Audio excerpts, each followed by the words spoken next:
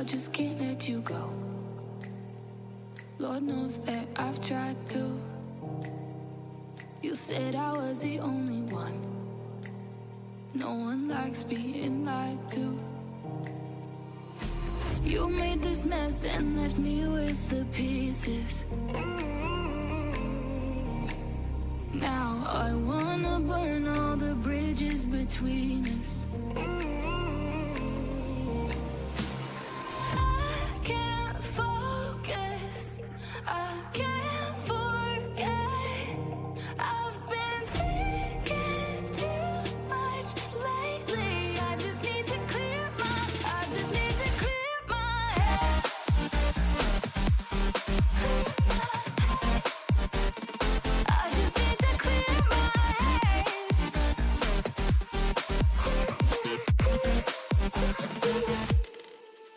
I've been stuck on your memory, but it's not like I need it. And you may have some history, but we don't have to repeat it. You made this mess and left me with the pieces. Now I'm gonna burn all the bridges between us.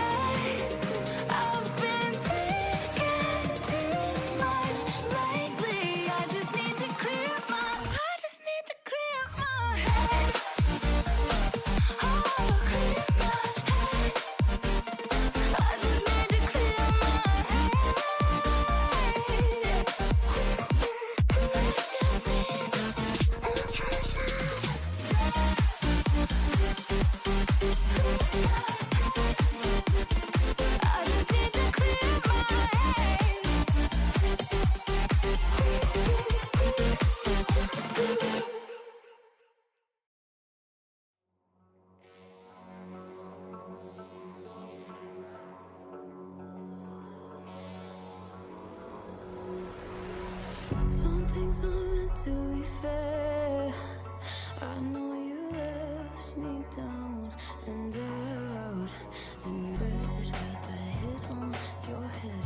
Should've buried your dead. Should've listened to me and said, oh, how little you know. You better watch out, my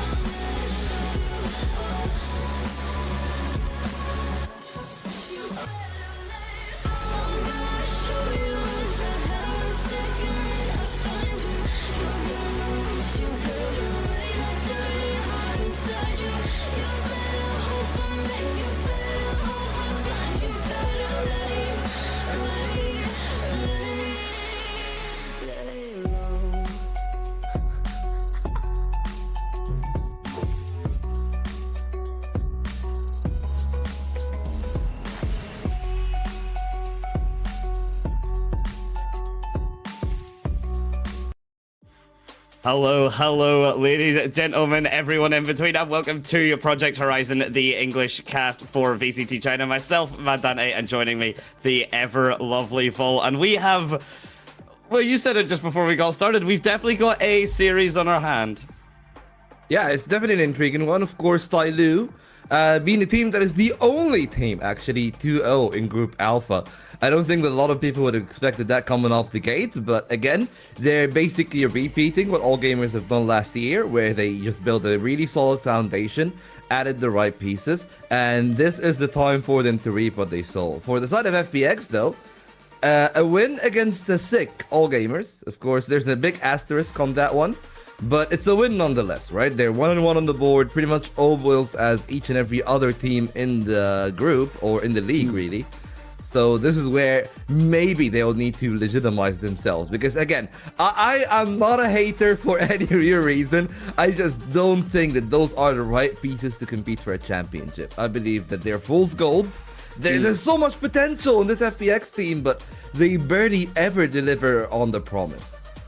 Yeah, it has been a struggle for them. As we do look at the group stages right now, we do get to see that TYL, as we said, kind of the big surprising underdogs, right, to really perform over AG, to perform over BLG, to get the 2-0, and the round differential as well, pretty clean looking at that. So very nicely done from them. Meanwhile, the group Omega, which has been having its own fair share of more than kind of to be expected moments, right? EDG and XLG up on top, DRG kind of hovering near the bottom, and Trace kind of being above them, being the only real upset I can think of for that second group vault.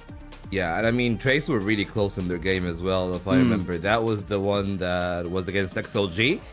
It was a 2-1, where, honestly speaking, like, there were moments where I thought that this thing could have really gone wrong for XLG. Of course, it was really well handled, I gotta say. Like, Xiaolele has been doing some excellent work all throughout the year. And it was a 13-10, I believe, on that blind decider, where if it just was Vivo or Kai performing a little bit better than what they actually did, this would have been a completely different game. It was a great performance by Lysor, a great performance by Washa Leo, because they really needed those two to step up. I'm looking at the scoreboard of that one, and No Man was like 12 and 13 on the Waylay. And I feel like that's something that has become a common trend of us seeing some of the duelists struggling a little bit. Of course, some of the teams are even more susceptible to that than others, and I do believe that FPX is one of those teams.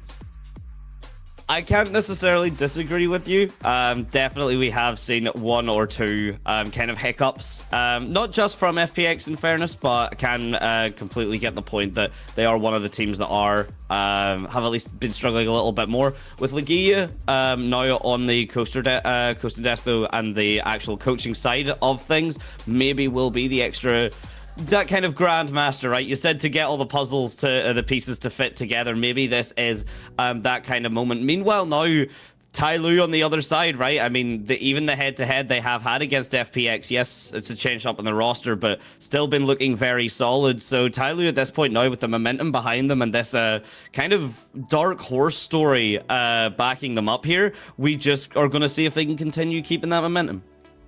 Yeah, and of course, you know, when I'm looking at TYL, I'm thinking like, hey, you know, they got all the right pieces, they got all the right ideas. It's just going to be a little bit intriguing to see how things are actually going to go in the long term. But for now, I gotta say, like, the craze of CN has still been on us. The mascots have been just absolutely impeccable. And I mean, everyone's been given all the love in the world as well. Not even just for the for the mascots, but the level of just kind of love and care, right? We're even starting to get to see the well, we've been seeing like the meme cams and stuff for all of the audience. They've been getting the giveaway as well, and the interviews right now have just been, I will say, even just in comparison to kickoff, have been a little bit more lighthearted, and everyone seems to have settled in just a little bit more. Yeah, and I mean, that's the great thing, because not everything has got to be the, oh, I want to win storyline, right? There's a lot of storylines in the league itself, even in the teams that are not winning. You know, a team like FPX, where they've been struggling, they're looking for a redemption. Their redemption doesn't really necessarily need to be making an international. Of course, that is the end goal. but I believe just coming off of their run in kickoff, for them making it into playoffs is a win of itself, right? It's something that they can build upon, find the right pieces. I believe that Kovac have more than proved himself to be one of those right pieces in the games that they have played so far. So that's one of the things that I also am really looking forward to. If like, hey, they got the pieces right now. Like Ayang is looking as solid as ever. Kovac seems to be a really good addition in terms of like the mid-round calling and his own stability. So what really is going to happen is going to be my one main concern. Yeah, it's going to be a really interesting kind of showcase, right? It's going to be FPX, the fraud PX, as you're saying. We get to see the roster coming out now. Of course, you've already given love to kind of Ayang, Berlin. And to be honest, I've been looking at the kind of difference maker in Cetroid, mainly just because it's either been... He's been in that middle ground as like the anchor, and then we see like Ayang and everyone kind of pop off. Otherwise, then if Cetroid's kind of struggling at the lower side, then you usually see Ayang with him, maybe Bentley with him, and those will be the names that I'll say to have a highlight as we change over to Tyler. Yeah, well, I mean, looking at TYL, of course, the results kind of do speak for themselves in the games that they have played. The entire group is solid, but really it has been Scales. It has been the most impressive out of the whole team. Of course, you know, playing that more of an anchor role himself. But he pops off, man. Like, he just goes off in some of those games where I gotta say, you know, we talked about it a little bit for FPX. I feel like Scales also suffers from the problem from time to time, where since like teams have pivoted into that double duelist, I feel like one of them has been struggling a lot in CN. It's like somebody's popping off, which is usually ERV, and Scales has been the one that is basically the thankless role of like playing the Neon most of the time, giving the space for the team, allowing the, I guess, slower members to find their way to get into a site and trade him back. Yeah, indeed. I mean, as we get even to the stats right now, I mean, FPX kind of beating them out in terms of the pistol win rate and the defense win rate, which makes sense. But the fact that TYL have been so dominant on the attack side and that clutch percentage is nothing to shake a stick at. I would also highlight that we are seeing a moment of TYL where every one of the roster does seem to be popping off, right? You talked about just a second ago, like ERV or everything, you might see Scales instead of ERV, but right now everyone from TYL is rocking up and showing up, and I think we can kind of see that from Splash's scores. Yeah, again, like, Splash has been doing some excellent work. I mean, the game against BLG is really the metric that a lot of people are going to be measuring them on, right? Scales had a great game in that. Splash as well. Definitely had a very solid performance, both on the Neon and the Jet. That was the thing that really caught me off guard. The Jet that he played, I believe, on Pearl, if I'm not mistaken. Oh, no, it was on Bind, rather. So that's the thing that maybe is going to be a little bit intriguing. But of course, like, the duelist head-to-head, this is where I believe that FPX could struggle a little bit, because while TYL got two players that can pop off at any moment, Bentley has not really been having the best of times when it comes to playing the league. As you can tell, he only really played the Waylay, and not a lot of value found behind the Waylay. Some teams have been finding really good success, but in CN, I feel like most of the teams are really adamant on the Waylay, and they're struggling a lot. Much like the initial phase of the Euro meta, if you remember that, right? Everyone is like, hey, Euro's really good, but we don't have anyone that can play it yet. I mean, of course, Exhibit A is EDG last year, where they just try to fit it around, hey, Kong, you know, they're playing hot potato with the Euro, and I believe that they're trying to do that here with the Waylay, and it's just not really working out for them. It's the same kind of style. Yeah, basically hit the nail on the head with the Yoru style, where a lot of players were really struggling because that skill floor was even quite high. A lot of players were really relying on the time to get used to Yoru because of how the gate crash could be used, because of how the blindside could be used, especially whenever you could still do some of these things out of his ultimate, like the flash, was making it even harder to deal with Yoru. And now that he has been, I would say, summarily handled, we are seeing that just all start over again, where Waylay does have quite a low skill floor, nowhere near as low as Yoru's. Her game plan is a little bit more solid than that, and a little bit more one-dimensional, shall we say, but definitely enough there. If you're not getting the saturates, if you're not getting the light speeds just at the right moments, or if the refract is just a key too late, we can see that it's not enough. She's not strong enough on her own. Yeah, and I mean, of course, we still haven't seen the changes so far. Those are the waylay changes that I'm talking about, which like the light speed becomes an equip ability. I've at least seen it when I was working the VCLs, and people are still picking the waylay, but it just basically swapped around the ability to being treated in the same way as like a pain shells, for example, right? It's more of an area denial than it is a combo tool, more or less. And well, the thing that we are gonna be looking out for the most is like that limelight, I guess, you know, the twilight of waylay before the nerfs. Of course, we've seen the skirmish, and well, it is going to be really intriguing then what they're going to do, because I believe most of the teams that pick the skirmish usually decide to start first.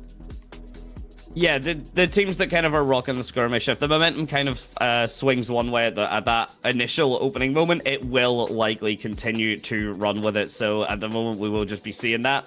I am just based on the previous head-to-head, so we were kind of discussing it earlier in terms of where these teams had kind of played off. And, well, I was going to say if we'd had anything for the map veto just before it came up, but we have been beaten to it. So Lotus immediately getting taken out by TYL, not too big of a surprise. They weren't really a fan of it back in its previous iteration. And then FPX just coming in and side-swiping the breeze. So first pick Bind, any initial thoughts?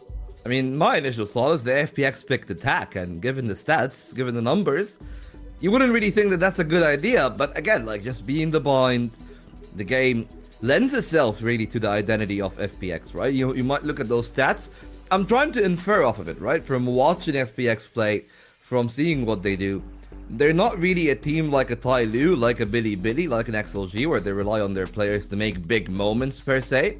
They got big moments, right? But that's not the main reliance. The main reliance is, hey, we got that tactical level that we're trying to base the game out of.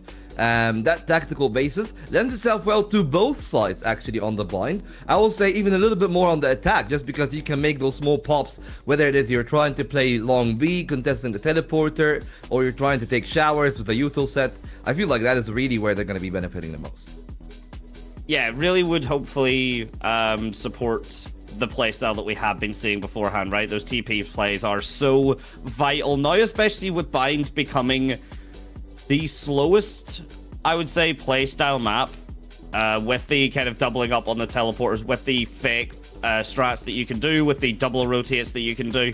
We are seeing Bind really, I would say, confidently be the map that the rounds are lasting the longest on, because teams do have the additional option, do have the get out of jail, especially with the, you know, the waylay refract essentially allowing you to get onto a site for free, get some information, and then decide from there. Yeah, and of course, that information works out a lot better on that bind. We've seen some teams, at least in other regions, still flirting with the ideas of other Asians, but I feel like Neon Waylay is still going to be the premier composition here, even after all the nerfs to the Waylay. But I'm really surprised that it's the Waylay actually is getting the axe first before the Neon, because I'm just going to say it, while Neon in herself isn't as overpowered, she's just game breaking in a literal sense. Like a skill as fundamental as movement, as tracking, gets completely obliterated by her sprint. It is the... Look, I'm going to agree with you, because genuinely, I do think Neon does have a completely different playstyle that really we only seen from original release Chamber, where she has a very solid movement ability, so like Rhea Satchel, Jet Dash, Waylay Lightspeed into Refract. What she does also have, though, is the fast lane, which is essentially Phoenix Wall, which is essentially Reyna Flash. She's got a mix of really solid movement and an ability that does cut off a sightline, which when you put them together, especially with high-level players that have the mechanics to back it up, Neon becomes a demon. Yeah, absolutely. I mean, I'm just thinking about it. I believe that there was a change. I don't remember when exactly, but when that change happened, that was the one that actually caught me off the most. I believe that was like in maybe 9.1 or 8.10, something around that time, where the wall duration got cut off a little bit, but instead of it actually, they're basically compensating, right? Because they said, hey, the wall is going to take longer to go down, but it's going to have less duration overall. And I feel like that part is where teams are really benefiting the most out of. And just it going through the walls as well right now. Like, Phoenix, I feel like, unfortunately, is just taking the loss of, hey, you got flashes, so your power budget is all blown on the flashes. Neon gets the benefit of that, right? The high gear, the speed that she gets. Hell, you know, we talk about all those things a lot, and then we forget that she's still got a relay bolt. It's a bouncing stun that in a bind, in a place like clamps, in a place like showers, that basically eats up the entirety of a choke point. Yeah, and it creates a lot of then hassles for where you're going to be playing. You can't really play that corner and lamps anymore. I mean, we've seen I forget exactly who it was. I think it was the All Gamers set a little bit ago, but we've seen that some of the ultimates even aren't as great at clearing out lamps completely fully. There does need to be that little bit of additional extra support, that a little bit additional utility to get the full clear going through. And again, Neon able to do the relay bolt, able just to slide in while you're stunned. You're not really going to adjust your aim like that. Yeah, we've seen it occasionally, but even the best of the best really struggle to do that. But we don't have the agent select just yet. Look, it's a 0.1% chance. Maybe suddenly everyone has decided Neon is not worth playing. I heavily doubt it, especially with the map pool. And but with Bind coming up first, we maybe won't see her as prevalent as the Waylay, but time is just about to tell. No, I'm sure there's at least going to be one Neon here. 100%. Most likely from TYL, I think. But also a little bit intriguing of what FPX will be willing to pop out here. I mean, there has been a bit of an uptick in people willing to pick stuff like the Phoenix, like the Raze a little bit more, especially with teams also, again, leaning a little bit more to that single duelist. But I feel like if we lean more to a single duelist composition, it will always be that Neon as that solo duelist to be played. And I mean, look, like, this is such a weird dragon, okay? Like, I'm not used to dragons being this cute. Like beat me, man, okay? I never saw, like, dragons for me is a raid boss. What is this? Yeah, you're meant to have the fear struck in the hearts and minds, and instead everyone's just like, he's really cute. I wanna. And to be fair, I want the autograph as well. I do want the signature, but raid bosses either way, these teams certainly can be. TYL specifically, with the momentum and with the performance we are currently seeing from them. We are just about to get into map, but first, the agent select is upon us. Well, 2 Waylay Neon. It is pretty much a mirror composition here from the two sides. And that leaves us in a pretty intriguing position, right? Because then it really relies on the coordination between the players and the teams. And from what I've seen, unfortunately, yes, the sample size is very small. It's only 2 best of 3s. Yep. But from what I've seen, I'm a lot more confident in TYL's ability to play off each other a little bit better than FPX. Yeah, I would fully agree on that as well, just because as well Sword9 was occasionally rocking the sky pre-buff, so before the guiding light would actually recover. And to his credit, he would have some solid performance on edge, and we didn't see Sky come out on Bind as much from the side of FPX. So that piece, that single agent, that single core of the identity here could be the difference maker. And especially with the comps being mirrored again, as you just pointed out, Volt, it's going to really come down to that cohesion, which right now, TYL do kind of seem unbeatable, and it's FPX's question. It's FPX's responsibility now to take them off of that high throne and not just let, at this point now, TYL walk away with a potential flawless win streak on their hands. Yeah, of course, TYL picking the map that FPX have not played since the start of this stage 1. So it'll be really intriguing to see what they are actually going to bring to the table. Of course, they've played it before in kickoff, but even that wasn't really the best thing in the world. JDG were able to take them down, and that is where they fell on that bind to go down 2-1 and get knocked off there. Today is a story for redemption, but TYL leading the charge, being the top team, and should be looking to soar alone at the top. Yeah, indeed. TYL coming in through just to keep this momentum going. 1-1 from FPX isn't so heartbreaking, of course, but the last times these teams have went against each other, there has been a good change up in terms of both players and coaching staff, but TYL currently the ones winning the head-to-head, 13-3 and 13-4 against FPX on that last best of 3, so very clean, very solid stuff. The map pool was different, the map pool entirely different, but either way, certainly going to be on FPX's mind here to try and get that scoreline equalized against TYL in the head-to-head. Well, FPX got the right idea, but there's a detection here towards the B side. Sword9 now is going to have his wits about him. Shoulder peek in the angle should at least spot Cetrod. It's a question of can they find the shot to the head. Now that they have in Sword9 got the information. 3 strong on B. With a rotation coming in at the door. And Splash gotta be careful. Oh, and he is careful. He gets his first one. There's 3 frags now, though. Cetrod, good for 2, though. Absolutely huge. Meanwhile, Yang able to back it up, pick him up. And Berlin, he didn't shoot. That is trigger discipline of the highest caliber. There is the smoke blocking off the entryway onto the site here. So as you can see, both members of TYL scaling up, but scales himself, believing that to just be a little bit too deep a smoke. He reads it 180s and gets his opposition, but it's still a 3v2. Post plant here, and that spike has ticked down considerably. A little bit more time. Staying in the side, but that's an isolated 1v1, a necessary kill to find on Zetrod. Timing is everything. Bentley's still alive. And thankfully, slowly will not be able to finish off that one. FPX get away with a round. If it was a stick, he would have had it, but that was a judgment call, and it will cost him the pistol. Yeah, it's difficult whenever you've got 2 people, not even just the gunfire getting spread at you, but the actual prospect of being ran it down.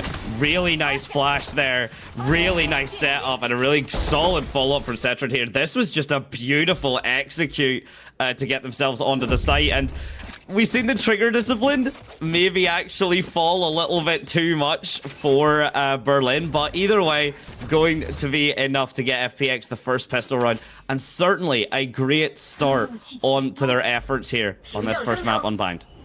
Oh, absolutely. But then the question becomes, will that be something that is going to happen long term, right? Because we've seen the early presence towards A, they re-rotate toward B. They got the perfect read on the aggression from TYL, and that's one of the hallmarks of TYL here on this bind. If you remember seeing them last time they played here, they were so aggressive, not scared of taking those duels. Especially I'm looking at the combination that was between slowly ERV on one side and Sword9 and Splash on the other. We've seen one of those duos, and it's not going to be until round 3 until we do see the other one. Sheriff shots. A close shave onto Bentley, but they're not going to be really scared. They evaded the gambit. It's a 5-man stack towards that B site, and FPX is just going to be walking into A site. It's wide open for them.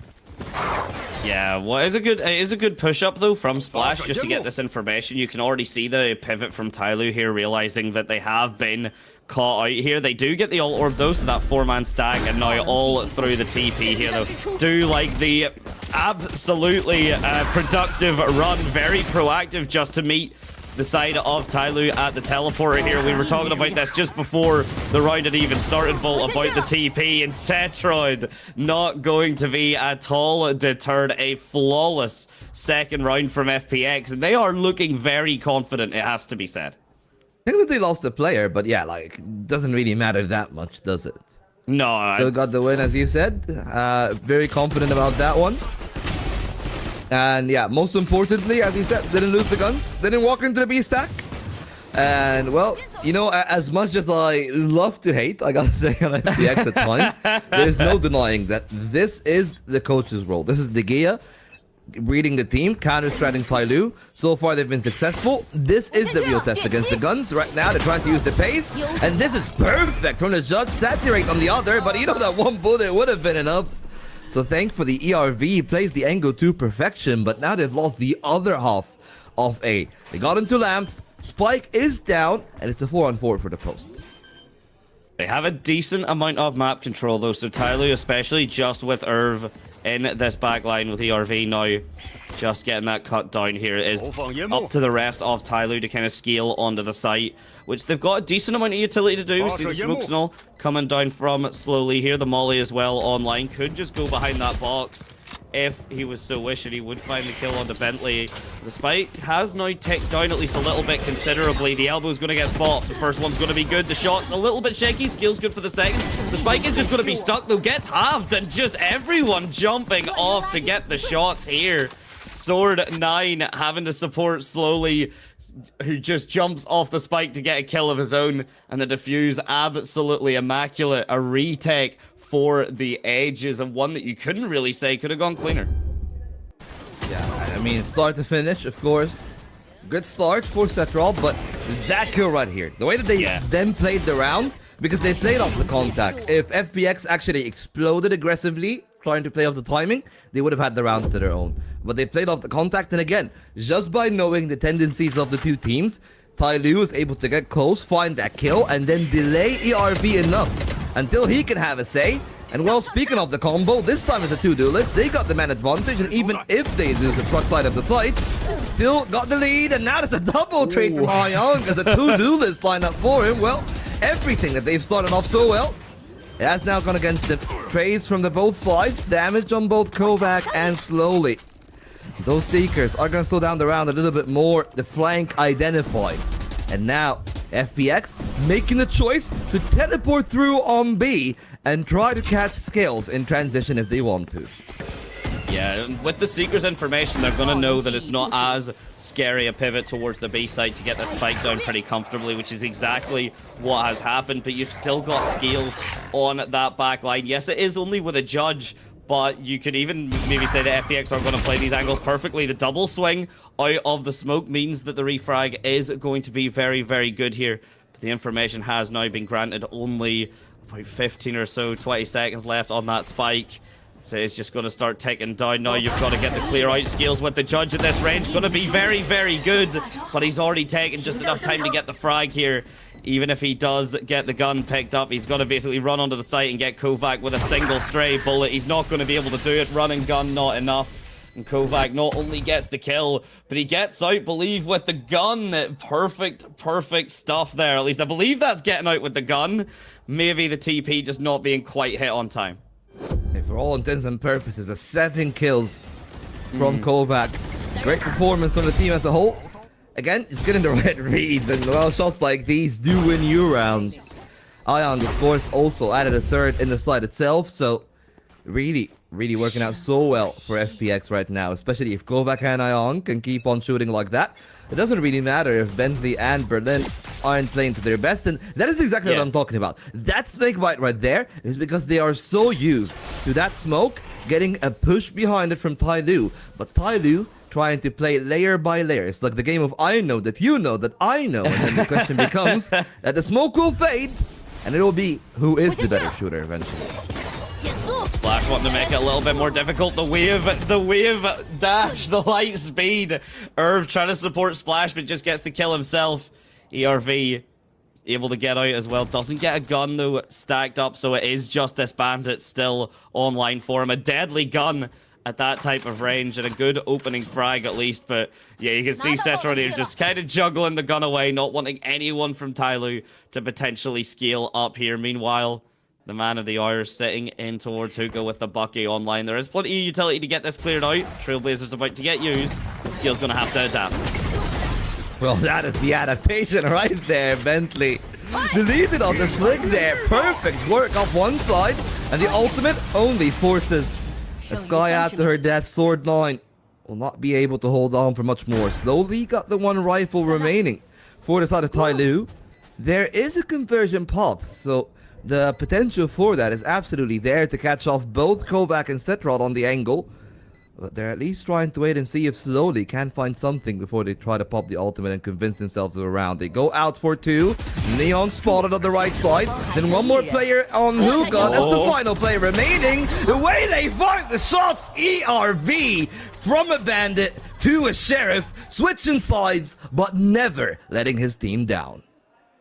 The outlaw becoming the lawman, and the law is certainly set on that site. I was very much expecting the convergent pass to get put down. At the very least, that ERV does have a little bit of an easier time landing that shot with the sheriff, but just a naked swing, believing fully in his mechanics. And to be fair, when that's the first kill you get of the round, kind of makes sense that you have that belief, kind of makes sense that you have that faith, which is a heartbreaking turn of events for FPX, because that was a really solid engage onto the B side. The orbital strike plus overdrive is usually a combination that cannot be weathered against, but TYL managing to find their footing here in FPX's initial storm. Yeah, if Scales doesn't get that kill on the way late, it's a very different game with Bentley alive, but now TYL reaping their benefits of the rounds that they have won. Weaker economies, of course, on the side of FPX, and it's all been handled by Scales. He's been a man leading the charts. 9 kills to his name now, trying to follow in the footsteps of his prior successes with the team. It leaves just Kovac and Ion thinking about a retrieval, but as you can tell there, Splash ready, willing, and is able to find that in 2. Now he's got to be a little bit careful. Close there on the slide, couldn't find the slide on the jump. Kovac caught him slacking, but it's still going to be a clean round from the side of TYL. Yeah, and that's twice now with the round victories they've had that it's been 4 players standing, or at the very least a kind of high number of players standing. So that means the economy is going to get built back up. So not only are the rounds now evened a little bit more up, the economy certainly should be. If anything, TYL might have just been able to break FPXs off the back of it. That first kill, very solid, a little bit overzealous, but you know what? To get the scoreline equalized and to get the economy looking sorted, both teams now having to answer back. This is essentially round number 3 again, and with the scoreline equal 3-3, it's a big round for both of these teams. Operator in the hand for Splash, upgraded from that outlaw of the round prior, and if you look at skills, he's decided to put his own ultimate towards sword. But speaking of ultimates, even with that sent, still 3 more in their hands. And the conversion path is a tool that they were thinking about. Don't spot really that much on showers. The ult goes speaking, but not a lot of value. They're trying to bait them into that angle. But if you look at FPX, they're not going to walk into that trap. They want to go into the pit if that was the call towards A. But now with those rotations, the image is getting clearer and clearer. It is a B-side rotation. And those 2 duelists is going to have quite a lengthy one at that, because they're on the full opposite side. Now they know the showers is clear. And the rotation is being made, but not by the Neon, actually. It's ERV that is moving late on the waylay.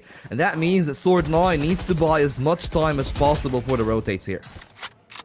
Yeah, which in theory can be done. I mean, we've got 4 ultimates. Yeah, here we go. Seekers being immediately used to kill a little bit of time. FPX going to struggle here with the ult economy that TYL currently have to work with. They've already drained out 1. That's an excellent start. The light speed now coming through. Yeah, the TP now answering back. Convergent pass to get into the tube or to fake it through is going to be a pivot on the side. The Viper's pit though hasn't been lost just yet. Splash trying to get onto the backside, can't find anyone. Etc. just chases him down, and now the counter argument Seekers to try and allow time to get the spike planted. It's going to be done exactly that. Ayang trying his best to fight, but gets put down by the standing members of FPX. So 3 versus 2. The light speed guiding light is absolutely beautiful. ERV is even cleaner with it here. Manages to get the spike stuck to half. Manages to get it stuck to full because Ayang is stuck in a fight with Sword 9. He gets the kill, a consolation prize at that. But beautiful, beautiful work from the 2 remaining squad of TYL. Oh, that is another backbreaker for FPX. Despite playing the round so well, start to finish, the fact that they moved away from A, absorbed the initial utility, went back to B, forced out 2 ultimates in the Seekers and the conversion paths, but then going back to A in the last minute, finding the success, not falling to the operator, and it just came down to this, those 2 kills that came in from ERV. That was the straw that broke the camel's back. A very early timeout from the Gia, because to be fair, that round was supposed to be theirs, and hell, even the silver lining is most of the ultimates have been used, so TYL are going to be in a great position when they're coming for the rest of this half. Yeah, the 2 versus 3 post plant in that kind of scenario is very much a, if that's lost, you will 99.9% of the time see the coach call for that timeout. And as you pointed out, right, I mean, FPX, because of the fact that they got that numbers advantage, the ultimate started to be capitalized upon. We've seen Cetrod get the Seekers and use them basically on cooldown, and that wasn't even enough. So TYL, not only did they have like 5 ultimates to throw at that round, which they decided not to, I think we only seen 2 at most. FPX being tricked to also commit 2 ultimates to that round and then not being able to convert it.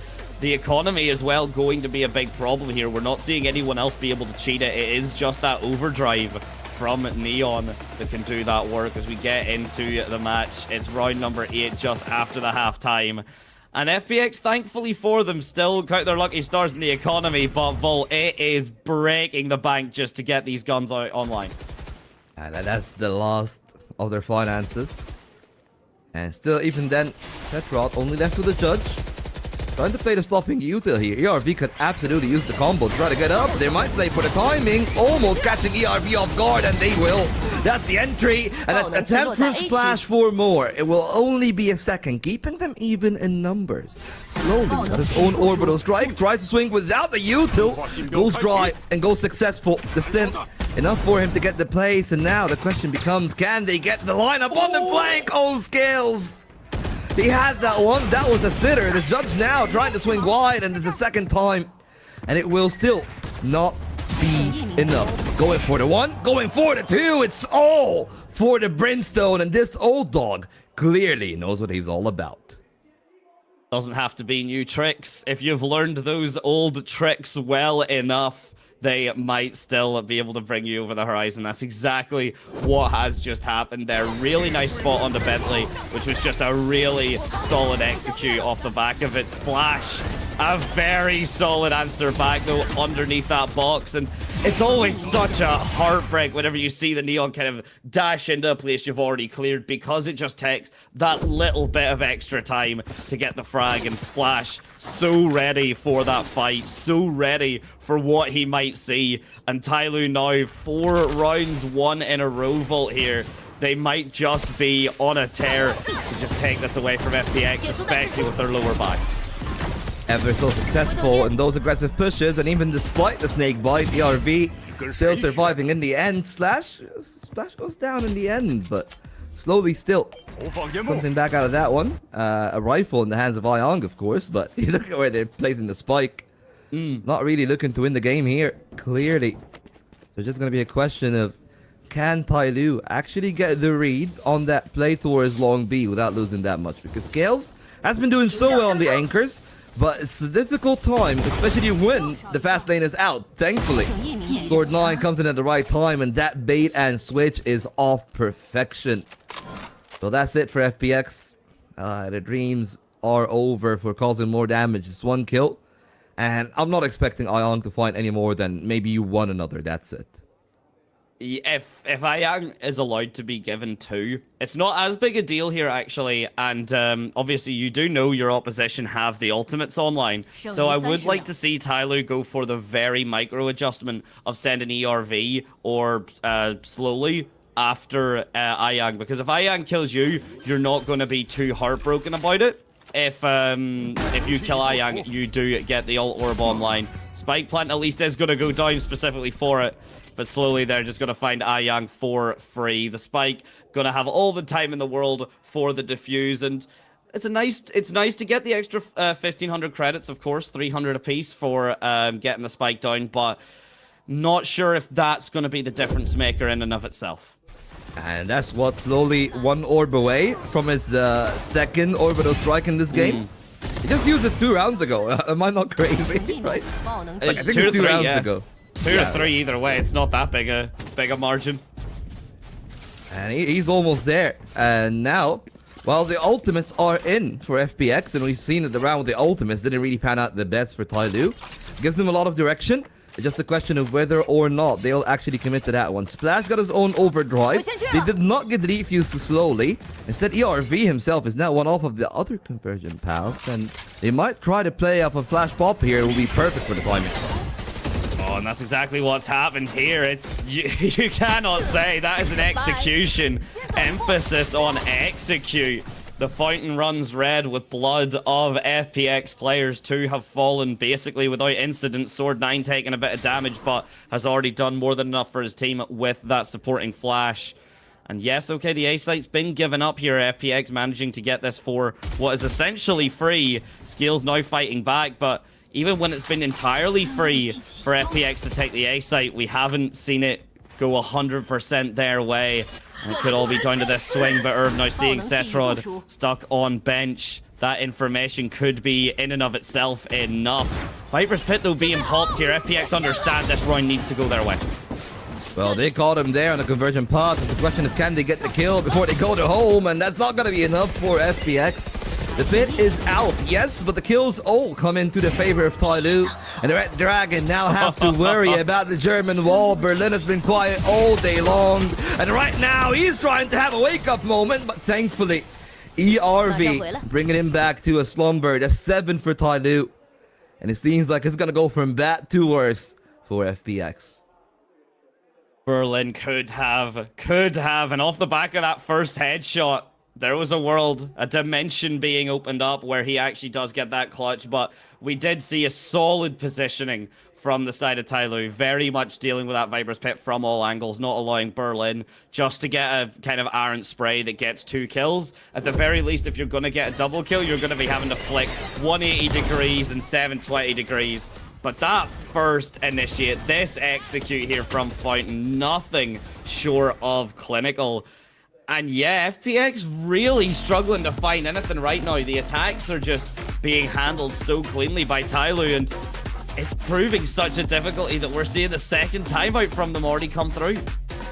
Yeah, and again, like, it's a great pick, of course, from TYL. They knew that this is an app to punish FPX on, and they're able to do so. Despite really FPX, I'll say, Medante, they started off really well, right? Like, they had the idea, they had the reads, they were able to absorb those aggressive plays, but not anymore. What initially started as being able to kind of hold your fort and hold your own against that, it's not happening anymore. It feels like a war of attrition, but it's just been a very fast-paced attrition. TYL are just able, essentially realizing that their retakes are so strong against FPX, and FPX are committing a bit too much to get onto sites that then turn out to be empty, that you can even see the fact that it's the 3-stack on towards B. It's usually typically the 3-stack on towards A, but because of how well these aggressive plays have worked towards the Fountain and such, you can see TYL happy just to get that stack again. Splash forcing out that initial utility, and the TP coming through. Maybe a little bit too much. Maybe a little bit overzealous, because this round is as good as done unless Scales can make a miracle happen. Already found 2. So I'm not going to completely count him out with the form that he is on today, but it's a difficult one for sure, because the 2 players that have not been performing are the ones that are gone early. And Ayong seems to have the perfect read on Scales. Slither, as he would. He's only going to be an easy kill for Ayong, and that's FPX off the back of the timeout, fighting their 4th round. And they'll be happy if it ends at as a 7-5 scoreline. Of course, the finances should be really solid for TYL. It's just a question of whether or not, as you said, would it be too much of that aggression again, or will they just be able to tame it down to a normal degree? Would be good for them to get it tamed down, because 3-9 versus 5-7 is an otherworldly difference in terms of the slash line for Val here. So the fact that it has taken the second timeout to work, but look at the ultimates, Vaults. Look at everything here. TYL attempting the aggressive defense one more time, not letting a proactive play, a set play from FPX occur, and it is just going to be an absolute bloodbath. The conversion pass though from Bentley, not going to find anyone, and TYL have just made this round theirs and theirs alone. The scoreline should be 8-4. Kovac not being able to dodge or dive outside of that smoke. The Trailblazer finds him, and 8-4 finds TYL. Miles across the faces. And despite having a lot of fun, despite being all over the place, I mean, if you're an ADHD viewer, how do you even cope with any on way they diving on you? But hey, for all intents and purposes, well, that was some great work from the duelist combination of TYL. I gotta say, the most important one here has been slowly to have the wherewithal in the midst of all that chaos of dealing with a player that went into sight, because that would have been the actual problem for them on that one. Now they got a comfortable half, 8 rounds to the 4, and they are still yet to play on attack, where they're probably gonna even extract more value out of that waiting.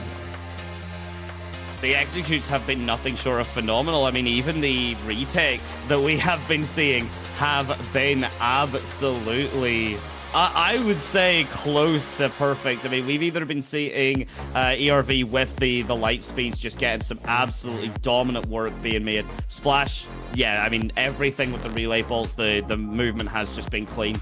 And then Sword 9 even as the guiding light, the one to really break out the flash to help both ERV and Splash do what they're doing. That is a terrifying IGL who has been TYL's backbone of their current run. Yeah, and again, you know, for TYL, of course, as we've said, that's a team that has been there for quite a while as a unit, and I feel like that's really one of the main things that a lot of people really don't actually carry the value as much as they used to, which is one of the main things that I'm really surprised about. You know, with how many roster shuffles that you do see and how many teams are willing to just send the roster here and there. The fact that Slowly's been with the team ever since the end of 2024, and everyone else outside of ERV has been here from some point of 2025. I believe that Splash was here in August, and both Scales and Sword9 joined in stage 1 and 2 of last year. So again, like, you know, again, keeping that same piece together, making sure that you're keeping your unit as one, builds a lot of synergy. And we can see that here, where you can see like both Splash and ERV playing really well off the back of each other, and then looking at Slowly and Scales. The one main thing that they are actually very successful in is keeping those small holes that is opened by the duelist aggressing, and knowing exactly where the other team is going to press on those and just finding value behind it. Yeah, right now FPX haven't been able to put a band-aid on any of their cuts. Like, TYL, really, the minute anything opens up, they will reach in and they will pull it apart wider to give themselves an opening. And right now, this seems to be the case here. Kovac being called out, Splash and ERV. Who else would it be to get them opening 2 frags here? And TYL, with their 53% win rate on the pistol round here, it was already looking a bit unfavorable for FPX here. But 2 players are down.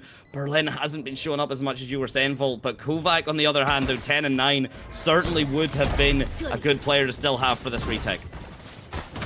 Absolutely. ERV looking to hold. Ion gets the one, but Slowly gets a couple more. Could have been a little bit more dangerous if Ion got the space, but they did not give him an easy 1v1. Really well played to still be able to read your team and play as a unit even when things get really hectic. And TYL, again, talked about this before at the halftime, and we see it here right at the start. The double duelists, each of them finding a kill, and massive value off the Neon Waylay.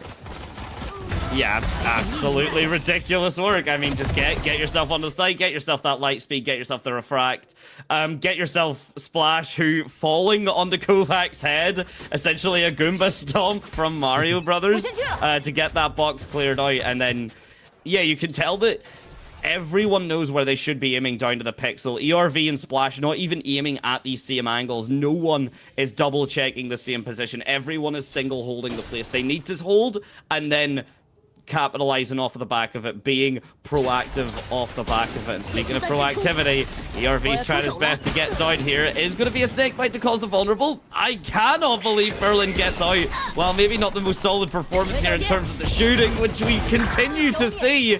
He finally manages to take down ERV, but because of it, Slowly gets the trade. Meanwhile, on the A side, Scales has walked on for free and taken his own pound of flesh. Forgot it, man. What the hell is going on? I guess TYL got a little bit complacent here. Lost 2, so they cannot really afford to lose that much more. Thankfully, though, even some of those players that I felt didn't really have the biggest of inventories, so it's not the end of the world, but a bit labored, of course. See that one played in that fashion. FPX still going for more damage. Sword9 got both of the flashes. Could definitely send the guiding light for information, but now with him holding like that, it's going to be a question of can he nail the shots. Ion peeking at 50-50, that he just finds the timing on. Sword9 slices the 2. Yeah, very, very clean there. Just drops, essentially, the guillotine blade across the arch. No one will be coming through. No one will be allowed to enter through this.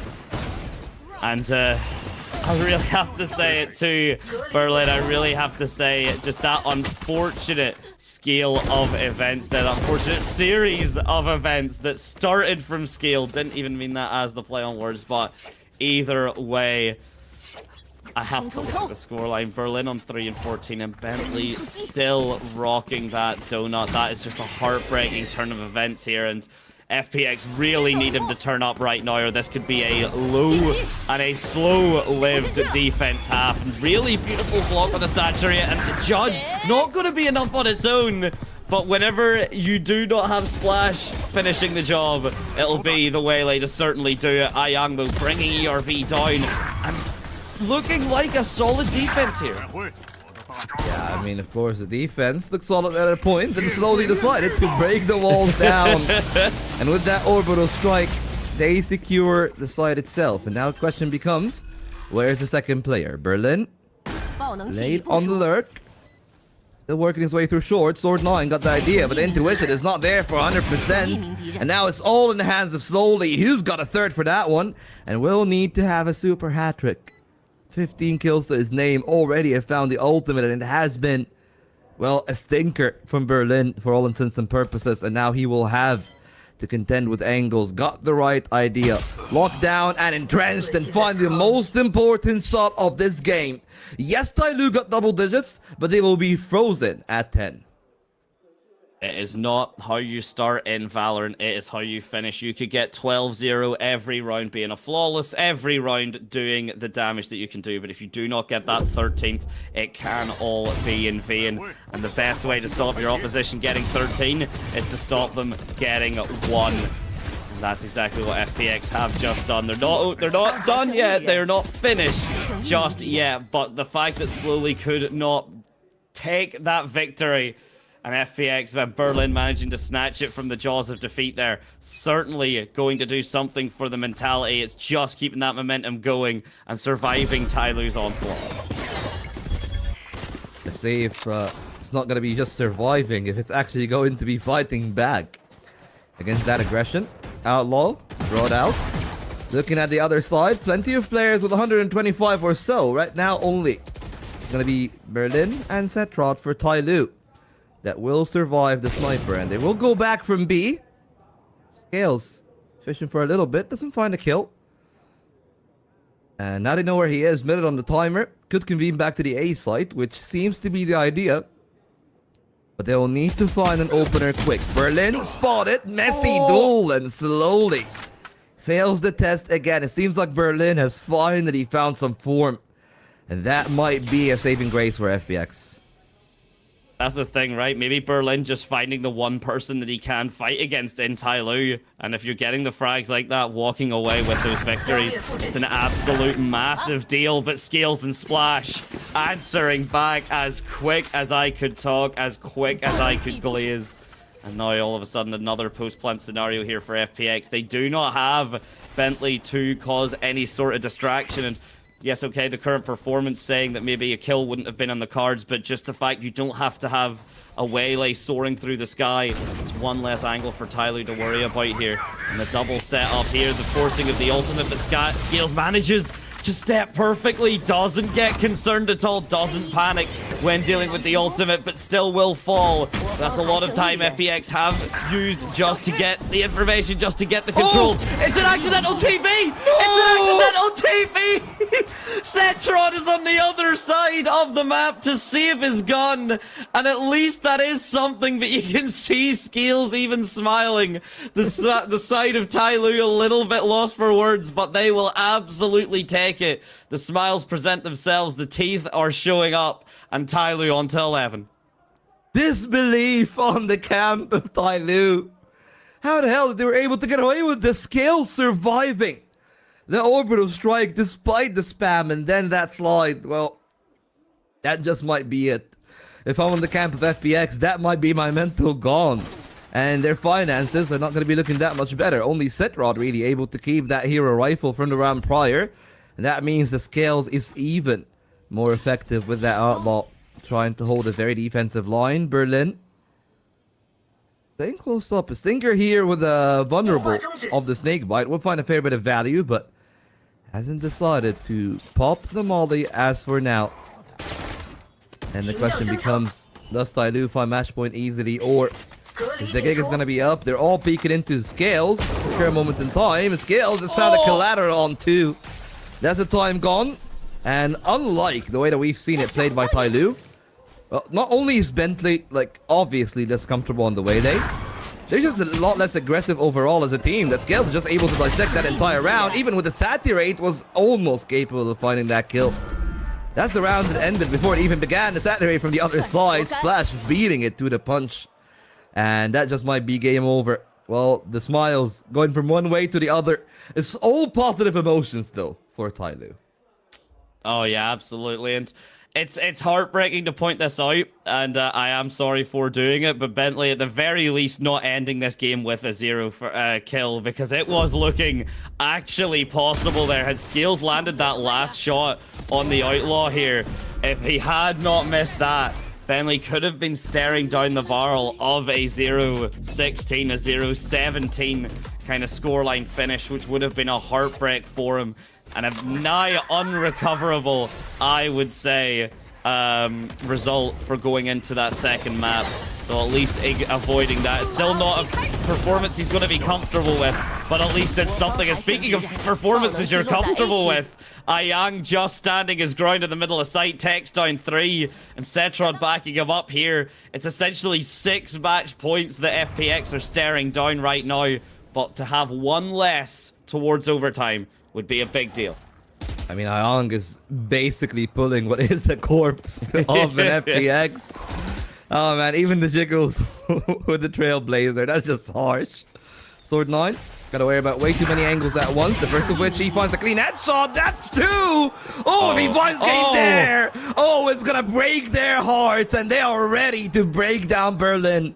9 points of health, 2 seconds for a flash. Sword 9 has it. That's game.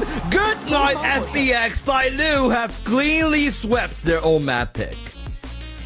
Oh, the IG, and he goes to handle the L personally to FPX. I could not believe my eyes. You said it, Volt. There seemed to be too much to handle, but whenever you've got a double swing from such a confined space as Lamps on the A site, Sword 9 happy to take away 2. And I have to really doubt it, right? Because guess what?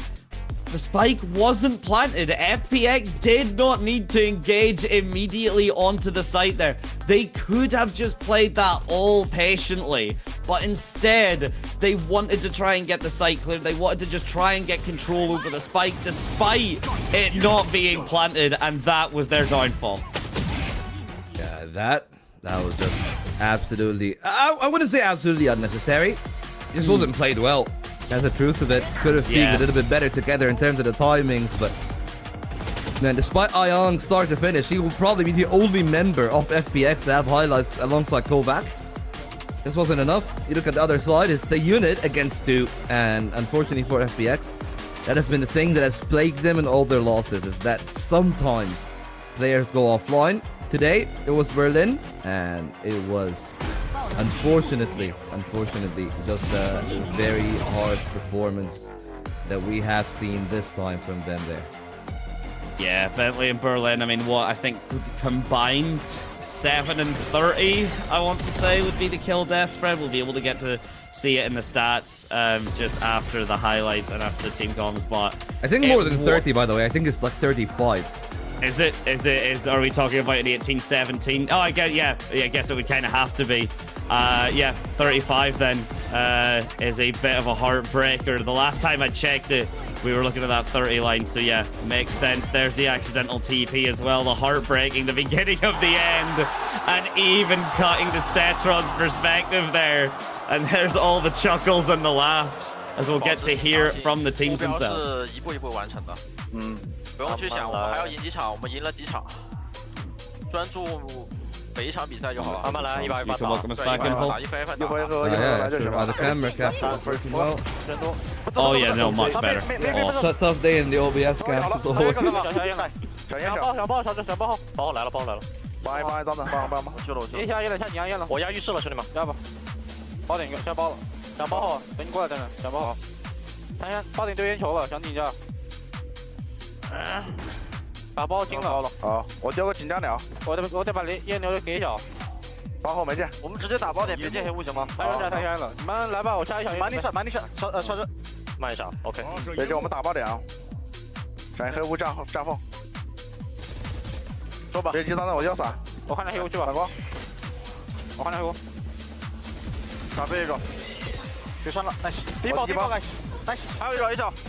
哎，两个烟雾，nice， 漂亮，小子，漂亮 ，nice， 跑步 ，nice， 好枪，加油，兄弟们！这个，我下根纪念，3个包点一个，烟里 ，nice， 下出来 ，nice， 站起来，住 ，Let's go。Oh, this picture perfect from Scales. 94% cast. I think that he has not made a mistake the entire game, and I believe that he ended the game with around 20 kills, 1.5 KD, 300 ACS, and almost 200 damage around. Like, monster numbers from an anchor. No, absolutely disgusting performance, and it does really, I think, we were talking about just before the highlights and just before the team comms there, you know, Berlin's performance alongside the opposition, and it really does just kind of show you night and day of what happens when you've got a player or two not having a great time. Bentley there being the first player to actually fall on the player-specific highlights, and then meanwhile, on the other side, you've got Scales doing absolute work. You're getting Sword 9 showing up. You're getting the, you know, the extra supporting Waylay doing as much damage as they are. This near 4K as well. It's just an absolute domination. Yeah, it has been just a one-sided battering. Okay, apparently it is 7 and 34, not 35. So almost there. Yeah.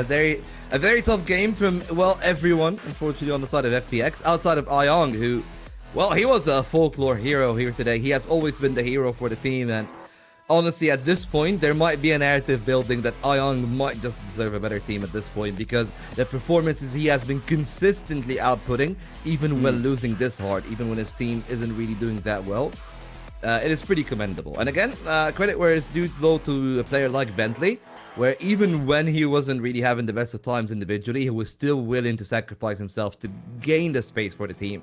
The problem was, unfortunately for them, even once they got the space, if it wasn't Ayong riding up those frags, nobody really was able to shut down TYL. Yeah, the mechanics, to be honest, I really have to say, just it felt a little bit of a lower performance from FPX just in the gunfights overall, and a really dominant performance from TYL. And we get to see this here. The fact that the first kills are even and the scoreline is looking like that really does just go to show that TYL, even, you know, FPX were getting the first frag on the entry, TYL were so good on the refrag and the retakes. Meanwhile, the post plan, yes, FPX getting on that site a lot more times, but getting diffused double the time, 40% versus 80% success rate on the post plans. But do mind you, though, even if the first bloods are that close, I think that the stat is a little bit deceptive here today. Because TYL have been playing off big pack plays, even on defense, where they would aggress with like 2 players at a time, with support of the other players that they're not even in the take itself. So even if they lose first blood, more often than not, it usually ends up in a 1-for-1 trade or a 2-for-2 trade. Most of the time, actually, they end up advantageous. They just get a 2-for-1. So even if they lose first blood, they still find success. And, well, Ayong, almost the perfect hexagon there, but, well, very far, a far cry from the perfect scoreline that he was looking for. Yeah, I mean, he's going against there. I mean, the all-players average is going to be, of course, quite skewed in the fact that the performance was just so strong from TYL. But that was for map 1 here. A very commanding start from TYL, but it's not over just yet. FPX are going to try and answer back with the map that they share the namesake with, that they share the lettering with. It's going to be Fun Pearl Phoenix just after this. We'll be back in a moment.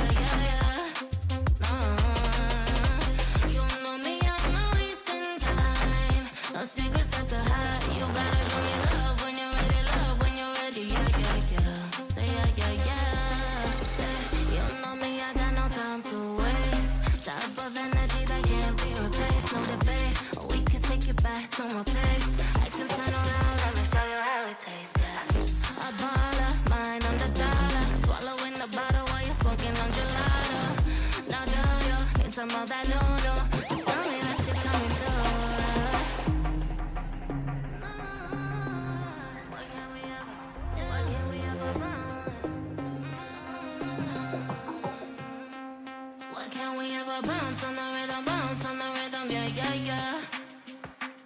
You gotta make a move to me, baby, yeah, yeah, yeah. Nah, you know me, I'm not wasting time. No secrets left to hide. You gotta show me love when you're ready, yeah, yeah, yeah. Why can't we ever bounce on the rhythm, yeah, yeah, yeah. You gotta make a move to me, baby, yeah, yeah, yeah. Nah, you know me, I'm not wasting time. No secrets left to hide. You gotta show me love when you're ready, yeah, yeah, yeah. Why can't we ever bounce on the rhythm?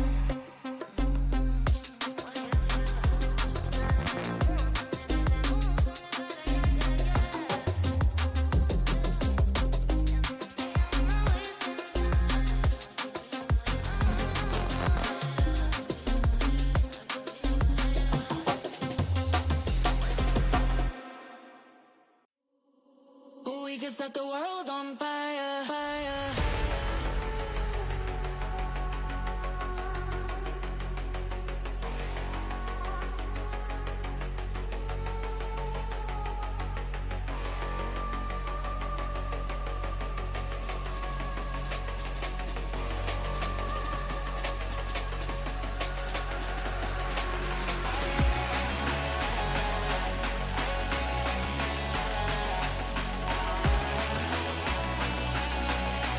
Set the world on fire, fire.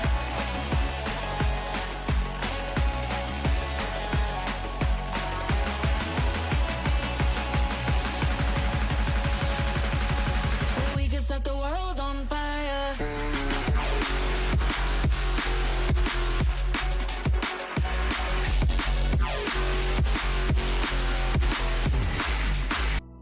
And welcome back. It's in the namesake. It is their home of success. Pearl is the place where FPX finds the most. But they have not found that much on map 1, and I'm really scared for their own good, because if Berlin isn't able to hold himself, and if Bentley is not able to deliver here, their game plan falls apart. They're basically the two main pieces. Like, I would definitely say Ayong is always going to be the linchpin of the team, but at least they need Berlin to function to have success here in long term. Yeah, Ayang doesn't have to prove himself anymore, Volts. This is the thing, right? Ayang has clearly shown that even in a rough map, even whenever it's not going his way, 24 and 14 is a very commendable kind of kill death spread. The assists as well were quite high up there, around that kind of 6-7 mark, which does mean for a controller, specifically for a Brimstone. Don't you dare! I seen that face. Don't the you Dexter dare! soundtrack Don't you is dare! running in my Don't ears. you Like, dare! when I hear him making a meme, and I'm sure of it, and I can't prove it. Anyway, no, I'm rage quitting after that. No, you know what? I'm flipping my desk and I'm jumping off. You can get this reset back up. But regardless of that, and regardless of my slight trip up, we've got the agent select here, and I'm quite interested to see it because you had a highlight in Phoenix Vault that's coming to fruition. Well, I was talking about it before the game started. I said that we're starting to see more Phoenix adoption in both VCL and VCT. And I think that Pearl is one of the better maps for him, right? Like, a lot of good angles for the flashes. You can definitely set him up well. The main chokeholds, whether it is like Link, Art, even the two mains, the flash is so effective on both sides. And even the Molotov really finds a lot of value there for him. But it's just going to be a question of, can they maintain the most important aspect of a Phoenix? You pick a Phoenix, farm him the orbs, get him to run the ultimate at bare minimum, like 3 rounds and a half, or 3 times Yep. off. But like 4 is where I would say you've made a successful Phoenix comp function. So that is going to be my question, because the last time that I've seen a Phoenix, and it was VCL, not VCT, so there's definitely a difference in caliber of preparation, but I've only seen 2 run it backs. And if you pick a Phoenix and you keep holding the ultimate, then you do not understand how to play the Ancient, and that's going to be the most important thing. Do they understand how to extract value or not? Because from what I've seen from TYL, they know exactly how to extract every single inch of value.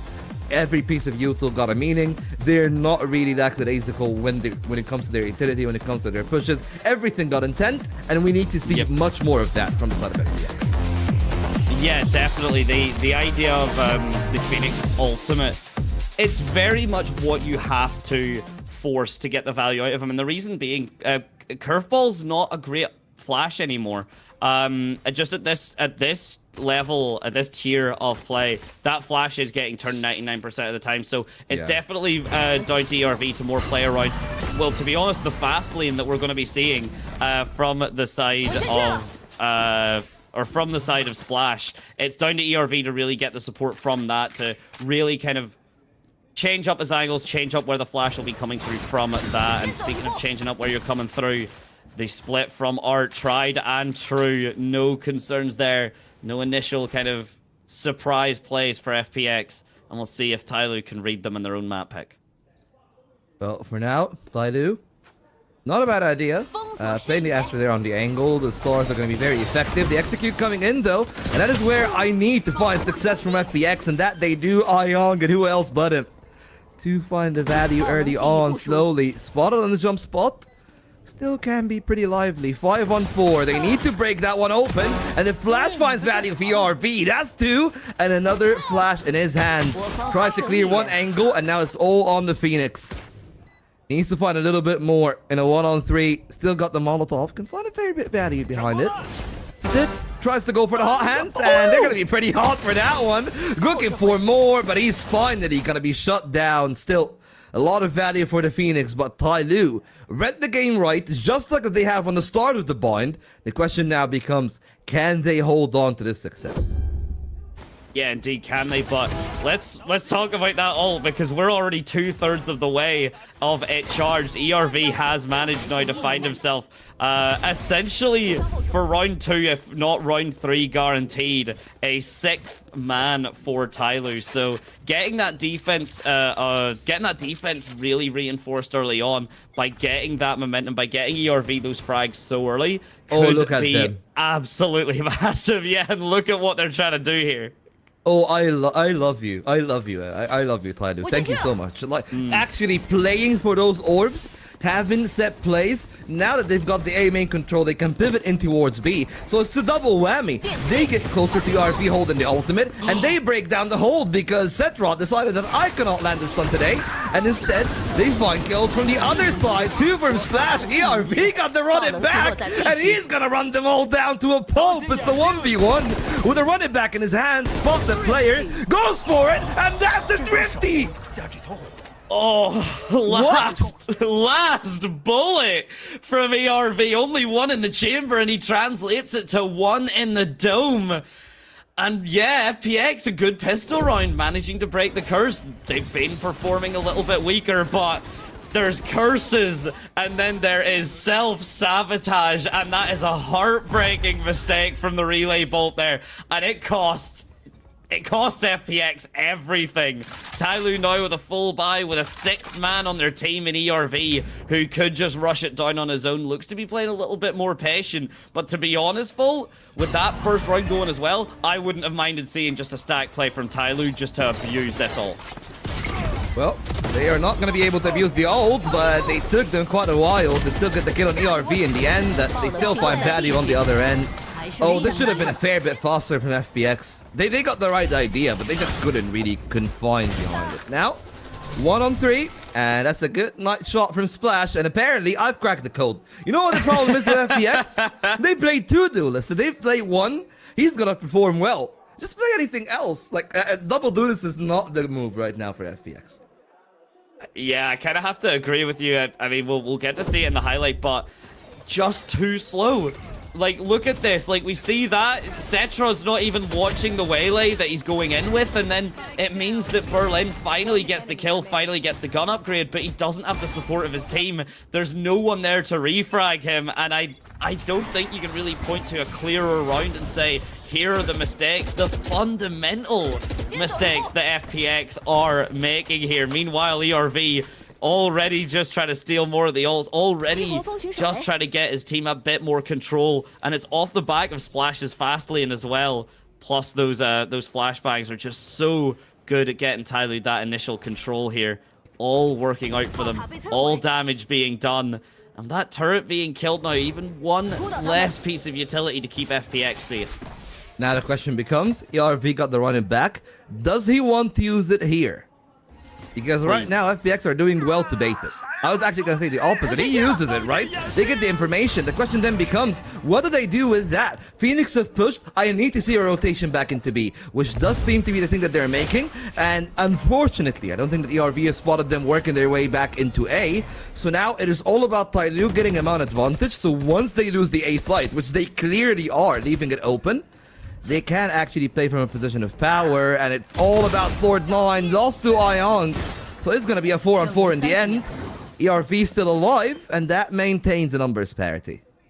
It's not going to be as easy a plan, especially not with slowly getting the frag on the Bentley there. Cetron again just not positioned in the angle to support his team. Both of them fall off of that. A small, slight blunder, but one that's absolutely going to cause FPX another round disadvantage. Wait. The Molly's good to kill ERV, but there's still plenty of time on that spike. 4 HP in a dream. It would have to be everything. And slowly not going to allow that to be the case. There was a world in a different universe, potentially.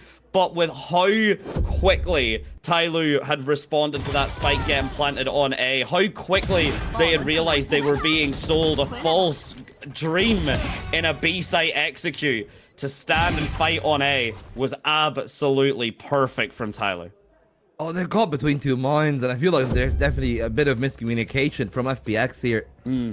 Like, they wanted to hold secret, right? They wanted to play the angle. The question then becomes, do they hold deep and try to play defensive or play aggressive? And they had two minds. Cetral was a little bit more lenient in terms of letting them gain the space. The rest of FPX wanted to take the fight, and that didn't pan out in their favor. Now, got a hero rifle in the hands of Ion, but that's without even any armor, so maybe a little bit questionable for my own flavor of playing Valorant. But the question is now, will they find success behind it? Because there's an outlaw on the other side, and the star is gonna force Scales out. The second time of asking, that's a spike, that's one. Can he get out safely, or is he outnumbered? They're really trying to prevent him from doing it, but with the Molly coming through, Cetron does do some damage here. Sacrifices half of his HP to do it, but gets it regardless. The blindside not going to be enough to get ERV anything, and Cetron's timing's absolutely perfect. Gets stuck in the mud by that sheriff shot, not able to get out. Cosmic Divide, though, being committed here to make TYL's retake a little bit difficult, but the bucky shots! Cetron could not have had that go worse for him. Ayang requiring the support. Ayang needing to back him up, and that's exactly what he can do. But two unfortunate shots from Cetron there. The Cosmic Divide actively harming rather than helping. Still not going to be enough to stop FPX converting the round. My heart dropped. That round could have gone very wrong. If it wasn't for Cetron finding that kill, this game would have been a completely different mess. And Ion, armor or not, he is as crisp as ever. I said he was carrying the corpse in map 1. Right now, he's got the defibrillator ready in his hands, making sure that there will still be a pulse in that lineup, and cutting off Splash. No waves for the Dragon, only peace. And well, oh, goodness gracious me. What are you even supposed to do if you were RV there? I wish you had your ultimate and swing with that instead. That's all you got. That's all that you can do for something like that, but yeah, just a heartbreaker for him here. And TYL, all of a sudden, the FPX here, not even needing the timeout on the map just yet, but realizing how aggressive TYL are playing, realizing that TYL are really struggling playing defense. And Ayang is one off of the ace. He doesn't realize, though. He doesn't realize Slowly was stacked up as well. He doesn't sacrifice the kill just yet. He doesn't lose the potential for the ace. The timing is everything. I think he still gets it. He didn't see. He did not see Slowly. He's still just trying to get this map control here, but he doesn't know where the Astra hides. And I think Slowly off the back of that, it's a 5 versus 1. He's gonna just try and set up shop towards the A site, even set up shop towards market, funnily enough, and try and keep this Phantom safe. Yeah, I think he's got no other places to go, and Ion closing in on the picture. Information guaranteed, so one last place for the ace, and Ion could not get the job done. Well, at least he went for it. A good sport as he is. A TYL, they're going to be countering the lucky stars for the rounds that they have won. Because FPX are back on track, and I might be getting a timeout here from TYL. Sword9, he's been struggling a lot, 0-6 now in this game. And really, the question is, how do we shut down Ayang? He's on 12 kills already. The thing is, if you're TYL, the answer maybe is we don't. And I think that is going to come off of the back that we already seen that in Bind. We've seen in Bind that Ayang could not fully be shut down. The rest of his team just couldn't quite get the angles there, couldn't quite get all the space and the control. So yeah, Ayang is the issue. Ayang is the person to worry about.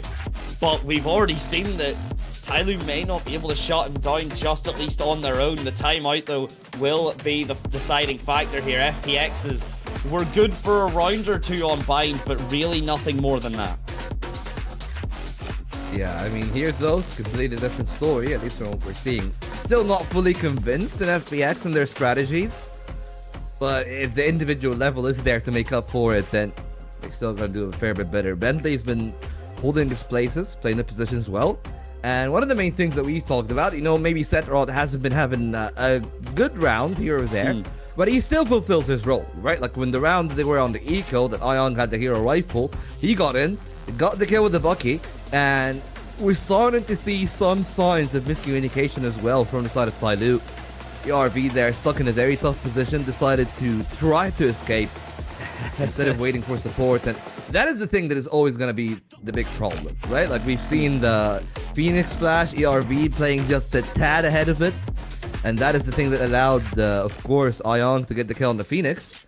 So the question now becomes, yes, this round, I don't think that I'm going to have much stock in it for TYL. But how are they going to perform in the long term? Because that is the second running back ready for ERV. If they wanted to have that with the orb, but instead of getting the orb early, they go for a kill. Splash takes down Berlin, and they're going for a repeat. This time, the Phoenix finds value. And that's 2 players down, a 5-on-3 with a running back in hand.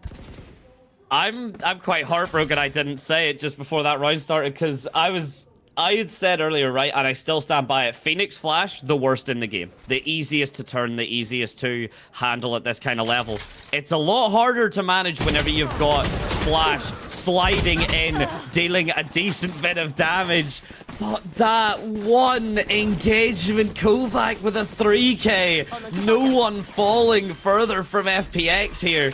They might have just held on. What started as a beautiful double kill from TYL and all the damage in the world being added on to suddenly FPX now. This would be their match, their round to lose, especially with the 2 ults in the form of the Convergent Pass, in the form of Nightfall. One goes down, the relay bolt is good, but Slowly is better! Slowly is the fastest man in the East right now with those shootings.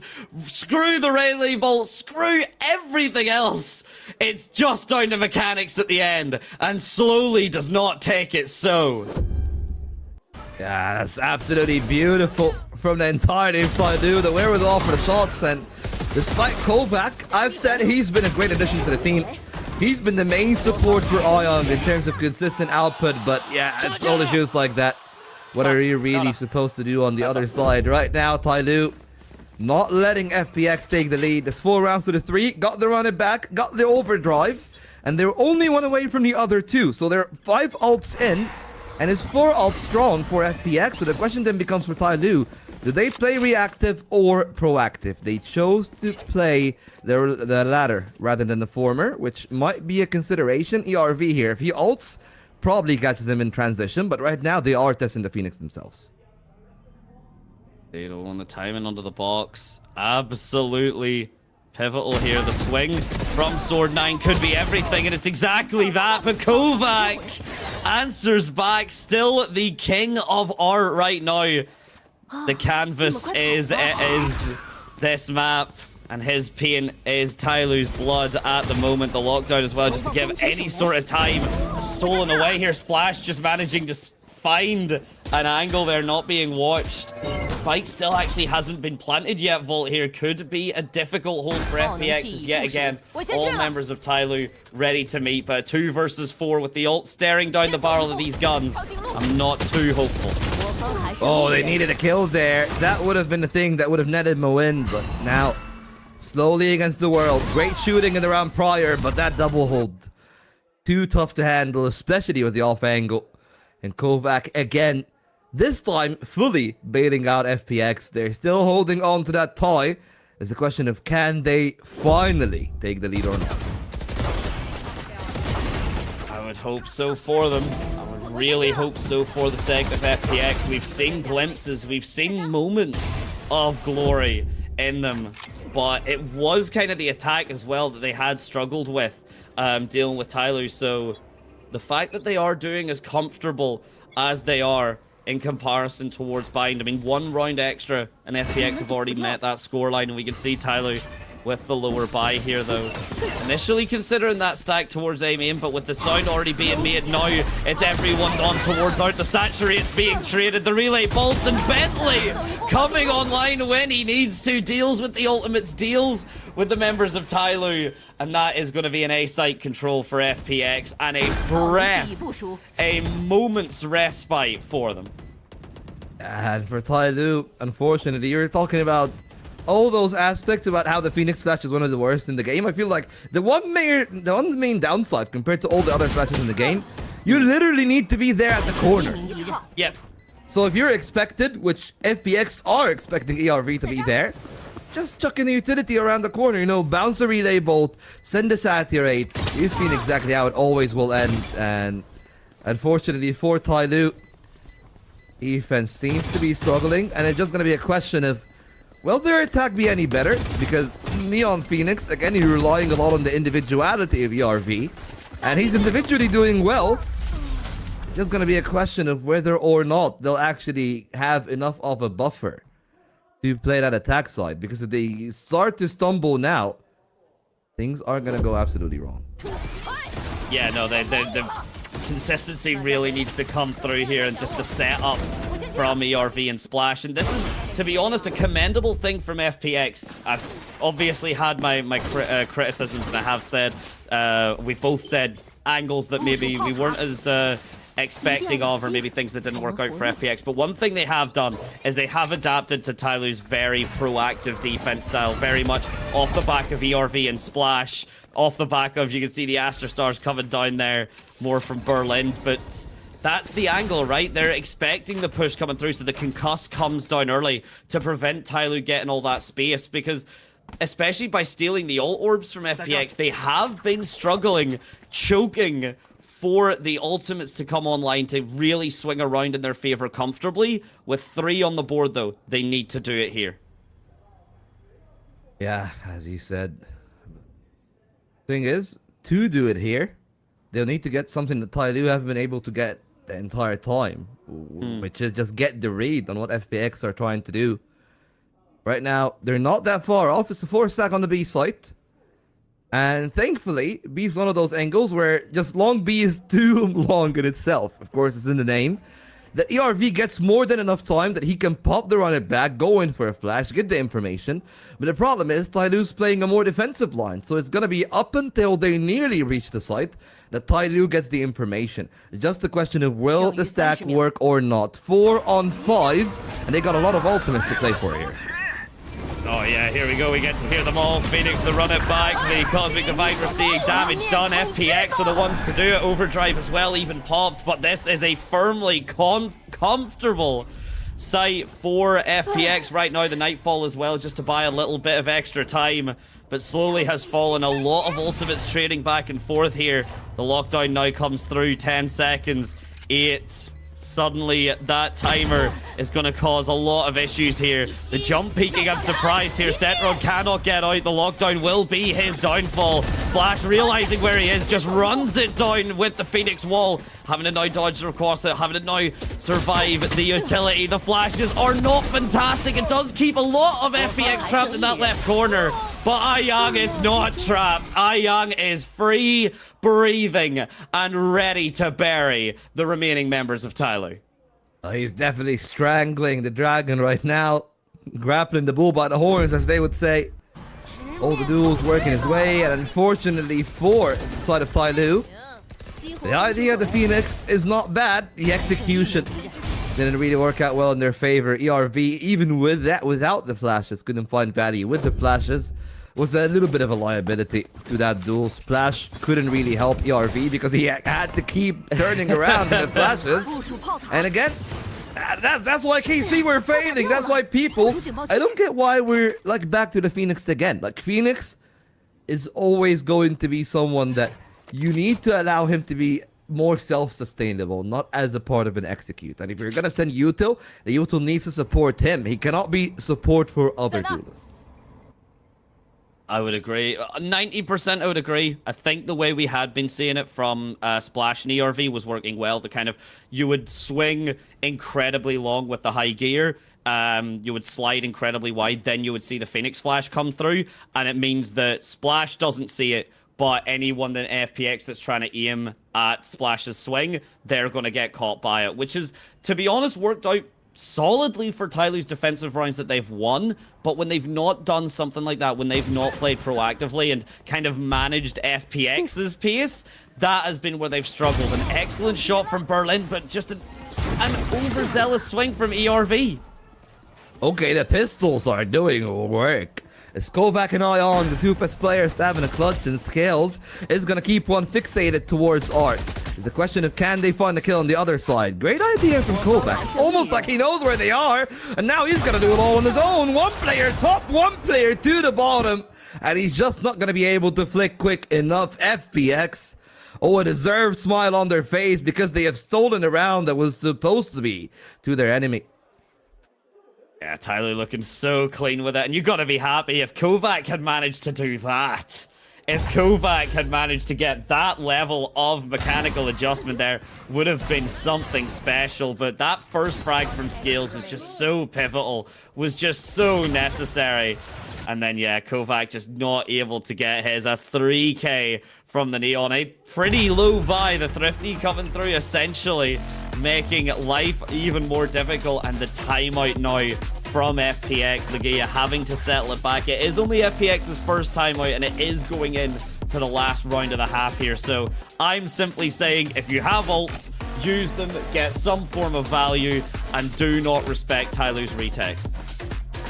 Yeah, but it is painful at times when you see rounds like these dropped by a team like FPX, because they certainly have better. Like that's one thing that I'm looking at. It's like there's a lot better that they could have done in that one, especially with the team comp that they're playing with Neon Waylay. They needed to find more than 6 rounds on the attack. Even 7, I would say, is the bare minimum. Because what are you gonna do with the Neon Waylay on defense, right? You're gonna have to play around the util combinations, and we haven't seen that work well on attack. So I'm really wondering how they're gonna play around Young and how they're gonna play around Kovac, because so far, I'll just have to say, like, on attack, it's very okay to leave ERV in middle. Tell ERV, hey, you don't really need to be a part of our main pack. We already got the Neon for the dive, and we can try to let the Phoenix do the same thing that Young was doing on the other side. And then you got Scales in the pack, and he can use Banana Swarms for more area denial. So it just becomes a game of a 50-50 of how they're going to approach it. At least still, Young trying to do the best to carry the team on his back. But right now, this is a round that is a do or die. Operator in the hands of Berlin. The rest of the team, all towards the A site. That op could actually be the thing that breaks this round for FPX, because right now, there's no one from TYL playing at an angle that's weak to that op, and you've got the Cosmic Divide here for TYL once a post-plant scenario comes through. They might opt to prevent FPX going for the execute, but I would genuinely be, especially with the playstyle that we've seen on from Bind, of course the map is going to be different, but would not be shocked here to see TYL just let FPX onto the site and then play retake with that Cosmic Divide. The ult orbs that we've usually, and that TYL, to their credit, have been so aggressive in taking and starving FPX out of, it's not going to be enough to get anything else online. Slowly with the initial information, the Nano Swarm pre-placed as well to have that support from his team. This execute is going to be bloody, and it's going to be quick with 35 seconds on the clock. Slowly as the angle here is going to be everything. Ion deciding to use the lockdown to take hold of the side in the final 25. No one is on any kind of flank, so it is clearly to be on the side. Splash was fishing for an early information. Not going to be called in the lockdown in the end, that it has to be that quick flood coming in waiting for the Cosmic Divide. The two duelists in heaven, ready to pop out a flash, take the space. Kovac goes proactive, could have cast the player towards Halls, and he actually still finds the one, but slowly in Splash, found the value. Bentley for one more, the operator, not really being able to add much at first, but then Berlin is able to add two more. His name is Slowly, and he's been pretty crisp, pretty fast here today, but does he have the time? Taking his sweet moments at the op, and Berlin is gonna find 3. FPX victorious at the end of the first half. The heels are dug in. Their sight is theirs indeed. And FPX managed to take it 7-5 on the first half of their own map pick. And Berlin, whenever he needed to show up, whenever the operator really needed to operate, that's exactly what he done. Surgeon General is in the house. Operation success rate 100%. And FPX just need to keep that momentum now going into the defender half. Yeah, and again, you know, of a massive win against All Gamers, to be fair, one that if it wasn't for some external circumstances, I don't believe that FPX were ever going to get the win against them. Yeah, like right now, this is their best position to be at, right? 7-5. Yes, not the best half in the world. They definitely would have loved to get 8 rounds on the board. But if they get the pistol here, which is one of the main key points actually of FPX, that their pistol win rate is a fairly bit higher than TYL. So they can definitely try to go for that, find success in there. And then the question becomes, well, how things are gonna go in the long term. The pistol is everything, but at least for now, a sigh of relief for FPX because they did not drop the half.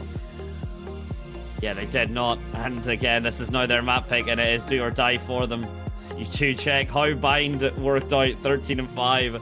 Not really something you would hope for, but TYL have been so tried and true on that map and have been so dangerous that allowing it to slip through at all, FPX may be considering for later ventures, whether that's something they'll allow, but that was then, this is now. That's the second half, the last pistol round of Pearl. And I mean, yeah, we really do have to give Young just that little bit of support. This the ACS, it's the damage per round, it's everything that you would hope for in a Sentinel, no less, is keeping FPX just treading water. But it would be nice to see them fully butterfly stroke and take us to split. Well, we'll see if that is going to be the case or not. Map 3 might be looming on the horizon, but a pistol win here for TYL.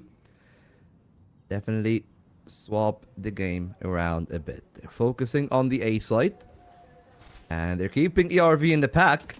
So a single dive should be enough to hold that A site, especially with a big stack on the B side. It's just going to be a question of whether or not FPX are going to rotate. For now, they're keeping Kovac alone, and it seems to be that idea, because I was looking at Young. He was thinking about rotating, but apparently he got the call that Kovac said, hey, it's okay, I can handle it here, we can play for the post, and now the rotates come swarming in. This is the thing, you can play for the post plant, but are TYL going to let you play for the post plant? We're already seeing ERV and Splash go really deep in towards Secret there. And ERV is just sitting here fighting for his life. The curveball comes through. Not going to be a double swing just yet, and it is going to be close proximity here. Splash trying to get out. Not going to be able to do it. Handed a bunch of flowers from Berlin here. The honk comes through. It goes deep. Sword doesn't quite get the shot on time, so Slowly is also going to be given away because of that. A very necessary shot that just goes errantly, and Scales is just nowhere near present to save his team on time. And FPX, a lower win rate for them that they have managed to build up just slightly with that pistol. Well, that's the one that FPX needed. And there's questions again to the two comps and what they have in store. Because, again, you know, you talked about it. You said that, hey, the swings in A main on attack were on defense, rather, were very successful for the Phoenix. And the one main thing that I'm looking at, and I'm just gonna have to question, is not the can't play, but the free play, right? Like when you're a Phoenix, when you're in the middle of the round, it just the intuition doesn't seem to be there for ERV, because ERV should have been the player that is closer to the wall, so his flash could be more effective. But he's the one that is hiding in Doug, and that is really not the way to approach the Asian. At least that is not the way either for TYL to try to approach Link, so it's easy work for FPX. This is a round that should be pretty much theirs, and FPX are doing their best to not only minimize the space taken, but also minimize their own casualties. Yeah, and this is the thing, FPX having to do that, 13-5 is not a great scoreline, right, for the round differential, which will play a factor. So FPX are not only wanting to do that just off the back of it's such an obvious statement, but the better that each round individually goes, the easier it snowballs into an overall performance, the better it means that they have a chance of preventing TYL even going to like 6 rounds. This level of control that FPX are currently showing. ERV answers back, though the Sheriff in his hands has always been a dangerous one. Zetron just standing, taking the Sheriff shot, and answering back with a shotgun shot of his own. And okay, yes, ERV manages to get one, but Tyloo prevents the spike getting planted and keeps 4 alive. Don't think you could be happier right now if you're FPX. Oh, absolutely. Just the way that they played the round there. Not really any casualties. The Outlaw finding value. And when you think about it, well, that's just 1 kill. That's all that Tyloo got. So now you're in prime position to play that round, cause as much damage as possible with what is going to be a bonus round. Even if you lose this one and you go 9-6, you're still in a great position. And they even started the round with the best case scenario. Kovac identified aggression towards the A site, but they're playing the exact same protocol from the pistol. And the problem with that, on a pistol it works because there's not enough utility. But on a gun round, if Tyloo takes a site, if they extract Kovac out, they can just hold it a lot better than they did on round 13. Yeah, Kovac has been kind of a one-man show right now for FPX, just in terms of his ability to keep positions locked down. However, look at keeping a position locked down. Not only has Kovac just fallen, but look where Scales is. Look at where Scales has managed to get to here. He's going to be seeing knives out. He's only going to be able to get one because Bentley very quick on the draw with the saturate, but another frag down. A gun upgrade for FPX, but a 3 versus 5 with ERV having run it back online. Still not over yet. Still 4 on 3, as you said. Ultimate's not there for the side of FPX, but they're clearing the angles. The site is theirs, and somebody's gonna have to go out and shoot there. That's a hop stick from Setrod. Not even that. Sword 9 kills him before the hop, and that is the run it back. You run back to its origination too from Berlin. Not even just the op, that is gonna be the weapon. Thankfully enough, Sword 9 is able to hold down the line. 3 players down. But at the end of the day, the most important part got through. A victory for Tyloo, and they did not let double ditches get over. Not just yet. ERV just popping that ultimate. Really like to see it. You may as well. 6 ult points is not that. It's not that much. I mean, as soon as you die, you're already 1 out of 6 back towards it there. So already going through there, doing some work, but ERV doesn't die, manages to keep the gun alive, manages to keep himself alive, but because of that, no extra charges. And look at the Astra Stars set up here. It's all stuns, it's all damage, it's all to prevent initial aggression, which both teams are now starting to opt for in full. Meanwhile, slowly, all the way back towards the B site here, seeing if anyone from FPX is going to get a little bit overzealous, but Berlin's very comfortably towards that back elbow site with the judge. I don't think he's going to be moving from there for a while. That's a lot more invested, though, from the side of FPX compared to Tyloo, because now their positions are weaker, and Splash is able to find a space. Berlin, with the judge in halls, could be a containment if they abandon him, but they have no idea that he's got a shotgun in there, so if the Neon goes speaking, that might be the worst time possible. They try to play for the 50-50. Berlin with the judge clearing out the one. And ERV doesn't really want to get close. They're playing the angle. Now got a second man in. And this could become problematic because they cannot clear holes and they do not have the sight. And Bentley and Kovac finds the kills necessary. Slowly trying to be the hero, and he will have to be the sole man to hold the line. The judge spots him on one side and Setrod behind him with the backstab to find 10. Yeah, double digits was only going to be a small, minor hiccup. FPX just looking too solid right there. And yeah, one person to hold it down. A man, a myth, and a legend in elbow there with the judge. Just completely preventing TYL from actually being able to get themselves set up onto the site there. The minute the spike was struggled to be planted, this was already sealed and dealed for the side of FPX. So 3 rounds left just to win. It's not over for TYL, but yeah, the timeout should come through, and there should be a lot of discussion about what they need to do here on these pretty close to, at least I'd say you'd need to win 3 rounds back to back here. Yeah, and a good part for TYL, you know, we all speak of Legeia's experience because most of us are Westerners for the most part. So we have at least a lot more of an idea of like Legeia and his own pedigree, his own experience. But Hypnotizing is a very successful coach in his own right. Yes, for the most part, he has been an assistant coach. But when you think about the teams that he has actually been a part of, you know, he's been a part of TYL as an assistant coach from 2024. Got promoted in Stage 2 last year, if I'm not mistaken. He's been a part of JDG for 2024 as well for a little while in the offseason.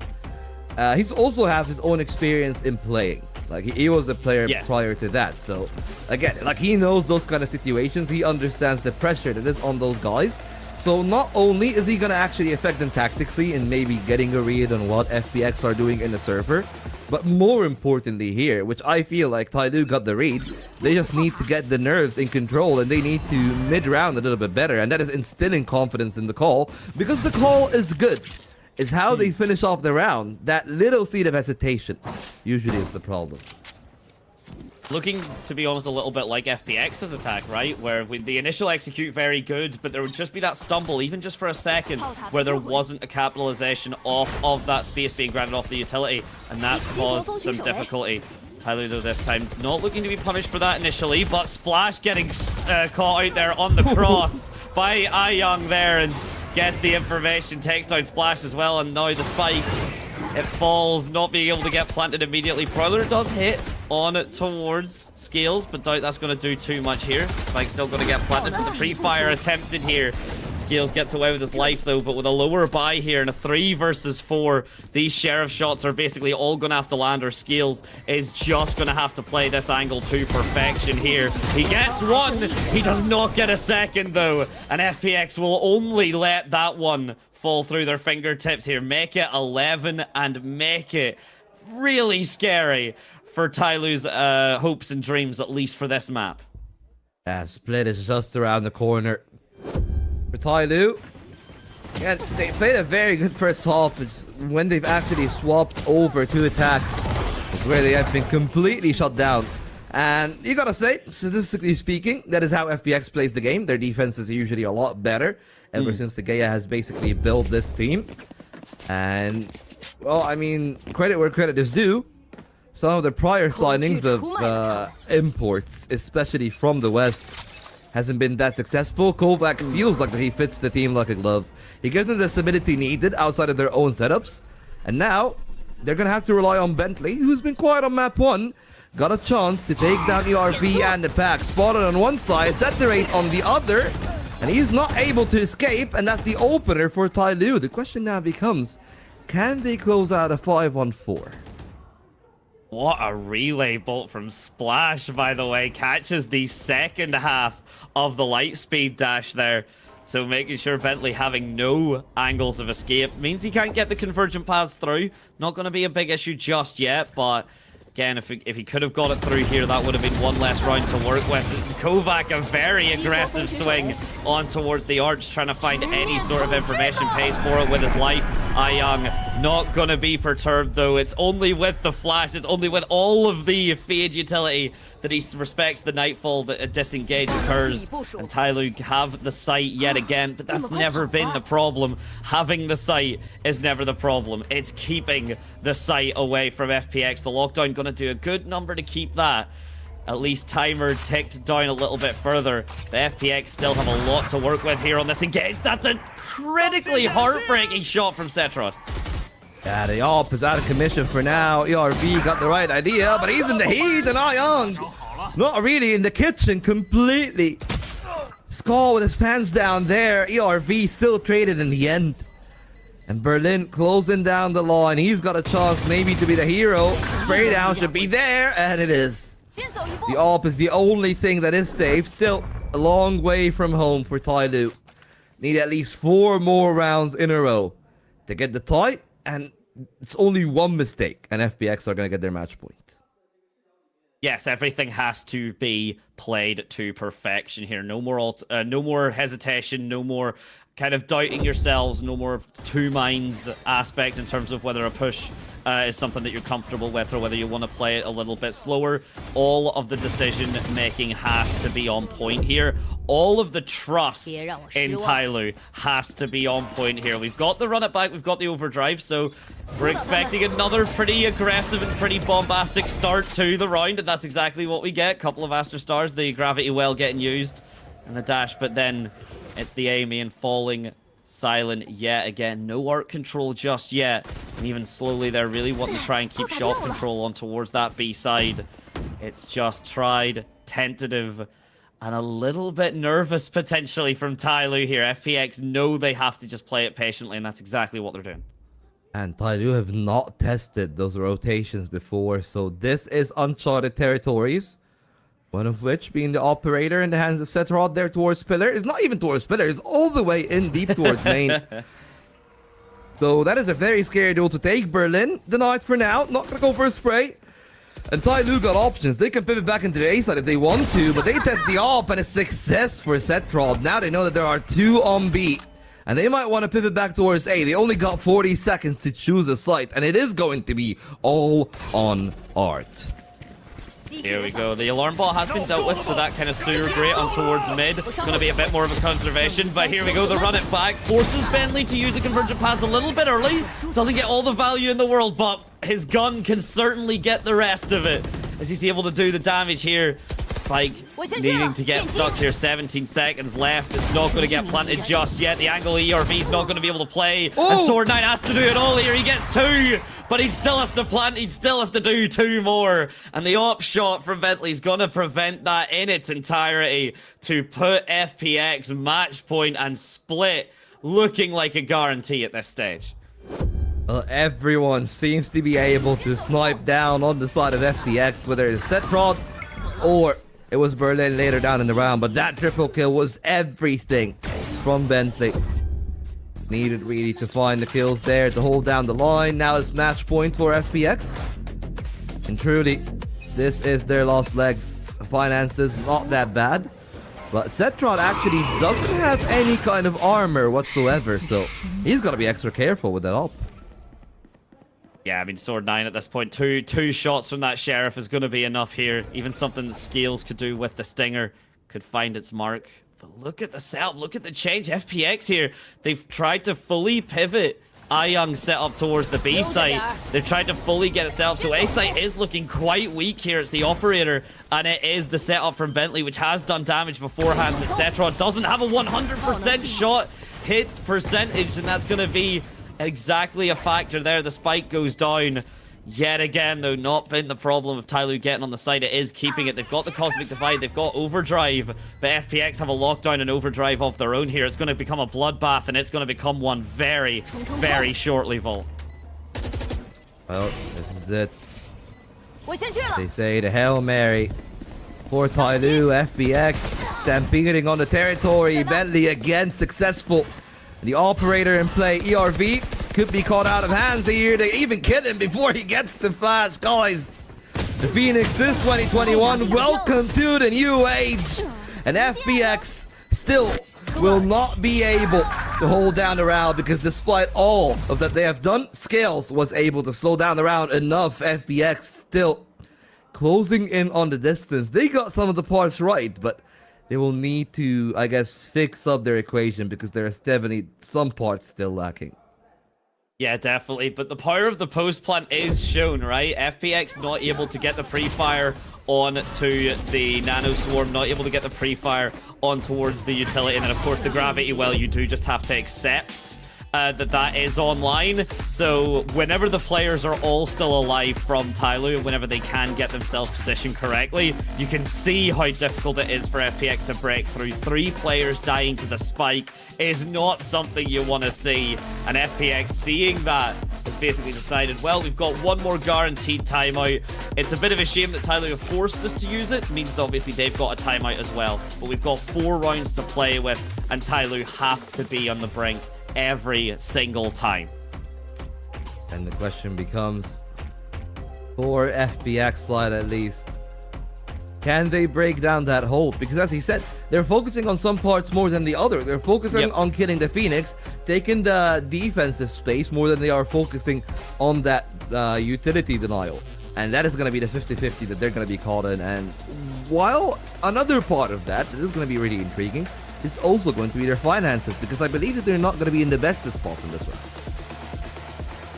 We're not on the best. Here we go. The economy is struggling for FPX here, but I would like to see, and I'm sure the comm did come through from a coach like Legia, you don't need to pop any of these. You don't need, unless you can guarantee the round win off the back of it, you don't need to concern yourself with these ultimates. You've got Nightfall Overdrive, and then, you know, Cosmic Divide's only 3 away.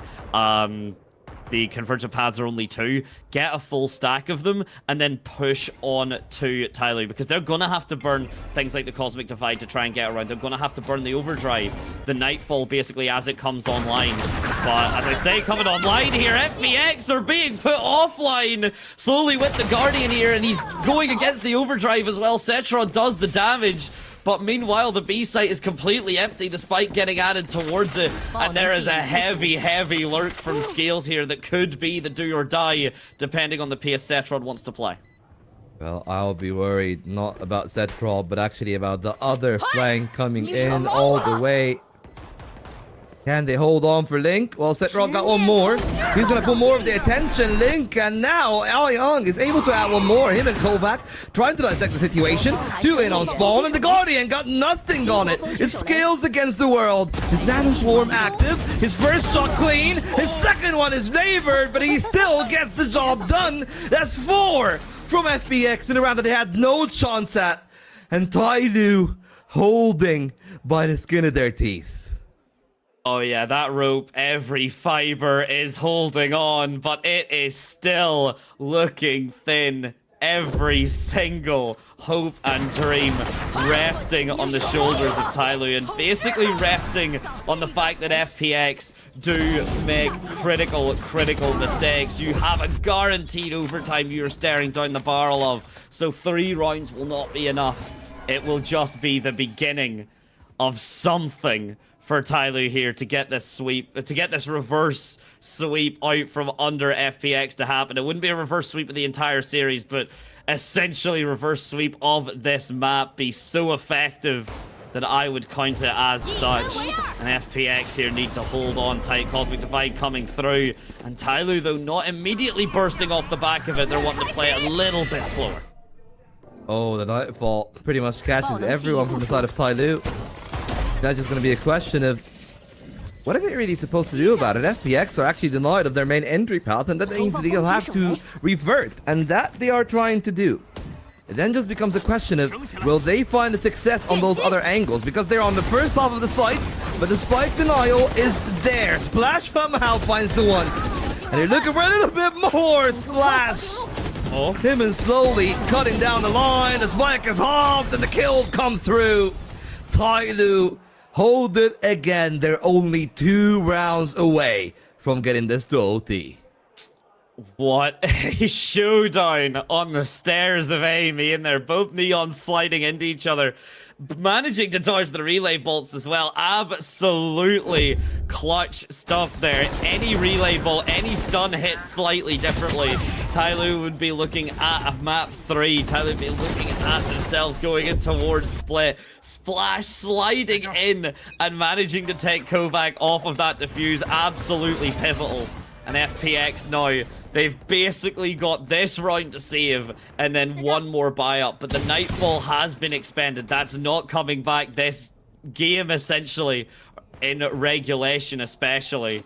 So it is down, really, the Cosmic Divide and the Convergent Paths here. Cetrod maybe just to steal a kill with this Bucky. But TYL, they are so patient, so hesitant to give FPX anything. and it could just be down to if this 3-stack on the A site is the right call from FPX. Well, the question then becomes, FPX, will they break that stack or not? Berlin getting some really good information on their side. A dink and a kill. And this could become problematic. They have not really broke the stack yet. They're still 3 strong on A.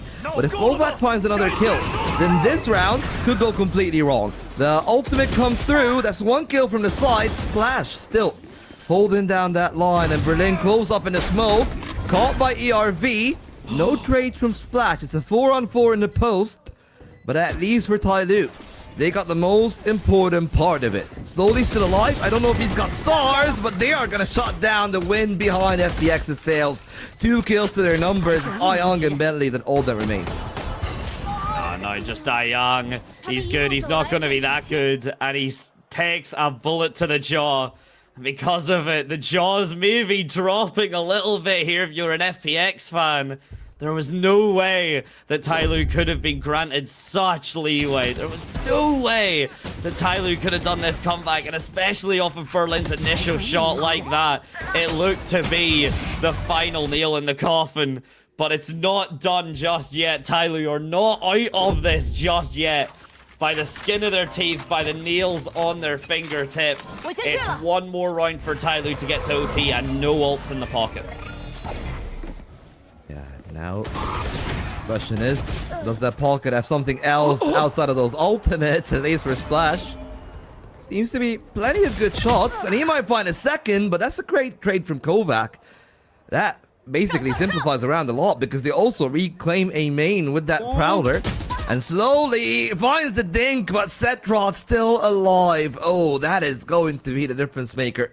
Now, they still get to keep the 2-2, but they actually fully vacate this A site, so it's gonna be empty here for Art. Nobody ready to test them. TYL get the site again, and despite their, I gotta say, slower first half, or second half rather, their post plants in that final stretch have all been good. It's the question of, can they get there without somebody being sniped across by the Killjoy, and now the rest of the rotation coming. It's looking very comfortable here. You've still got this lurk from Slowly. Very pivotal. He is going to beat Berlin though, so it is kind of down to timing, but especially looking in towards more that connector side. Yeah, we're not going to see it from mid. Cosmic Divide now getting popped. Scales with the op shot. Immediately able to trade out here. The Haunt getting dealt with, so ERV, the information FPX not actually having to work with here, but they're playing around the Cosmic Divide beautifully! And they find all 4 members of TYL standing up, but not standing strong. A lot closer than FPX maybe would have liked, but regardless, they do make Pearl theirs and bring TYL onto a 3rd map. We are seeing Split. Oh, that was as close as it can be, Madante. 1 round from overtime. And they got the setup, just couldn't get the kills. They were caught slacking really, and the ultimates came through. You said that it is going to be the main difference maker, and it was. They're able to make the most out of it. And credit where it's due to the side of FPX. The fact that they also were able to lean into the slower pace of play that TYL played and then explode at the right time. That is everything in here, and I'm just gonna say it. I guess the cat is out of the bag right now. It's been around like 2 weeks of play at all levels of play, from VCT to the regional championships in the VRC. Guys, just cut off the Phoenix, please. Like, people are not ready for the Phoenix. Whether it is the teams, the players, it still needs more practice. Definitely glimpses of it. I'm not saying that it's like fully out, but you're reminding me of my feelings on Veto, to be honest. Yeah. Where we are seeing players and teams try the agent out, or at least try the composition out, and at least whenever I've watched it, I've not been convinced and I've not seen the value. It's not to say that it doesn't exist. It's not to say that it hasn't happened, but I will agree with you on that front. The ERV combined with Splash totally had moments of absolute insane cohesion, insane coordination. Yeah. It just wasn't enough to get them over the finish line. And I'm just gonna say, this is exactly why I say that they still need more time on the agent. They still need more time on that comp. Because what happens is, let's say I'm hypnotized, right? In that situation. Yes. I bring the Phoenix. I tell ERV, hey, the Phoenix is here. You can do 1, 2, 3, and 4, and we're gonna hear what FPX have to say. They come in B, maybe. No one name it. I don't know. They are not coming yet. Let's go. Take They are B. 他是喷子。No stun, no stun。在你后面。I go heaven. I will. Let's go help him, I go help him. One default. I'm gonna ult it. Tree, nice. Kill building. I'm watching. Holding here. 必定可以一个。加强。Nice, I hold B man. 没剑。On me. 喷他。Nice one. Well played. Okay, guys. 就最大。There's one more. Two. Ward. 换枪。 Out side. I'm with you. 我先去了。 That's on side. Maybe close, okay? Close. One. Close. Side. Play tight. Play tight. One guy just nice. Bentley. Well, it was certainly a hard-fought battle, much harder fought than it was back on Bind, but there's still someone on top for FPX, but this time it's the winner side and it's Ion. Yeah, absolutely deserved. I feel like he was the MVP of map 1 as well. It's just that he never really gonna give the MVP to a losing team. So that is how the cookie crumbles. Ion has been so impactful every single time that he plays, especially on that first half, because there were moments that if it was not for Ion, the half could have gone very wrong. Could have been another 9-3, 8-4, and TYL then, with that buffer, would have had an easier time in the second half. But I guess, you know, credit where it's due to the side of FPX as a whole, and especially to Kovac, just able to really extract a lot more out of that one. Even the Phoenix, that was, as you said, initially successful, they were able to eventually say, hey, the Phoenix is successful in 1, 2, and 3. So we can just leave those angles.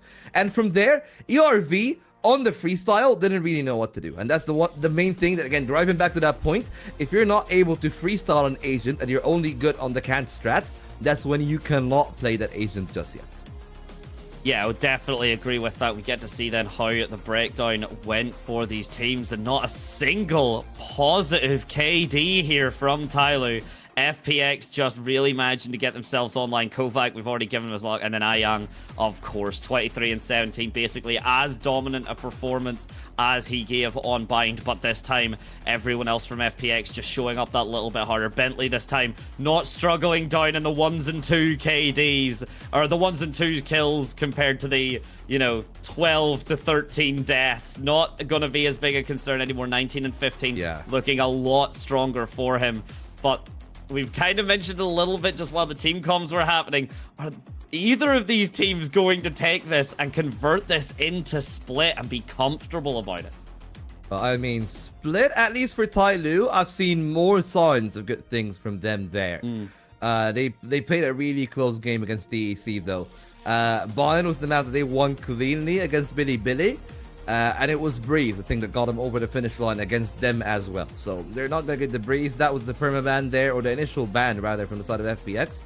Statistically speaking, the two teams were pretty much neck and neck. And again, like those two clutches for Tyloo could have been the game for FPX a lot sooner. But credit where it's due, they definitely did perform well. And that is the main thing that I'm a little bit worried about, because Split is a map that is very loose, right? You don't really need to think about strategies as much. It's about the burst and how good they are on the burst. And that's when I think that Tyloo is going to shine a lot brighter than FPX. Is that, as we've seen on the Bind, everyone knows their assignments, and they're all successful at it. Like, even on a bad game, I wouldn't say the Splash on a bad game will be like performing as bad as Bentley. I'm not even trying to take that as a shot at Bentley. It's just that FPX, when they fall, they absolutely spiral out of control. That's not going to be the same for Tyloo. Yeah, exactly. I mean, I think of what, again, 0-17, 1-17. We talked about like a combined 7-35 for Bentley and Ben is going to be quite a lot for them. But this is all speculation at this point. We will only be able to confirm one way or the other once we get into map 3, and that'll be just after this. We'll be right back.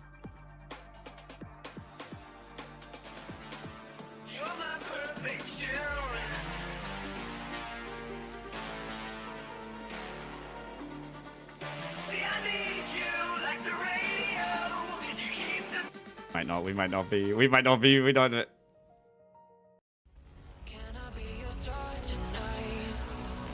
You fill my soul with light the day we met. I don't wanna leave your side. Have me by your side when the sun sets. Let's leave for an eternity. We'll sail across the lights beyond the sky. I'll be with you eternally. I'm an addict for your love, it keeps me high.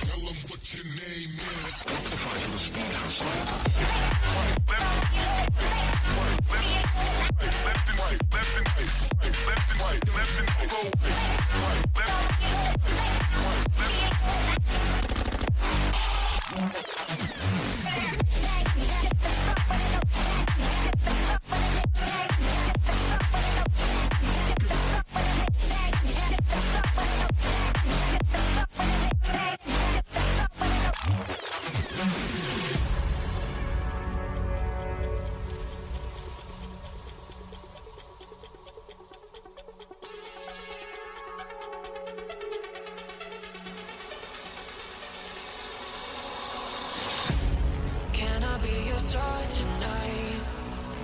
You fill my soul with light the day we met. I don't wanna leave your side. Have me by your side when the sun sets. Let's leave for an eternity. We'll sail across the lights beyond the sky. I'll be with you eternally. I'm an addict for your love, it keeps me high.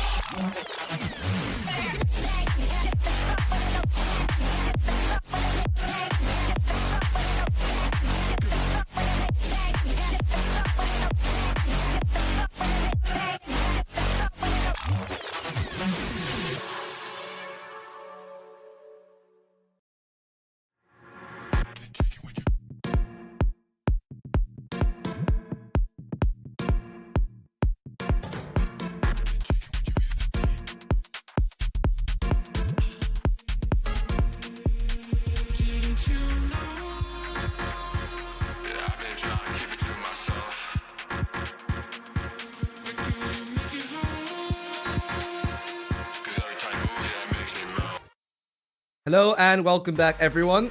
We are now officially in a best of one between TYL and FPX. Every team took their map pick, I gotta say, pretty convincingly so from the two sides. And now we are ready for our third and decider map. It is going to be split. The compositions seems to be rather similar, except that it's a fade on one side for Kovac, seems to be his comfort, and Sword 9 is back to the sky. Yeah, Kovac picking the Comfort Initiator in Fade, Sword 9 picking the Comfort Initiator in Sky. Bind, we did see a full roster mirror, and we kind of seen how that went very comfortably Tyler's side.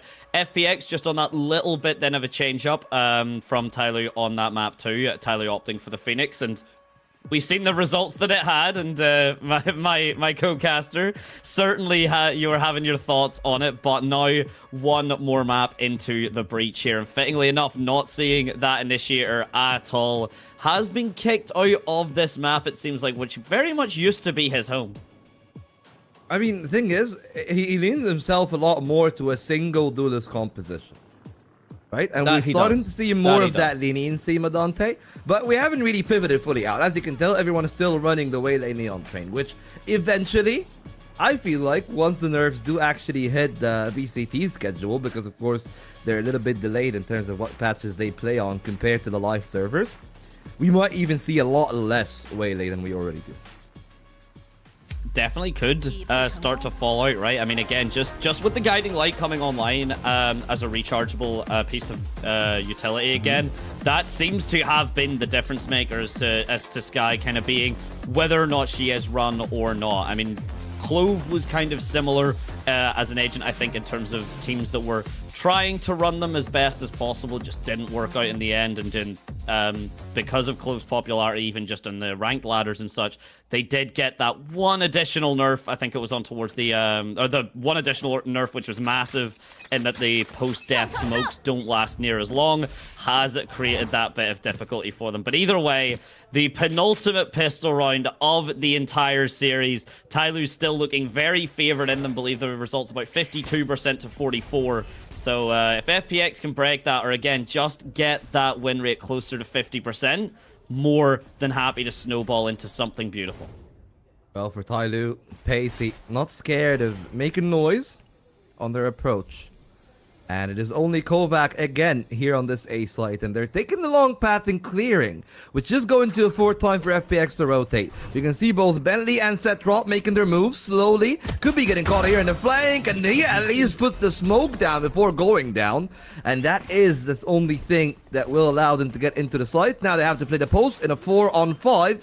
No flashes for Sword 9. They got the heals, but they need to get the kills going.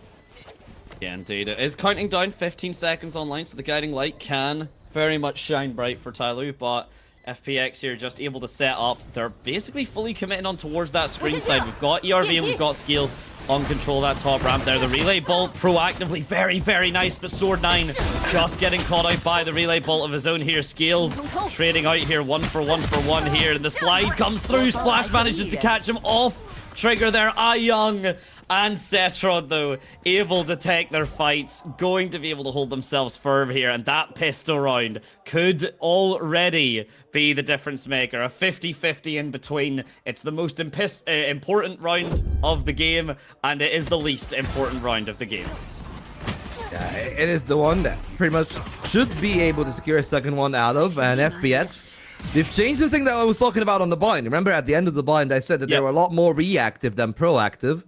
Right now, they made the decision ahead of the time. They didn't wait for the spike to get planted to play a 5-on-5. They made the flank towards B. They made a double rotate towards the A site. And they were able to get the numbers advantage and cut off a lot of util on the other side. TYL will walk into this second round with 2 sheriffs, so it's not like it's a full save. And we've seen that they sometimes can snowball some of those rounds, but with the judge up close and personal, Ayang and Setrot should be able to do pretty well. As one of the sheriffs gone, and Mail pretty much denied. So they might want to go back towards Ven, but instead, they're readying themselves up to go back towards B. Oh, express delivery from Mail. But that double setup there, that trick with the Spectre, and then the judge is absolutely genius. And yes, okay, it's not going to be a literal flawless because of that kill, but may as well be with just how clean FPX's positioning was and just how nice the setups were. Every piece of utility played to absolute perfection. And again, you don't want to be giving players of these calibers any sort of fights, because a sheriff, a right click from the classic at the right range can do all the more damage than I can ever highlight. God, the Gea hyping up the team there, starting with the trash talk. Definitely an element that FPX could lean into as the pressure starts to pile on TYL. They were a team that were my dark horse, and I definitely want to see them succeed there. 2 games won already in their group. And if they win this 3rd game, well, regardless of where they actually end, most likely with 3 games won, they are nearly guaranteed playoffs. So, big stakes here for the Red Dragon, who is still starting to play the same angle. Back towards the same place, and this time even with the Sheriff. Berlin in a head-on duel, not even with a flank, gets the better of the other Omen. Sure, there's still a second smoker in the Viper, but that means more often than not, you will have to lean into the A side if you want to have any chance. And TYL are not doing that. They're fading some presence with the Viper, but they are really looking forward to get a pick on Berlin if possible. Neither him nor Kovac is going to leave any space. Oh, here we go. With that stolen frag as well. Yes, okay, the gun's not going to be upgraded here. And oh, Bentley. Oh, the timing could not be any less conducive to that hold, to what you're trying to do. And that is going to be a difficult one there. We do see now the spike getting tapped. Splash making some damage here. But it's all a bait. It's all just to kill some time here. Splash might not even need the support from the flank. 20 seconds left. But 1 versus 1. The range is not going to be there.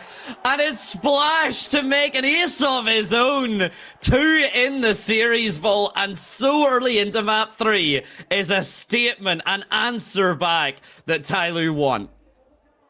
Splash in the name Tsunami in this round, because that was a round that was out. That was the round that they should have lost 2 players down. An entry with a stroke of fortune there, as he said. Bentley just looking off the angle at the worst time possible.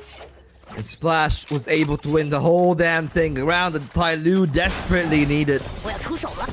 Now they get that win, and they start to feel a lot more confident already. The mid pressure has been the hallmark of their attack. Against other teams, they seem to be a lot more successful. FPX have anti-started them well. So what I want to see is a mix-up in that. Even if you do put some pressure towards mid, you still wait for either Berlin on one side or this A-push on the other. Scales just trying to run away, and how many times have we seen players not realizing that their death is doomed and they should at least try to take a fight? Yeah, no, running away with your back turned. Unfortunately, you can't really shoot back in this game, but hey, they're firing back now. TYL managed to make themselves 2. Despite FPX set up pretty solidly, at least initially. You can see where those X's are. They mark the spots. They mark the grave of FPX. Because suddenly it's looking pretty damn easy for TYL to get that round sorted. It will be the case. The 4th round converted. Scoreline equalized here. And I'm getting more visions of Pearl at the moment in terms of the overall scoreline. More visions of Bind from how TYL are playing. Yeah, that is a scary part. ERV and Splash both finding value.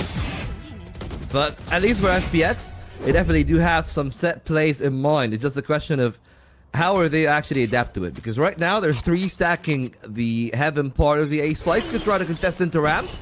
And that seems to be an idea, but Setrod eats a flash in the face, fully blinded. Still got the judge, the Trailblazer close by. Second shot is not enough, and they can go back to a heal, but instead TYL put their pedal to the metal, and they're able to add another one to their name. Bentley, not really gonna be a luxury for him to take a peek and die. And that is another round over. Sure, not the biggest of investments because they didn't really have that much cash, but the stack was there, and they definitely had a potential to at least incur some damage. So far, no casualties, and I'm getting the feeling that it's still going to be a complete falls in the end. We've been, to be honest, actually, both these teams have been good at kind of denying those complete flawlesses here, but no, okay, just a touch too far for Berlin. That shot from the Sheriff would have been absolutely disgusting if it had landed. Just not going to be the case, though. So that flawless does come through. TYL getting the spike planted, getting ERV online. That convergent paths now up for sale. Will be thrown at the side of FPX, probably in this coming round here. It's a full buy for them. They need to get the momentum on their side yet again. No timeouts just yet, but this could be the straw. This could be the touch that sends FPX over the edge if they cannot dig their heels in deep. And Berlin on the judge yet again makes me a bit nervous. Oh, absolutely.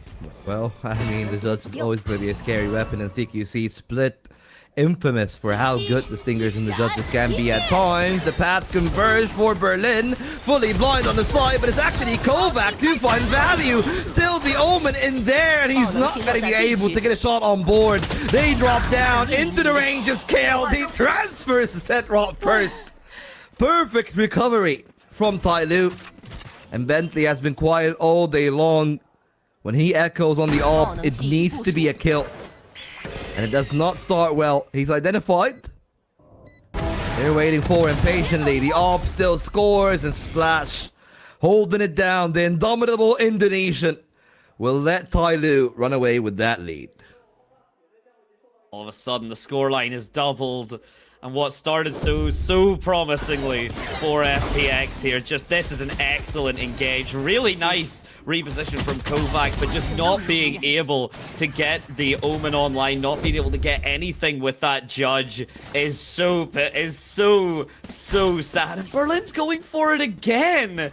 We've been seeing at least one member of FPX holding a shotgun in their hands, I believe, for the last 3, maybe 4 rounds in a row here, Vol, and it's clearly not working out the best of things. Slowly just sticks the front of the shadows, staring down Bentley. The confidence that could have been cockiness, instead just making everything work for TYL. And it's one man standing yet again, a sheriff, and every nightmare possibly in his face as slowly the 110 Kovac's nightmares. Well, the rookies, they might be spectacular in EMEA, but I mean, in CN here, it's been a struggle when you consider players like Eli, like Bentley right now, not really having the best of times in their debut season, and that is just unacceptable, really. Like, I am sorry. Like, he should have had his gun out, just got the kill. I think that he thought that it is going to be cancelled. Yeah. So that's why he was still holding on to the knife. But even then, you know that they're going to be pushing on you, so he's not even looking at the other angle. And right now, they're trying to pressure Berlin away from the sniper. They go. Kovac still holding down that line. 3 players in the defense, and Ayong shuts down 2 more. It's a 2-on-3 in the end, and the Viper will not find the quad kill. But 3 is good enough for a round, I dare say, unless Sword has got something in his back pocket. Moment just buried in deep, stuck in towards the rock. Not being pulled out at this point yet. Minute left, so plenty of time still to decide what he wants to do. And it is going to be a pivot towards the A site, but the longer he takes, the more FPX will notice the lack of a spike planting sound, the more they will begin to consider the other avenues here. But I like the fact that Berlin and Bentley, they have been stacked up. The ult orbs being sacrificed here. Swordman, of course, not wanting to give his position and not knowing that that was a free ult orb for himself here. So 3 on for the Seekers. But look, he's actually been able to kill a decent bit of time to get the Guiding Light to recharge. So 1 flash online for him. The Trailblazer, likely not going to be able to see it, would just give FPX more information than it would give Sword9 at this stage. But he's set up, he's got the Heaven control here, and it's all down to when this tap from the spike happens. Decides to go bottom a ramp. But so far, they're still just trying to find each other here. Oh, the Guiding Light is actually not going to be a problem. Sticking that on down. Bentley still holding on to the spike. Cannot find the shots, cannot find the kill, and that is the round over. And Sword being dulled away. Another one for the side of FPX. This time, got the right read, got the right stack, and Ion came up big with a multi-kill. Yeah, Ayang, I mean, he's been the member to look towards for FPX on both of these maps, whether it's been a victory or a loss. And he not initially as strong of a showing on these first couple of rounds, but definitely no slouch still, definitely not suddenly just cooled down or anything to that matter. Still 7-6, still top of his team, despite the fact not been having as explosive a performance just yet than we've seen previously. Meanwhile, though, TYL looking just a bit cleaner. Splash, that 13-4 scoreline. Already good for him on his own. If the rest of TYL can just back him up a little bit more, we could really see the round differential spiral towards TYL's side. Oh, absolutely. I do agree on that. But again, I think the thing for TYL is they've got the mid control, right? And they've been trying to condition FPX on that, but FPX broke the conditioning themselves. They said, hey, we're not going to look at mid this round, even if you are pressuring middle. And they've changed the way that they play the map. Aggressive on both B and A main. Bentley in a great position, and Scales usually rather sharp in those duels against the snipers, but that is not going to be the first contact. First contact is here on stairs. ERV and Splash electing against it, and it's back to the A side, where if they're able to pull the attention of Bentley away, they could find a kill on that side, but Berlin is at least ready for the hold for the Bentley. Yeah, It's a big amount of noise, but Bentley is just being overwhelmed here. Manages to get out with the light speed with the dash, but it's a little bit close. Nightfall has been forced out, has been dealt with, and Splash, though, similarly dealt with by Berlin. It is going to try and be a double swing, a triple swing, but no, nothing of the sort here. FPX going to just cut down TYL with 13 seconds left in the spike. I mean, it may as well be in no man's land. It is in the back of Sword9's pocket, but he's not got any position to work with, any place to go, and FPX will welcome in with open arms into the next round. We go on round number 10. Still score advantage for TYL, but FPX are starting to find out how they are turning. Yeah, I mean, XLG aren't playing again till tomorrow, but apparently we're bringing them up here. But hey, thankfully, we also brought off a timeout because TYL definitely do need that. Yep. If there's one thing that I can say that I feel like is just the conducive problem here, is that, well, they get mid control, yes. But what do they do with it? That is always the question that you need to ask. And right now, Badante, the answer is nothing. So the question then becomes, how do they actually fix that? Like, what is your look on that? Right now, I'm seeing the setup from FPX is just a little bit more focused on the kind of deep site control plus heaven, and TYL are just not really getting the executes that deal with FPX's positioning as cleanly as we would like, especially in comparison to how they attacked on Bind. The utility isn't just as clean, it isn't just as streamlined. It's still enough to get rounds, it's still enough to obviously put TYL currently in the lead, but I would like to see a bit more of a focus on that. Consequently, just a fast execute onto A seems to have worked once or twice for TYL. I'd like to see it again. Yeah, and again, I don't want them to leave middle in its entirety. I just want them to invest less. Like maybe just put 1 or 2 players, feign a little bit of utility early, but then make the brunt of the play from the side itself, which might be getting caught this time. Berlin with the paranoia slows them down a little, and they're trying to play around Setrol with the judge ready for ERV. And there's no second part to this play because the players on Heaven are so delayed in their entry, they do not find anything. The contingency is there from FPX, at least with one player, and a second on the off angle. Kovac cleared off. That would have been the Kingmaker, but Ayong is gonna be the throne breaker himself, ready for a little bit more. 1v2 for Bentley, and the game rides on the rookie. Everything down to the OP here. Could he find something? The immediate light speed, the immediate dash with the shorty, but slowly gonna take that ski, shoot him right out of the air. And TYL off the back of a timeout there. Very, very solid. A shaky execute onto the A side, I must say, Volt, but they managed to hold it down. They managed to keep their composure despite Ayong stealing it all away, breaking the throne in one swift movement. Not enough, and the repairs came through swiftly. And not having them screen smoke there. A little bit difficult, definitely, to commit to that execute, but still slowly made the commitment. 1,000 kills to his name now in VCT CN. For TYL, it's a great time for him to come alive. 9 kills to the controller, and Bentley looking for a little bit more. The timing could be against him, could not flick fast enough. Oh, this is so unfortunate. Oh, that kind of breaks your heart, audibly and physically. However, these angles still need to be cleared. Berlin, good for one, does the fake TP and does have the support, though, from Ayong. So that angle still going to be more focused on the right side. Gets cleared regardless, though. So Berlin just tries to steal whatever he can. Not going to be able to do anything. Ayong, despite getting flash fried by Splash, manages to cook him back. The refrag, though, good for it. And the Seeker's now online, giving the information away. 1 towards Heaven, 1 towards the defender side spawn. The relay ball is good, but dodged by Sword9. Regardless of full capacity, physical or otherwise, not enough to stand in the way of Setrod, and a very, very clean 1 versus 2 retake off of one piece of utility. Yeah, that was perfect play from their side, and I gotta say, there's also another piece of utility that needs to be highlighted there. Ayong throwing the snake bite.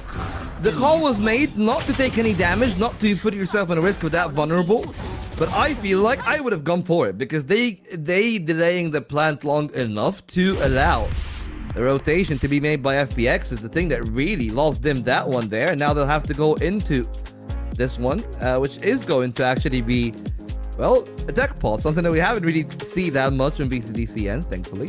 Please let's keep it that way. And, well, at least for now, TYL, I feel like they would still be pretty okay with 7 rounds on attack, considering how slow they actually started. This is the thing, right? Because Split is a defender-sided map, right? Split statistically should be a defender-sided map. Recently, with the last kind of, with Kickoff and with Stage 1 so far, both China and some of the other VCT regions, we've been seeing a change-up where actually Split does become attacker-sided because of how aggressive the executes are, how clean the utility can be, and we are now seeing that kind of come to fruition where TYL can do very fast executes on the attack if they so wish. It's down to FPX to adapt and kind of form themselves around it, because they can do it. They are malleable. They do not just have one thing in terms of the defense set up and then go. But with the ultimates online, it's one more round, do or die. 6-6 is so much nicer than a 5-7. And FPX, as we get back into the game, the tech pause is over. They have their sights set on that. Yeah, now their sights hopefully set on the throne. TYL still got the purchase. They got a Viper's Pit if they are able to get to a site, which actually, unlike a Pearl, where they were able to get into a site, but the post plant was their problem. Getting the site itself, that's been the main concern. They try to beat the other pit here, using utility as much as they can, but Ayong ready with the shorty, delivering death up close and personal. He is willing and he is able to close out this game to his team. Now they know where the last man is. And Scales, it's a matter of time on a single point of HP outside of that shield. He should be dead to rights, and he will be. Kovac with 2, Ayong with a hat trick. And it's a tie game between TYL and FPX. Could not ask for a better mosh in the Viper's Pit, but Ayong, the pit boss, the man himself, just holding it down with the shorty. The patience onto ERV there doesn't immediately pull the trigger. Make sure that that one shot is the difference maker, is going to be 1 kill, because if the shorty does 99, or if it just does 1 less damage than what your HP currently is, one of the most heartbreaking scenarios. But no one's heart's broken right now. 6-6, the third and final map of the series vault, and it could not be closer. Yeah, they connect, but that means it's a little bit advantageous, actually, as you said, for the side of FPX running into the attack side. But unfortunately, Dante, usually they're weaker one, which is really the concern here, is how they're actually going to cope on an attack.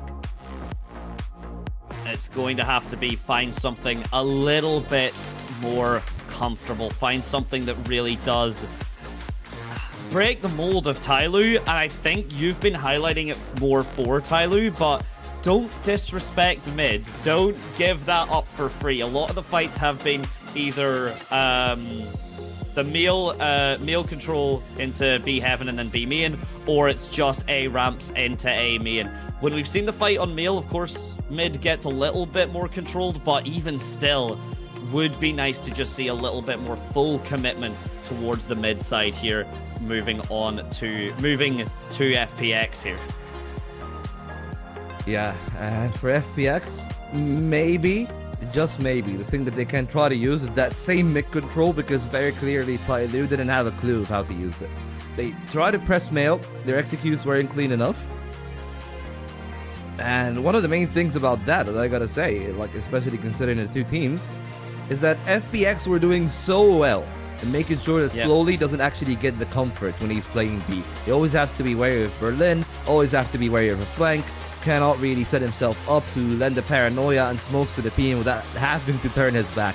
And that little bit of instillment of fear has been the main reason that Mail and Stairs have been such a menace for TYL to actually take over. And if FPX can do the opposite side of that, where they actually make their players comfortable when they're getting the setup for the space, It could easily take the same space, and that's the one main thing that will be the difference maker here. Can they actually get the safety, and how will TYL play that defense? Because if they are proactive, then suddenly we have an intriguing dynamic in our hands.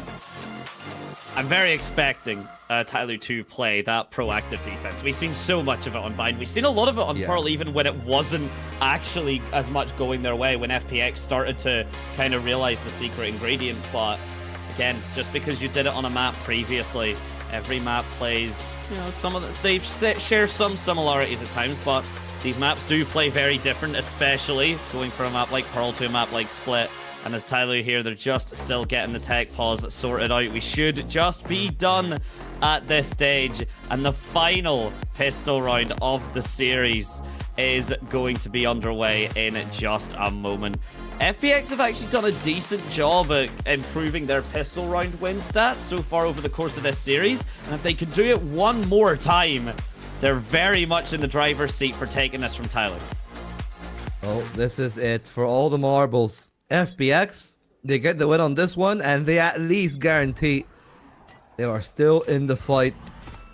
Still got a couple of tough games coming up. One against Billy, one against Titan in a week from now. But at least for now, they start off on the right foot. Splash, gone. And mid is a concern, and they're trying to make up for that, Medante, by actually rotating heavily towards B, which is the wrong move. FPX just got the perfect read on them, and the A side got only Sword 9. He's got a guiding light, but that is really his one saving grace. Yeah, indeed, and he doesn't want to really pop that without getting the value. 60 seconds is a long time for the cooldown. 30 still left for it to recharge. Gets a decent bit of damage onto Kovac, but that's really all that's going to happen. It's slowly, though, on that lurk there. Manages to deal with the Neon, with the opposition lurk from Setrod here. And the rotate is very, very quick. So actually all of that time that Setrod was hoping to kill, he doesn't do much. Just gives himself away here. It is still the numbers advantage. 4 versus 3. The jump, the right click from Slowly. Good for 1. The refrag's not there, but that's gotten the backside here. That's gotten the information to know the elbow needs to be fought with. The first reload comes through. Not going to swing. Bentley not just going to be enough. The right swing though from Skills was good. And ERV's able to back him up. But Berlin, with the third and the final one, manages to keep FPX's hopes and dreams very much alive. But you could not have had a closer and a scarier ultimate pistol round. Especially considering that it started off really clean from FPX. Yeah. The opener at middle, the second kill at the A site. Then once the retake ensued, it got closer and closer. Thankfully, Berlin expertly handling that last angle. Just that small jiggle into the white peak was the thing that got him into that round. And now FPX running away with 1 round. Should be 2. And it seems to be the case because the stack is on A site again from TYL. Except this time, FPX have moved over towards B in their numbers. They're very patient though, waiting to see if TYL is going to make a proactive move, and not really going to be the case here. And I just gotta say, Dante, cannot wait until we're through with this meta. I don't mind seeing the Neon, I don't mind seeing the Relay, I don't mind seeing the Yoru, but seeing all three of them at once, yeah, that was a time of our lives, definitely. Oh yeah, there's definitely quite a bit to it. There's definitely quite a lot of seeing how players would master a different agent's toolkit here. Speaking of mastering an agent's toolkit, Setrod managed to get himself onto the site. Does give his life away, but not before getting refragged. 2 for 1. You cannot ask better from your entry. And now more damage just needs to be done here, though. There is a lurk. It's a very long one from Ayang here on towards the backside, but no one currently looking towards anywhere other than the B site fully. And as ERV falls, yeah, the timing's going to be perfect here. Don't go for the knife. Ayang actually goes for it. And not only that, picks up Splash as well in the follow-up. A knife kill, 2 aces, and an FPX potential comeback here, Volt. Oh, that's vicious from Ayang, who's been on a tear all day long, but it started off, thankfully, with the rest of the team finding the success on that part of the map. Didn't lose too many players, and Ayang made sure that they're not going to get anything on the other side. Loving the show that he's been providing to the people. But now, the one main thing will have to be this round. is everything. FPX got a lot of firepower. 2 Bulldogs, a Guardian, and a Vandal. Even the Bucky in the hands of Setrod, if he's able to sprint into a good position with the high gear, can do a lot of damage himself. And they are, again, testing Scales, who has not been having the best of it. No, Scales has been... He's shown up really well on Bind, but to be honest, just everyone from TYL did on Bind. That was just a map for every single player on the roster to kind of show themselves off. And yeah, that momentum is petering out, I think. Definitely an accurate statement to make at this stage.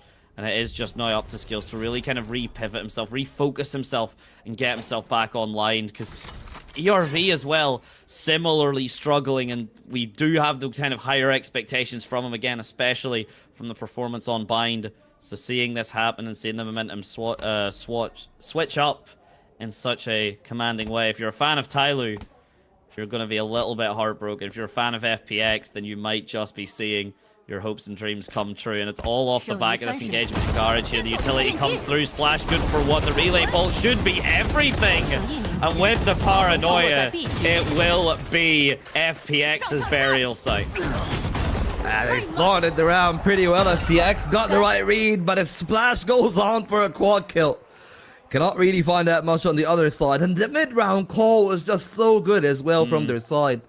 Getting mail, the smoke that they've put a lot of attention towards this main position, and they wanted to kill those 2 guys here. That would have been their winning ticket to the game, but the contact play just wasn't good from them, and it really enabled Splash to find a lot of success in the round. That's when I get scared, when FPX is slow. Because once they lose that explosive factor, they're sitting ducks. Still around in the lead. Still a gun round for them here. The last one was the bonus, so they're not going to be too fussed about that loss. But if they lose 2 back-to-back, especially if TYL start to be more convincing, this is where I would be worried as the Gia, and I might be considering an earlier timeout just to make sure that the game doesn't spiral out of control. Yeah, if we see this go to 8-8, I'd kind of expect that out of FPX. It wouldn't be a guarantee, but it would be an expectation. But here we go, the utility now being popped, the information being granted, and the positioning on towards the heaven side. The paranoia is good for 1 corner, but the saturate isn't as great as it could be. Thankfully, Berlin's position certainly is. Splash, though, immediately coming back through, answering with 2 of his own 3 in total to do a decent chunk of damage. Spike's going to get dropped to the information been given, and you can see slowly, not immediately, pivoting towards the A side, playing with his namesake here. No from the shadows or anything, so it has to be very much firm belief in this call, and that firm belief is going to be answered. That prayer is going to come to fruition. He finds one, doesn't want to wait too long, doesn't want to try and play for the trigger discipline, but that goes Ayang's way. That gives him a shining light, a glimpse at a chance here. Either 8-8 or 9-7. It's down to timing. Guiding lights both are online for Sword 9. Doesn't pop either yet. The timing is everything. As Sword Knight just flicks to the left and finds Ayang stealing the round from under him. Even if he's quiet here today, the impact cannot be overstated enough. Like that one is absolutely out of the top drawer, especially from Splash, the hat trick to slow down the round, because that could have gone very wrong for their side. Splash is able to hold down the kill, shut down Berlin, and he was really close to a quad kill. And even if Ayang found that first kill, which to be fair, could have been a bit more difficult, TYL have been able to adjust to FPX. Now the question becomes, will they be able to hold on the line when FPX have as many ultimates as they do? Nightfall ready for Kovac. And there's an overdrive. That's the only ultimate that they got on the side of TYL. And it seems that for FPX, they want to get an early angle here. Berlin deep in with a stinger. That is one of the optimal ranges for him to play. Closed by the single box, and Splash is not ready. They're trying their best to hold down the line, but FPX are making the most out of that one. TYL having to drop the site, but that's B site open. They need a lot here, and it's only a single kill for Scales. Oh, slowly going to try and get the knife onto Berlin. Is slowly really going to try and get this knife. No, he's just playing for the positioning. He's just playing for the bait. But the Viper's Pit and Kovac still both make life difficult. The flashes pop too early. Bentley kind of steals away with his life here in the Viper's pit just to make sure the round can get sorted. And it is exactly that. Ayang, yet again, doing work for his team, staying alive, getting the Bucky out when it is needed, and doing damage to the opposition. TYL watching their hopes and dreams kind of fall apart, all off the back of that stealth stinger from the side of Berlin. And you gotta say, for TYL, a little bit lackluster in the way that they played that one. They could have left the B side open. They could have went more aggressive for the trade. They didn't do either or, and that was a massive drop from Splash, who usually is one of their best players, just caught absolutely unaware. Finances is there enough for a purchase for the side of TYL, but they still face the same problem. No ultimates on their end, and the Nightfall is still there. Make sure that one can go right for their side. Splash and Scales, now also ERV, all three at middle. Not gonna spot that much because the entirety of the play Madante have gone towards the A site, and they'll need to rotate fast. Otherwise, that Nightfall as a retake tool might secure the round for FPX. Yeah, indeed. It might do as a potential just taking tool. It might not need to be a retake necessary, but ERV struggling to land the shots there. Those Sword 9 with the Stinger gets the damage done, and it's an excellent regroup on. Suddenly, the Stinger might be all that's necessary. Skills adds on another one to the board. But the kill feed looking a little bit redder, a little bit deader here. The paranoia managed to be dodged by Ayang, but it's not going to be the bullets that follow that he survives there. The damage still just too much, and back and forth here vaults. The initial executes looking so solid from FPX, but the mid-round transition, the mid-round stance swap from TYL looking so clean. And that's the assignment thing that we were talking about, right? Like, it manifests in here. And then not looking at Sword 9 and him finding that first kill with the Stinger, the space bot for ERV, then to still play in the angle so they can play the trades, so they can play around each other. And that's how they tied up the game. If you're Ligia there, you definitely are a little bit hard done by, because the idea was good. The tactics are definitely there. But then the question becomes, like, what are you really supposed to do? Because something like that is so intrinsic in a player. You cannot really fix that within a single timeout. So the only thing that they can do on the side of FPX is maybe plan for more of the situations that they put themselves in the Thrifty or in the rounds that they win convincingly. Play for the rotates, try to play the tug of war, which they've been rather successful in. TYL. Yep. Maybe individually great, but tactically not really up to the same level as an FPX. Certainly is feeling that way, at least from the current attack side. We are seeing that TYL initially are actually losing that kind of tug of war, that push and pull, but the retake has just been so clean. And that's kind of been a consistent through point where FPX, not as much here, not as much, but the retakes certainly were, they were struggling against TYL both in Pearl and Bind. I think it was 80% and 60%. So, you know, decent enough in terms of the conversions, but nothing guaranteed. And TYL is certainly going to make lives a little bit more difficult. ERV gets a decent chunk of damage on the Berlin, but doesn't pull the trigger again. The Nightfall overdrive, everyone from FPX wanting onto this A site. And they are wanting on regardless of TYL's at all consent. Nothing going to be done. And not only that, but Vol, you just said it, a flawless from the Phoenix side there, an execute that could not have went cleaner. Yeah, they just played the round really well, start to finish. And that is exactly the thing that TYL are known for. Or sorry, FPX rather are known for. Yes, yeah. Is like getting that take. Everyone uses their utility, they just suffocate the other side so much, and TYL, in typical TYL fashion, don't really play the patient game. Everyone tries to make a hero play, and they just get ousted one by one. And right now, we are in the fine margins of this game of Valorant. 3 rounds for FPX, 4 rounds for TYL, but with this being a Thrifty, we are more than likely to go to an 11-9 scoreline, where TYL got this close on Pearl, and they were not able to close off the comeback. Yeah, they were not. It was a slightly wider slash line gap than what we're currently seeing. I believe it was like the 4 rounds, kind of 3 rounds thing. This time only 1. So they've not had quite as big a gap to close as they did back on Pearl, but still a high mountain to climb. 3 ultimates, you basically could say 5. ERV, depending on where this bandit shot goes here, it could be enough. Aiyang finds his head. ERV only finds the shoulder, and that's going to be the difference between alive and death as FPX continue to change TYL from mostly alive to mostly dead. It is the lower buy, so it is the way that FPX would hope this goes. But even still, TYL not being able to get a consolation frag or anything online before the retake starts, this is looking near impossible, Volt. It should be just 2 bandits with 3 players looking at the line of sight. A little bit labored from Berlin, but at the end of the day, still got the job done and slowly knows about that headshot position. Tries to jiggle into it. A little bit accurate there on the second one. Good amount of damage, but never really going past Aiyang here tonight. That's over 20 kills for the Viper.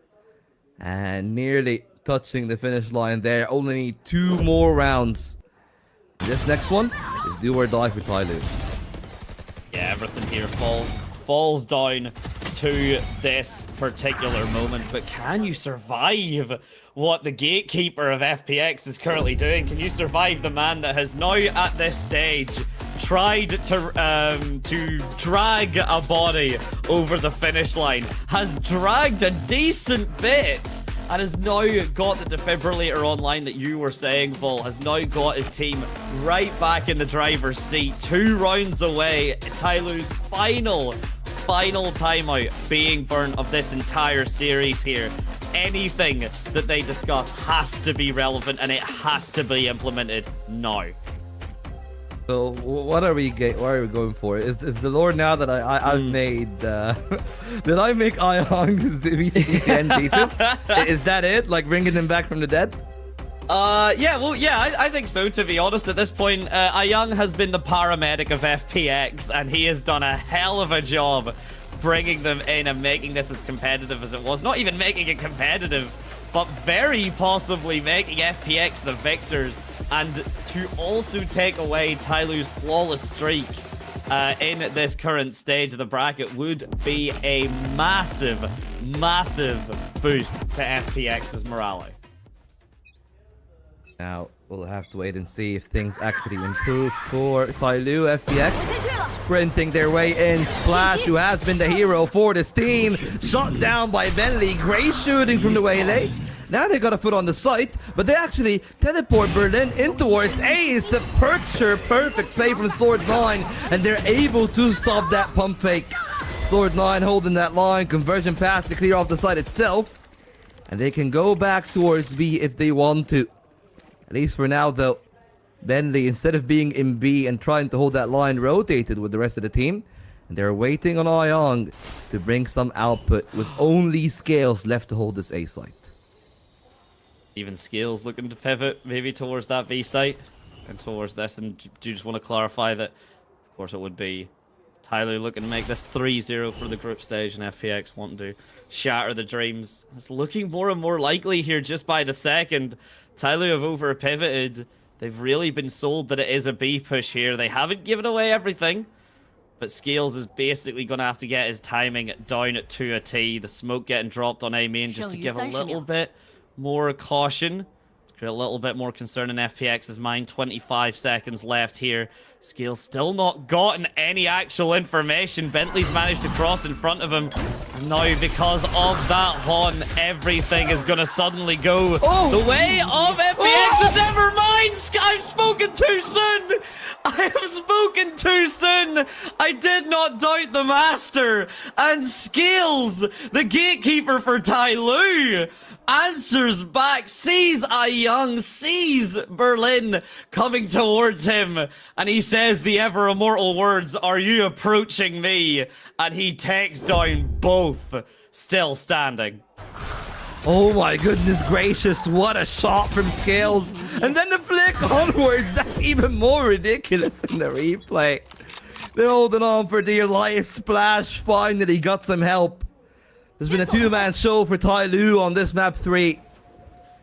It's time to bring up the impact. The AWP this time in the hands of Berlin. No snipers for the side of TYL. There's a 3-player stack, including the duelist. They spotted the op. They're going to be happy enough not to re-aggress into it. I say that. But they actually spring on for the full-on push. Berlin has to spend both of his TPs just to get back into the safety of his own teammates. And now they got no other options but to go towards the A site. Even with that kill towards B, they know there's at least 2 more in there. They played a numerical game, and they will have to find success against Scales and Sword9. Potentially the biggest match of the group stage thus far. And it could all come down to this Vince initiation from this attack once we see it activated, once we see it actioned from the side of FPX here. There's no one to fully meet them on Heaven, but it is this crossfire from Scales and Sword9. And the setups have been very solid beforehand, so expecting it to be more with 30 seconds left on the clock. And TYL firmly in control of B site. It should be pretty confident we know where this execute's coming from. The A site is exactly the case, but the movement from Cetrod means that Sword9 does get spotted. The snakebite not going to be enough here. Berlin holding with the off. The cross not going to be allowed. ERV falls. Berlin tries to go for the no-scope there. The shorty is good, so a 1 versus 2. Splash would have to do it all. He's certainly done it in the past. He's certainly done enough. The overdrive now being popped. Cooks one alive. Ayang gives away his information, gives away the utility, gives away potentially everything here. The spike tap, Splash gonna swing one from screens, doesn't realize the right side, and Bentley gets it done. A close 1v1 that goes the way of FPX's side. Match series point that TYL now have to survive against. Well, now it's a 2-round game. As close as TYL have gotten on that one. FPX held on really well. Sword9 took a gambit, didn't work out. And then FPX able to close it out from there. You can tell how much it means for them. Of course, Kovac was a part of that 2025 Stage 2 team of Vitality for a while. Not the best results for Vitality at the time, and I was really worried about FPX's outcome. And it's going to be a massive win because TYL have definitely proved themselves as legitimate. But they're beating them in the most FPX way ever. Outmaneuvering them, outplaying them in a tactical sense. Individually, I cannot say that anyone actually is on the side of FPX better, outside of Ayang, of course. Yep. But like, yeah, this is just a master at work in Ligia and of course in the calling from the side of FPX. It really has to be. I mean, again, you can't overstate Ayang's current impact. It would have been not only a 2-0 in my opinion, a pretty convincing one if Ayang had not just been as dominant as he is right now. FPX is shining glimmer of hope in the darkness that was this series, particularly at the start. 13-5, it is your opponent's map pick, but even still a difficult thing to bounce back from. And FPX looking to do exactly that. One more round, no ultimates online. Everything was expended from TYL and they couldn't even get the round win. And a defensive, aggressive defense here is going to work out from TYL. It looked like FPX initially having the read. Not the case anymore. The paranoia comes through slowly. I believe nearly killing himself on the snake's venom. But he gets out. Ayang takes his pound of flesh, though surely you do not push if you are TYL. You just play this patiently. Oh, this is a round that's gone completely off the rails. Nobody expected that TP to actually be aggressive. They thought it was just information gathered by slowly. And now everything in play. Kovac and Ayang. And that combination, we've seen them find so much success before, but the high-low was too much of a test for them. Are going back, though, in the embrace of ERV. The pump should be enough for one. There's a kill to be had here, but they're actually sneaking out of that one. Oh, the intuition, the sixth sense, Madante, but time is the enemy. 35 seconds, they'll need to start running. 35 seconds, they have not made a noise yet, and they are fully aware. The side of FPX, Ayang and Kovac, both fully aware that they haven't made noise yet. And ERV not able to get anything, not able to get any information. Gets a gun upgrade, though. So as I say, doesn't get anything in terms of that visual contact, but certainly gets something in terms of an upgrade here, but 15 seconds left. It's very clear the FPX are looking towards the A site, and Kovac is caught doing exactly that. Young follows, Sword 9 swings through, adds 2 onto the kill feed, and the ultimate economy is still looking a bit shaky here. It might just come down to the fundamentals and the mechanics, with nothing else to see of these teams. They couldn't get it to OT. At least on the Pearl, we'll have to wait and see if things are going to change here, because it looked a bit shaky. And if they took their time, yeah, as in, like, actually, not took their time, as in, like, if they spend the time right and just ran in, instead of walking the entire distance, they would have actually had the spike down. That would have been a very different game. Now the question becomes, can they do anything about it, or collect it? And that shaky ultimate economy at least got a conversion path, and Kovac is only 2 away on his own right. So if SPX gets the site, I feel like they're nearly guaranteed a round. It's just all about finding success on that day. Oh, and it's going to be massive. We see the Haunt, we see the fast lane, we see everything come through. Young with the first one down. Bentley put down to 8 HP though. Does manage at least to get his team up. The Viper's Pit slowly does not care about such suggestions. He does not care about anything else here. Using the From the Shadows just to get Garage completely clear. Just to get that information spotted out. The spike still not even planted yet in the Viper's Pit. The spray is great. The spray is incredible from ERV. He ANDs it all and brings TYL to OT. Stops FPX dead in their tracks, trying to win in regulation. And how else really would this series end, Volt? I have no idea who is gonna take the win, but there's one thing that I know, which is taking timeouts when ahead is always a recipe for disaster. They were leading by 2. It was 12-10. They had the game in their hands, but they allowed the timeout to give a chance for TYL. And it's not like TYL actually were able to match them tactically. It's just slowly decided that enough is enough. Now 26 kills to his name, 6 kills in the most important 2. And this game now in anyone's hands. It's OT 1-for-1. FPX start on the defense. The question becomes, can TYL rectify their errors in the first half?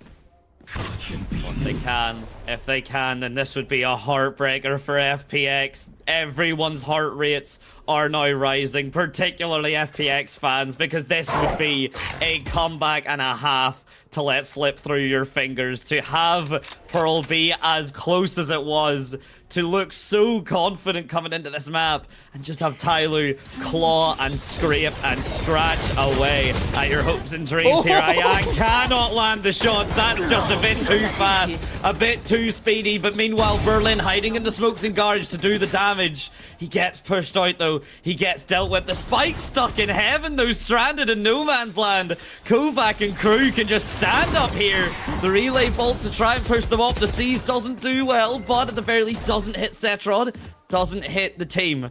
But the spike still needing control of here, and every piece of utility that that TYL specifically use here, Volt, is one piece of utility they cannot use for the post plan if they even make it that far. They got nothing left.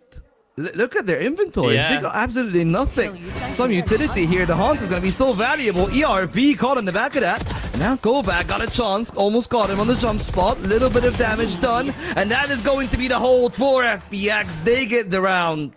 2 rounds too late. But all they need is one more. And the game is still theirs. An absolute heartbreaker for TYL as well. That heaven control initially, absolutely beautiful. That aggression on the Ion, but you give up Sword 9. Kovac manages to get the only kill that truly matters in that scenario, and it allows the rest of FPX just to set up comfortably, just to set up the tent and allow their opposition to come to them. They played that defense to perfection, and they've just got to do one more round on attack to seal the deal. Well, that might be it. Scales gone in the initial 3 seconds of the round. Splash trying to be the hero this time. No more slowly to cover up for his mistakes, as numbers do become a bit of a concern. ERV on one angle. There's one on the other side of Mail, but that kill is untraded. So we are back to a 4-on-4. They want to really find the kill on that angle, but they cannot clear Setraw without casualties. And Bentley still finding some of his own. It's a 2-on-3. FPX in the lead, and they run back towards the A site for the finale. This is it. This is the season. This is the series finale. Potentially here. The overtime could be prevented. TYL would have to do it all here just to even get themselves a shot at winning this series, Vault.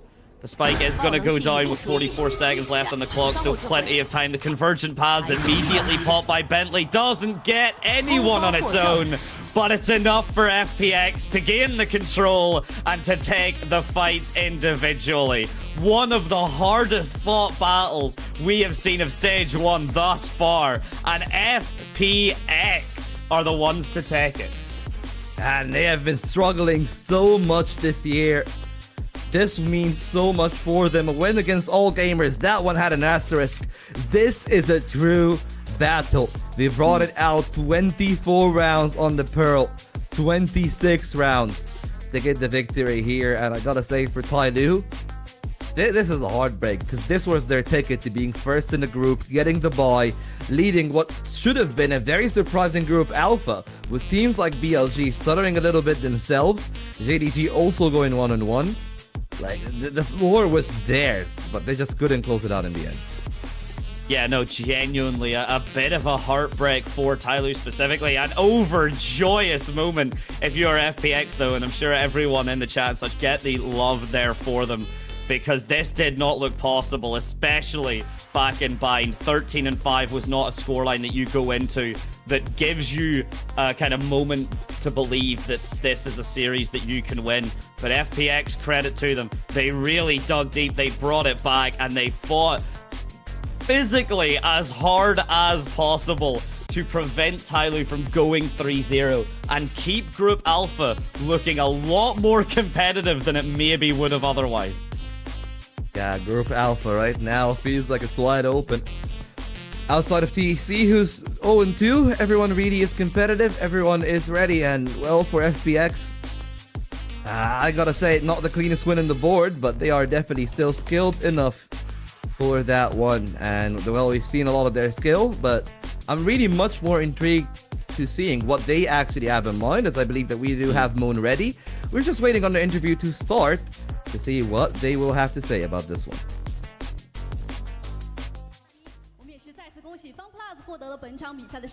Let us know your thoughts today, and he says he's very happy about the game. 感觉就还行吧，挺刺激的。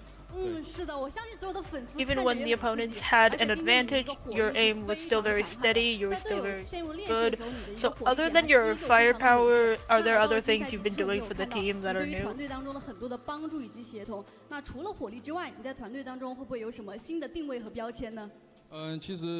As one of the veteran players of FPX, he feels like he has a responsibility to bring and help the other, like the rookies to, or the new players to enjoy the game and play better.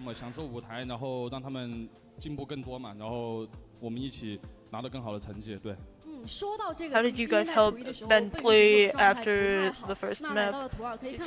He basically did it himself. He did a really good job of fixing his own mental, and he just had really, really bad luck running into lines of fire on the first map. They were slightly worried it would affect his mental after the first map, so they gave him a hug. 对，就是说没事啊，什么什么的，安慰一下人，对。看得出来这个抱抱的力量也是很强，能看到他在图2、图3的时候发挥出自己一个应有的状态。那来到图2，深海明珠是非常关键的一张地图，而且你跟对面的 What are your thoughts on Scales? And he says basically, the coach told him to go destroy this guy. Nico 教练就让我去 destroy this guy。 The new IGL of the team is Kovaku, and I'm sure that had an effect on the team gameplay. So how has that affected the team? He's a really good player, and they can play really fast or really slow. He can call both. it's harder for opponents to anti against them because they have so many different ways to play. And Kovaku just in general has really good calls. 2拍拿的信息，然后让我们去夺点啊，进行一些反清，我觉得他都扣得非常好，对。 You guys have gotten 2 wins in stage 1. Does that change your mental or your goals at all? He says he's already achieved his goals. He just wanted to win 1. He's not too invested in like the next matches. He just wants to keep playing well.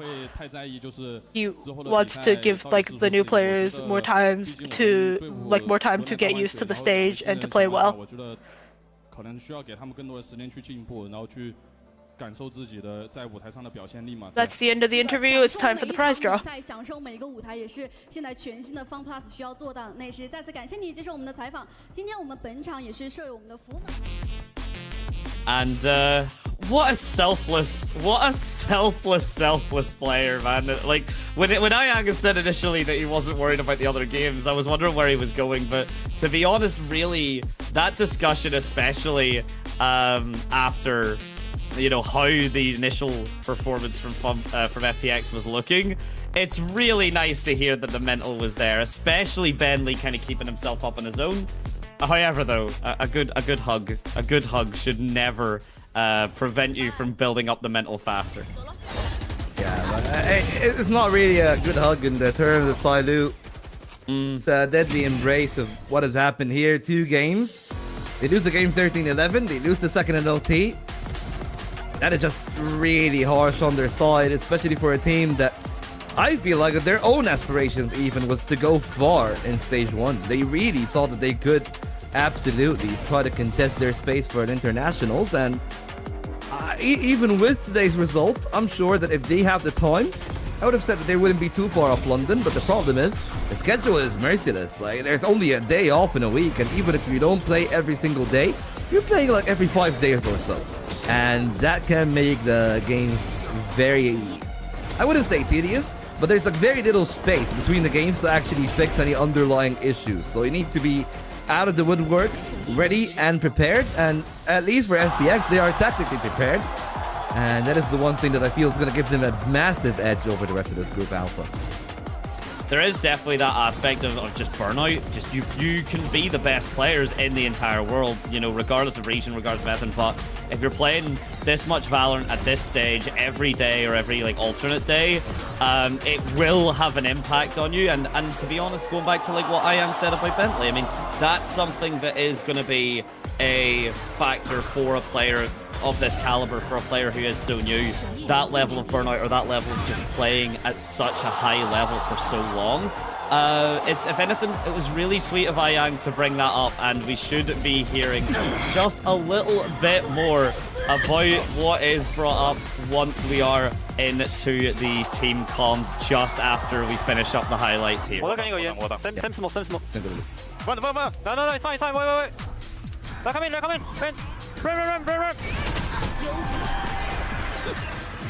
Okay, go OT, guys. Go side. They're coming. I'm blind, but so blind. Nice shot. Why am I coming? I'm gonna wall down. Maybe heaven. I'm watching heaven. I'm smoking heaven. Hey. He's safe, real safe. I'm filling. Nice ulti. Come on, Neon. He's been out. Right, but cancel. Going B. 3B. Nice. 2 more. Guy here. One more. 2 here. New box. One new box. Go side. I go city. Go back. One new box, one side. I wait for ult. Yes. One side. We have stun cease. Yeah, this side. Ayang. And every time that we had to highlight FPX, who else but Ayang? I mean, unfortunately for TYL, it's nobody else but him. He has been on an absolute tear today. Like, absolutely masterful performance on all 3 maps and every single metric that you can consider. he has just been so detrimental to any hopes of TYL. And you even look at the heat maps, right, of where he got those kills. Like, a lot of those are in the later times of the round. It's not only that he does find the openers on the lurks, which he does sometime, as you can tell there, but it's also that even when he's playing both on the defense and the offense, he's able to take some of those duels. Multiple multi-kills found by Ayang here today. And he was really one of the massive reasons that Splash, as hot as he was to start the game, eventually got shut down. Between Kovac and Ayang, the B site was completely locked down on defense. Yeah, definitely. And I mean, big shout out to Kovac, right? As we heard in the interview, you know, the new IGL for FPX, and clearly can lead them into great places, even if it takes a little while, even if it basically takes regulation to do it. He's still able to bring FPX in, and look, there were there was an ace. Yeah, there was an ace at the start of this, and then there was a knife. Remember those rounds all the way back at the start of this map? I don't. Here's the thing. You remember the ace, you look at the knife here on the map, and you walk in the interview, and he's like, I don't want anything in life. You know, I have achieved tranquility and peace. I can die happy today. Like, bro, you're literally murdering them. You're knifing people. You're knifing people. You're doing the most disrespectful thing you can do on a professional stage, and he's still doing it while being... I know you said in map 1, Volt, that he didn't get MVP because it doesn't make much sense, but he made a point. Ayang made a point for all 3 maps that he was MVP of this best of 3. Absolutely, a notch above, and you can even tell their Splash, as good as he wasn't enough for the game. Even Slowly, who encroached on the kill number, not really the same on terms of ECS, but really the rest of the team did so well from FPX actually on the recovery, because you remember the game from Berlin? I don't. Maps 2 and 3, he was an instrumental part, both on the Lotus and here on the Split. And even Bentley, who, yes, as he said, maybe isn't really having the smoothest of time on the stage, he warmed up into maps 2 and 3. Some players, especially if you're a rookie, you wouldn't recover from that. I mean, the one example is Kolosha from Navi, who, of course, is standing in for Exit, their newer transfer. And you look at the way that Kolosha played, Kolosha just never got the ball rolling, but despite that, Navi still won. Here, Bentley actually was a participating factor in a lot of the rounds here on the Split especially, but even on the Split, he was still doing his part, and even then some. Yeah, definitely. I mean, look at this. I mean, 16 first bloods for FPX and only 10 for TYL. Good comeback on those 2 rounds, but FPX showing that very much the entries and the initial fights just going their way, and we do still have to highlight Splash, despite the fact that it didn't go TYL's way in the end. I mean, look at that, basically doubling the first kills in the server, the multi-kills as well, close to double. 1 kill a round is just a good stat line. That is meaning every single time that Splash is technically putting FPX into a 5v4, or a 4v5, I should say. I mean, statistically, great work from Splash, but as I said, again, in the second half, he definitely did taper off a little bit. And that's where things got a little bit problematic for TYL, is that they had to wait until Slowly got into form in the last couple of rounds in OT and in regulation. But even then, like, the team as a whole didn't really actually combine to that much. And that is the worrying part for me for TYL, is that if they're actually having like 3 players at a time that are all on form, they are able to replicate the result of the bind. But we haven't seen the same thing on maps 2 and 3, and they really cannot afford this, especially once they get into some of the, I would say, a little bit more difficult games that they will have down the line, because a lot of the other teams, they're gonna be so hungry, and especially when they're struggling, they're gonna pounce on that opportunity with their entire life on the line, because they are desperate for a playoffs in a group that, again, we are still yet to know who's actually going to make it to playoffs. This game at least guarantees that FPX only are 1 best of 3 away. But even then, they could be frozen because they have some tough games coming up. Yeah, and definitely they could. But anyway, for FPX and TYL and for ourselves, that will be us. But it is not the end of the China coverage today. We are going to be having in just a moment Titan Esports Club and Billy coming up for that separate group. It's been myself, Dante, my beautiful boy Vol, and whenever we are back, we'll be here with 2 more lovely casters to take you through that best of 3. We'll see you just after this. Nothing could have prepared me for the high stakes heartbreak that surrounds me. You want me, you burn slow. I can feel you coming like a wildfire. I'm just the fuel, baby, you're the lighter. If I'm not careful, you'll burn right through my soul. Burning like a wildfire, dynamite.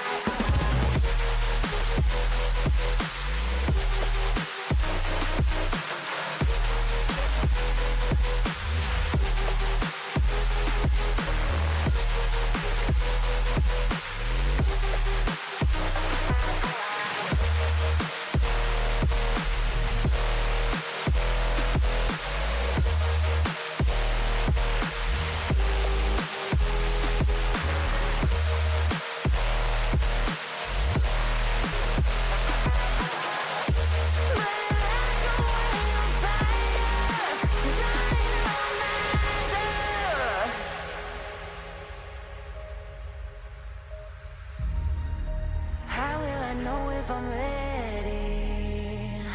The demons unleashed from your mind hold me steady. Yeah. 'Cause you want me, you won't let me go. So I burn slow. I can feel you coming like a wildfire. I'm just the fuel, baby, you're the lighter. If I'm not careful, you'll burn right through my soul. Burning like a wildfire. Careful, you'll burn right through my soul. Burning like a wildfire, dynamite.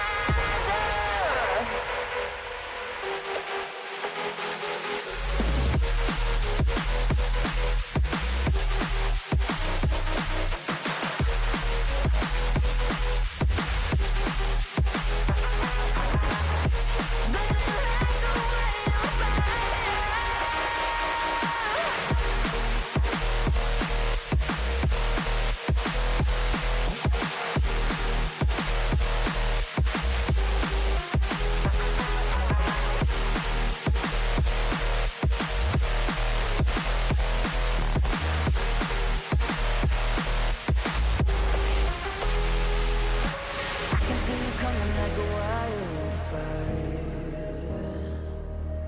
I'm just the fuel, baby, you're the lighter.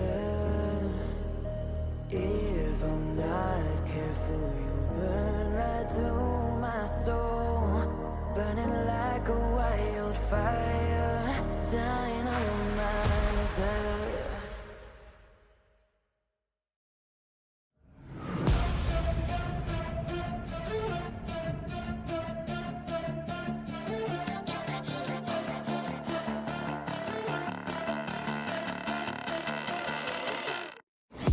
Got a monster inside of me, you better watch out. If your enemy's a road ahead of full prophecy to be the greatest beast the world has ever seen. I feed him every day like the bones clean. I feed him all the hate and he grows me. And he gets caught real big, pissed off quick. And if you cross him, you might drop dead. Metaphorically, of course, settling the score. Never getting bored, loves the blood and gold. Always wanting more freedom from the source. They don't really listen until they feel the force of hard in. If you start shit, you be heartless in the darkness. Torn apart quick, you left scars ripped. You be chewed up and discarded.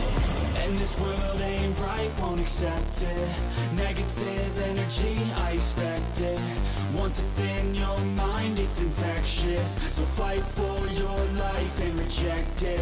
You better give me space, I'm protective.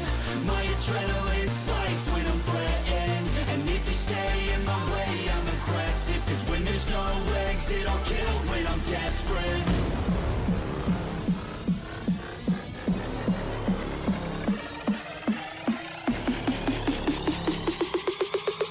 When there's no exit, I'll kill when I'm desperate.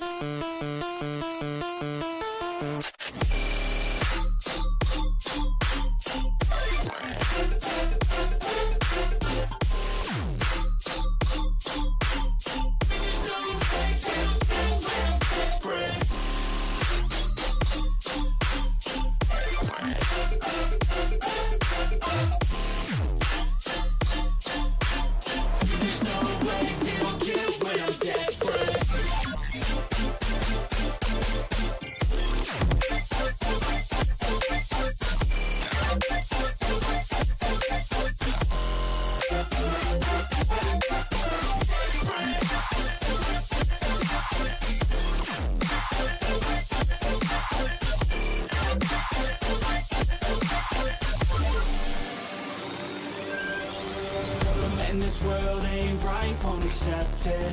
Negative energy, I expect it. Once it's in your mind, it's infectious. So fight for your life and reject it. You better give me space, I'm protective. My adrenaline spikes when I'm threatened. And if you stay in my way, I'm aggressive. Cause when there's no exit, I'll kill when I'm desperate.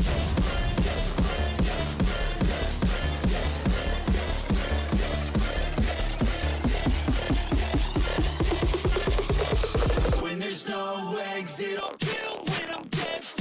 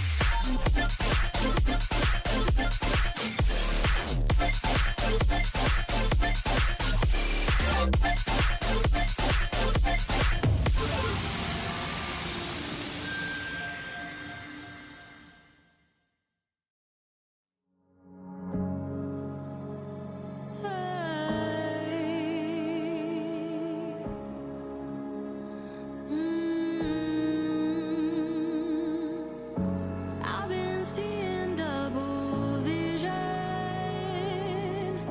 I've been having trouble sleeping.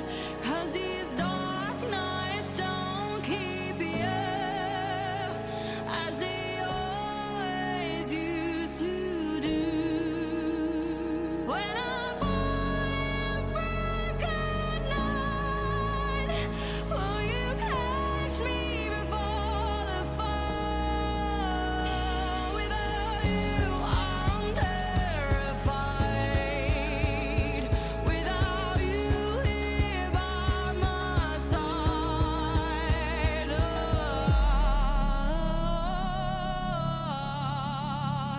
I'm so dependent.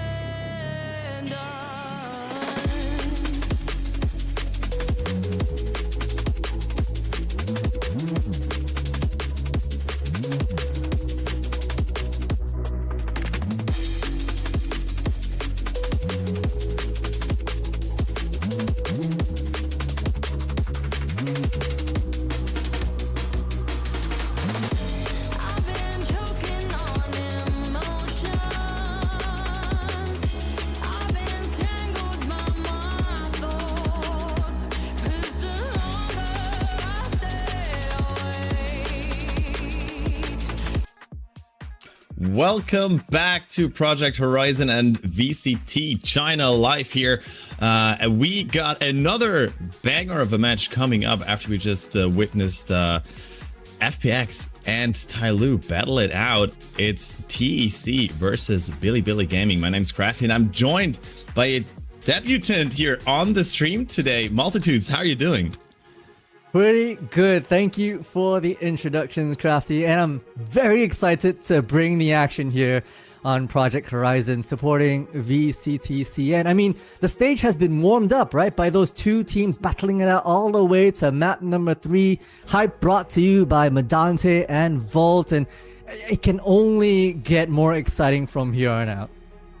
Yeah, I mean, FPX winning versus TYL probably was the most group alpha thing to happen. And yeah, with that, everything's possible right now. It feels like any team can beat any team in this group at the moment, except for Titan Esports Club, because they're the only team that have not yet won a series, and they will have to do it today. Otherwise, their playoff hopes might look pretty dire, to be honest. Yeah, it's a very unfortunate for them that they're, one of the 6 teams, the only team out of 6 here in Group Stage Alpha that haven't clocked a W for their matchups. And, it is in the group stages, round robin, so we'll have to clock 5 matchups and ending, you know, with a big fat 0 so far. It's gonna not feel great. To improve their chances, they'll definitely need to put down the pedal to the metal. We already see the Titan Esports Club line up right now here on the stage. Dynamite, Spitfires, Hao Dong, Coco, and Lucas with that middle character taking the IGL spot, trying to lead the charge here for the club. Yeah, it's gotta be a tough matchup, honestly. But I mean, on paper, this team does actually look pretty strong. They already had a decent showing earlier in the stage versus All Gamers, but just quite could not make it. On the other hand, though, Bilibili Gaming struggling in their opening match, but then coming back 2 days ago versus JDG with a very convincing 2-0 victory. This is Rusia, K-Knight, YZ, Yilai, and IGL Neff, who's been dominant in that past series. Very much so. A huge clutch factor for many rounds when things go awry. Somehow Neff, the IGL, able to dig deep and find a way into a successive round conversion. The stats online as well, and so far, you know, everything points towards the secondary team here. Bilibili Gaming with, you know, more attack, more defensive wins, more clutch potentials. But this is the part where I think the underdog needs to punch back up, right? We've just saw FPX fight their way back up into a round win, pushing overtime, and then really contesting TYL for the top contenders here in Group Alpha. And I think that's a little more motivation for the Titan Esports team. Yeah, I mean, it's gotta be, to be honest, because BLG, of course, themselves looking to beat that Chinese powerhouse again, that they are said to be, at least. We never really know, will they actually like make it to an international stage and then be able to show that same dominance that they have shown locally in China in the past. But it feels, whenever you think they're finally broken, they come back like they did versus JDG last weekend. And I mean, two players that we were already highlighting, or that the IGLs, of course, played a dominant role in that as well. But the duelists that we were just seeing, also a very crucial role. We got Spitfires, who just came in this year, Forum, All Gamers, 2 TEC, and on the other hand, YZ, who is currently playing in that double duelist role together with Yilai, a player that also just joined this team prior to this stage, and who has been struggling a bit in the opening matches, but is slowly being integrated into this roster. I 100% agree, right? You know, some of the promises, at least from Eli, from the academy days, has sort of started budding their way through. But hopefully under the guidance of Neff as well, we'll be able to shine a bit brighter in the matches to come. If it's any match, like you called it, it's going to have to be this one for them to really push themselves forward. And on the other side, you know, it is TEC who... Sorry, it is Bilibili Gaming, right? That is trying to make a difference. We kind of talked about it being group stages, having a chance to separate the, you know, the big winners from the big losers, but that's not Group Alpha, right? It's a tight race. And so yes, Titan Esports want this win to get their foot into the game, but Bilibili want their chance to hopefully step back up onto at least the top half of this group and maintain at least a fighting chance in the top 4 into the next stage here of the split, because of how fierce the competition is in the group. And I mean, with Bilibili Gaming being their opponent, Titan Esports Club are facing one of the most experienced teams in this region, and a team that is known for their cutthroat fighting style, basically, with a very fragging IGL as well, in the form of Naf. I was hyping him up already after his past match versus JDG, where he topped the charts in almost every category. He's also one of the league's leaders in a lot of stats right now. So, I mean, having a player like Naf being your IGL and then also performing like that on this stage is, of course, very important, and it might spell disaster already for Titan Esports Club today, because especially in their past match, we've seen them struggle a bit with some of these fundamentals. They looked shaky at times, and this could very well be something that BLG will expose and punish. But first, we got to get through the skirmish, see who's got voting rights here first for the map vote. And it's Dynamite and K-Knight that battle it out. I love this part, right? The introduction of the skirmishes. And I think even some of the teams do allow for coaches to join in and hop in on the action. But it is a little bit of a close affair with the fans right up at the gates to get a glimpse of the flicks that K-Knight are bringing to the scene. Able to secure Billy Gaming, their spot in either choosing to be first seed for the map picks or second. It's really up to their choice. Yeah, I mean, this can be an advantage, but let's see what they did choose to go for. They went first, and with Fracture being left open there by Titan Esports Clubs, is gonna be our first map pick from BLG, followed up by the Breeze pick from Titan Esports Clubs. Two very exciting matches. We get the Lotus as well as the decider after Haven and the Bind have been banned out as well, which is super exciting to me. We get the 2 new maps, and then we get Breeze, which is like one of my all-time favorites, to be honest. I couldn't have asked for a better map veto.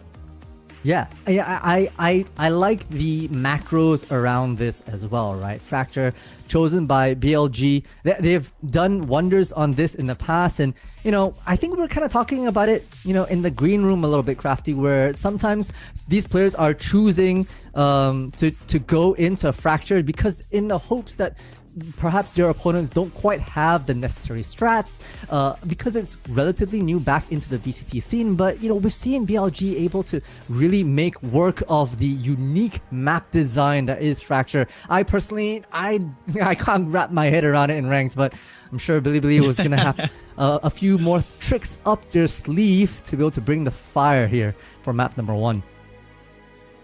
Yeah, the fire is certainly about to happen as the players are already getting ready here for the walkouts. I'm so excited for this matchup. We were talking about it already, like how important this is for Titan Esports Club. They fell short twice, and with a loss today, this could very well mean that they're almost out of play of contention. I mean, yes, there is mathematically and technically still a chance, but it would very much rely on them winning their last remaining matches and the right teams beating each other up against them. So this is a very tough spot for Titan Esports Club to be in. Yeah, and the after Billy Gaming, they still have to go against the likes of JDG and Funplux Phoenix, which we've seen them play in the last week and a half, and they've been on a tear themselves as well. So really, TEC have this one opportunity. You're in just about the midpoint of group stages. Time to lock in, dig deep, do some serious VOD reviews, right? I mean, I'm looking at Dynamites, I'm looking at Spitfire. They've had some brilliant performances in the past few matchups with some, mechanical prowess, but more often than not, it's not traded well. Their positioning is not great with each other, and we're hoping to see a bit more tactical awareness as a team, because again, in this double duelist era, that is all it takes, right? There's been nerfs with the initiation power that teams are bringing to the table, and because of that, it is frag heavy, and it is truly who can get the trades better that those teams will be able to make their plays come to fruition.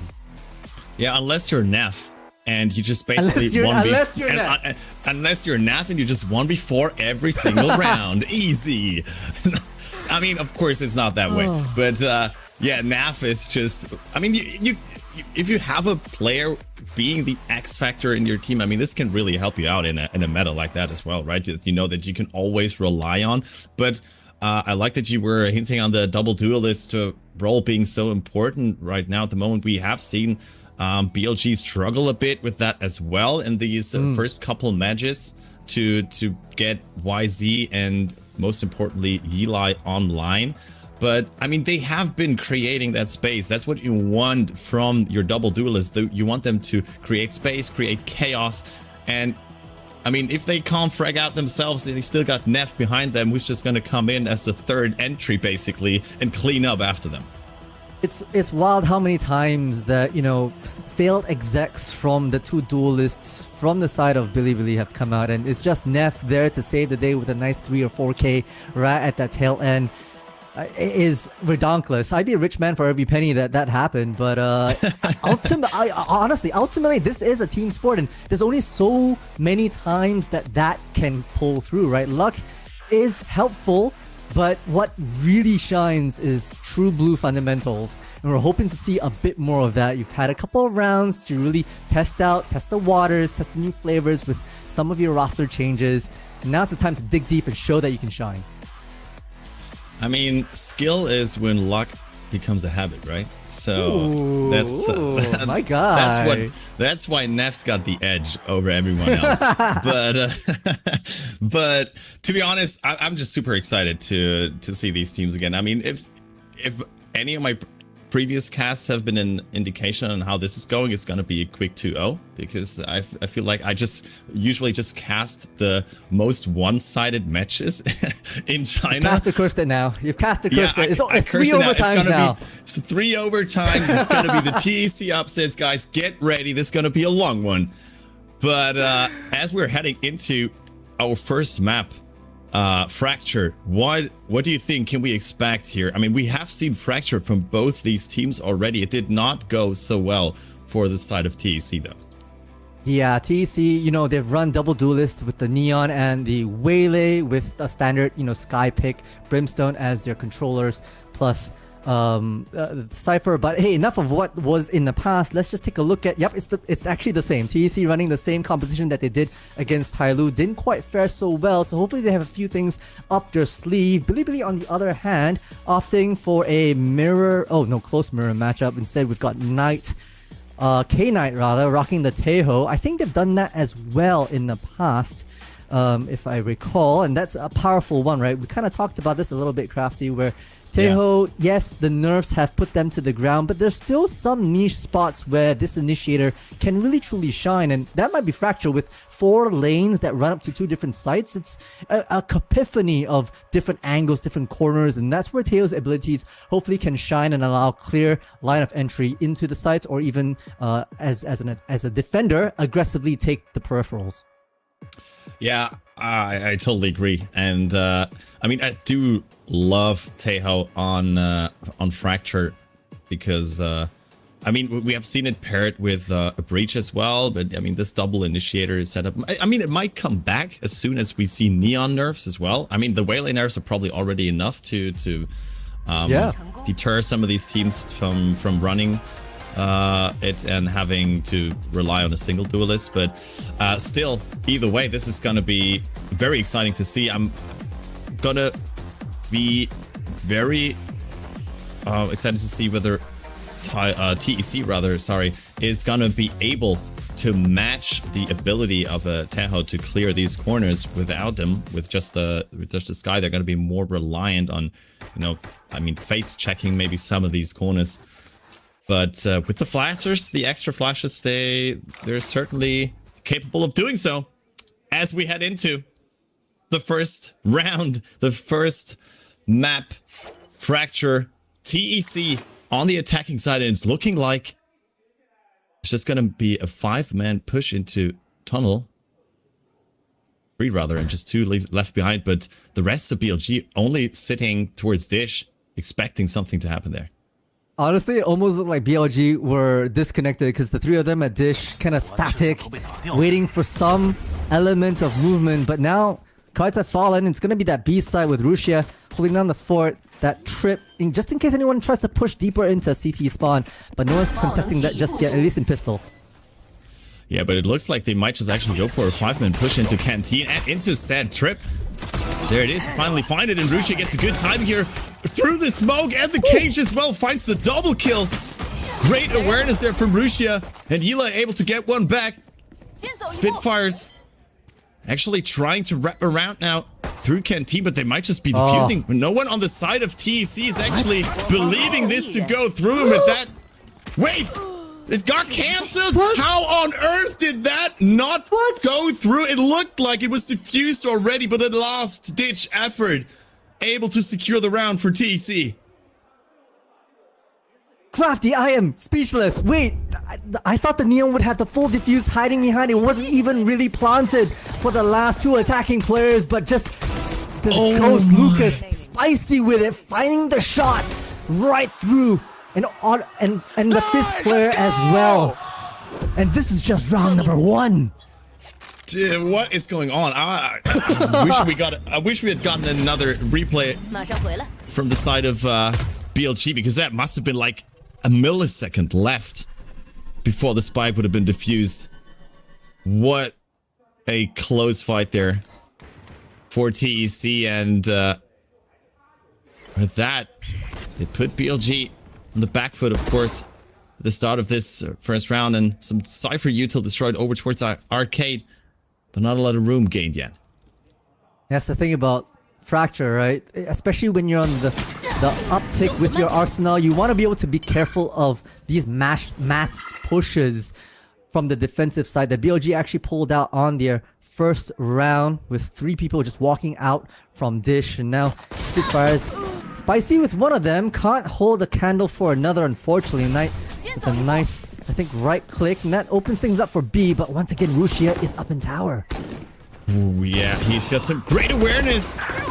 Takes that peek towards arcade, but in a blink of an eye, the entire site falls. Another kill claimed there, as someone might have actually tried to push out of that smoke to find a timing. All of a sudden, it is just Naf who did recover that Marshall on the other side of the map, but Haodong finishes him off. It is another one on the board for players surviving on the side of TEC.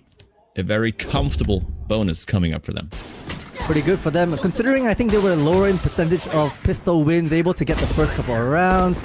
Rushia tries their best, but couldn't find the mark at the end.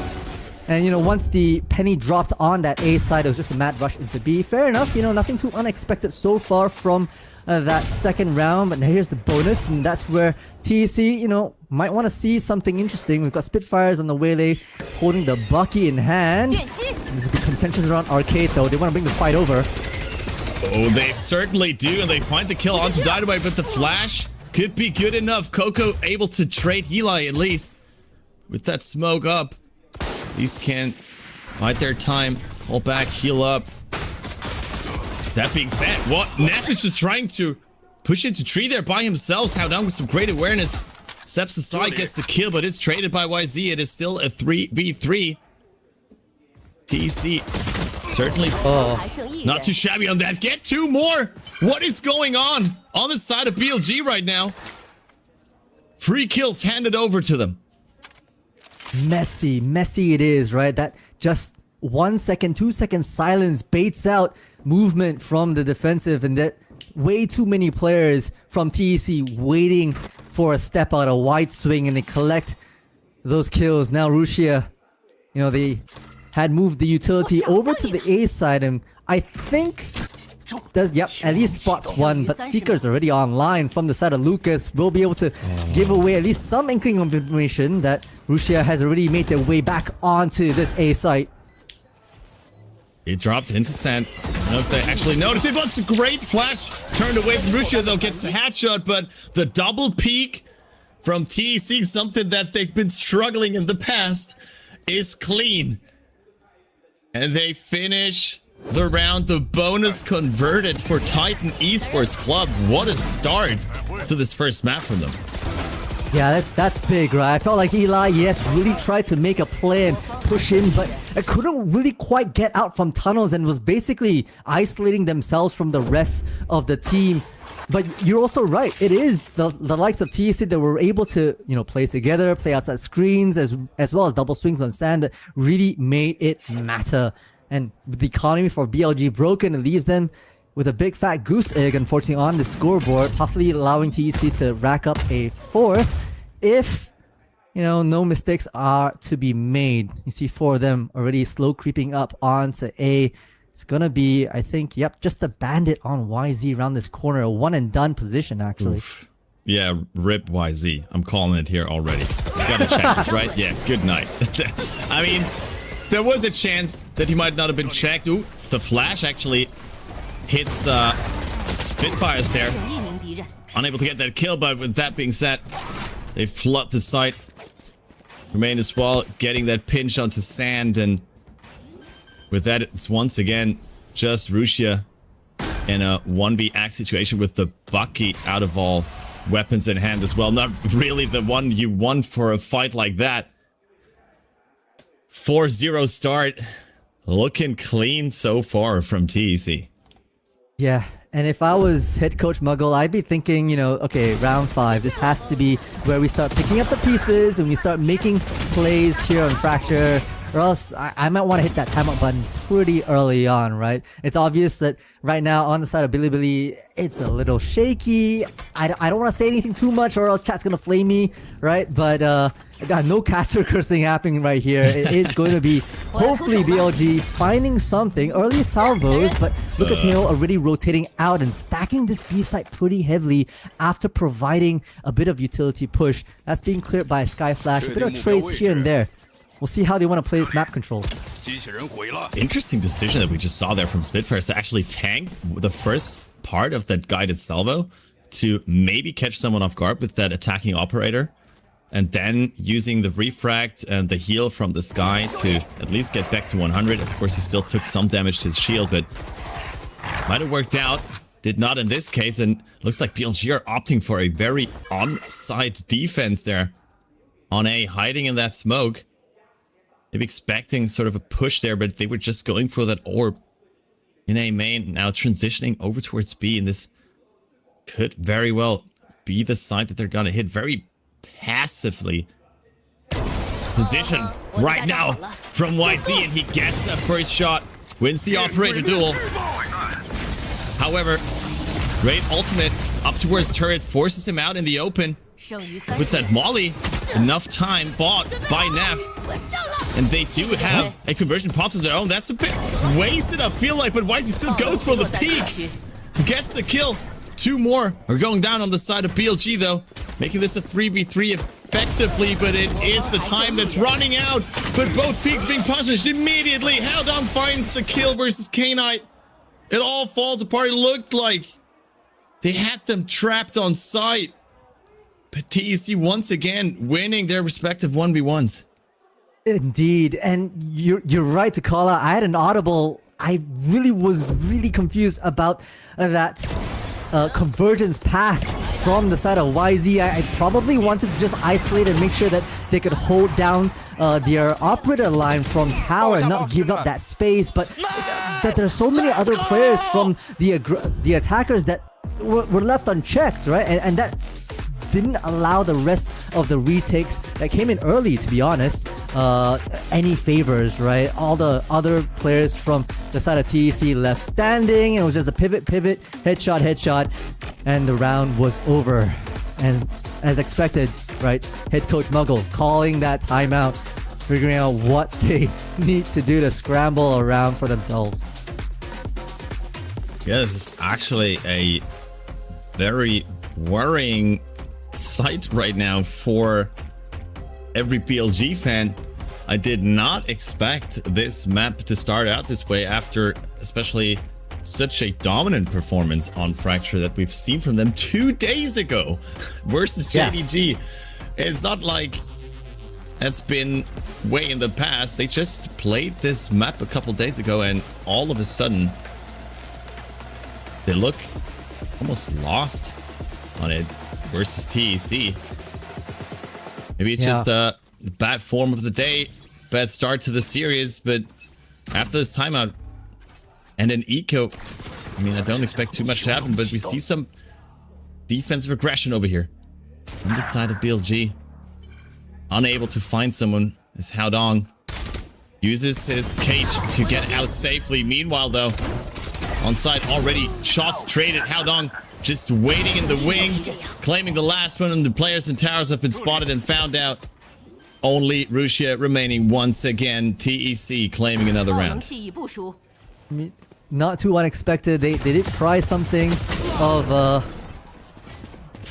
to make a play out of it. I think it was like 4 or 3 players running out of B main. Fair enough. It is their save round. I think it's just Sheriffs and Bandits across the board.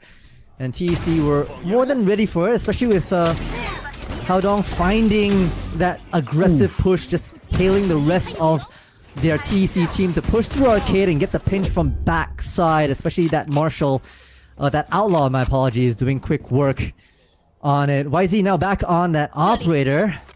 Could find one on the first purchase, not too much value thereafter. We'll see how they take this. Just outside here, finds Haodong in the midst of it all. Beautiful start. Oh, very aggressive. Whoa, Dynamite. Okay. Caught out in the open, and Eli just strikes them down. Titan Esports Club just throws themselves against the wall. And BLG say thank you. Looking like they're gonna finally put a round on the board. Yeah, it's a new look for TEC, right? They actually went in a little bit more fragmented right off the rip. And the smokes we go. Yeah, as that dissipates, it'll be Spitfires that drops the final one, with Eli picking up a nice, I think, 3 or 4K to their name. But TEC, right? They've, up to this point in time, they've really been starting the rounds with at least 3 or 4 stack around. Yeah, they did a high-low, but holy, with that refrag coming in from YZ, just able to make those plays work for them. And we just talked about TEC using their group advantage, their teamwork as their main advantage right now, and that's possibly why they failed, or at least allowed BLG to get their first round under their belt. Yeah, can they follow up on this one though? That's gonna be the most important thing. Stabilizing their economy, finding their footing in this first map. Seekers invested will spot that there's not a lot going on A side, but Fracture being a map where defenders can rotate very quickly, they will be there for a quick retake. That's an orbital strike invested onto site, but the conversion pods to answer to stop them in their tracks. The Armageddon being used there from BLG to clear out Sands, but didn't really force them out in the open. Still a lot of space controlled by TEC, and I don't see the really happening right now. Dynamite unchecked as YZ is trying to fish with the Operator and just goes forth immediately. The quadruple swing here on SFNet gets 4. What? But then forgets about the last one. Almost the impossible ace there. I think he had no bullets left in the gun, but what is going on? What is going on indeed? I think it's like 3 or 4 outs being thrown at everything. You're right that that Armageddon didn't quite have the same effect that they were hoping for, especially with Dynamite hiding in heaven. But it's Neff. It's always Neff. The IGL pocketing a nice 4K, almost clutching up. I don't even know if Neff would have enough time to defuse, but no matter, are you not entertained? Yeah, this is an insane first map already. I mean, right now it certainly does not look like we're gonna head into an overtime here, as Titan Esports Club are just steamrolling BLG at the moment. Can they actually come back into this? Yeah, no changes from the way BLG are standing, right? Yeah, Russia has been moving back and forth between A and B. Maybe or maybe not that Cam is playing at advantage, but the way with TEC domineering, at least, you know, one of the legs leaving a lurk on the other, means that it's harder for BLG right now to get the information, and right now TEC are looking at the right side. Once again, a fast lane and a quick execute from Dynamite is all they need. Immediately pulls out the overdrive as well and finds Neff through the smoke. That's just not fair. BLG unable to respond. Dynamite a bit overeager here, trying to push into Canteen. YZ stops him in his tracks, and now they might be able to find this retake using the fast lane. of their own, but Coco and Spitfire still unchecked. Gets one, gets two.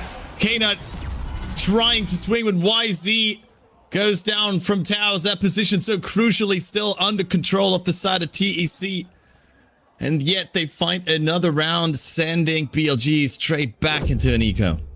Spitfires that triggered discipline at the end, letting the fast lane go through, even sacrificing an additional teammate just to be able to drop a nice 2, holding the close corner of Generator, and then allowing Lucas with that crossfire to pick up the final. TEC fire back, right? Just disseminating any sort of momentum that BLG were trying to garner out from that timeout a couple of rounds back. And they look to try to change things up. BLG, right? A bit more aggression down B main, a bit more aggression outside of A main to hold down these extremities.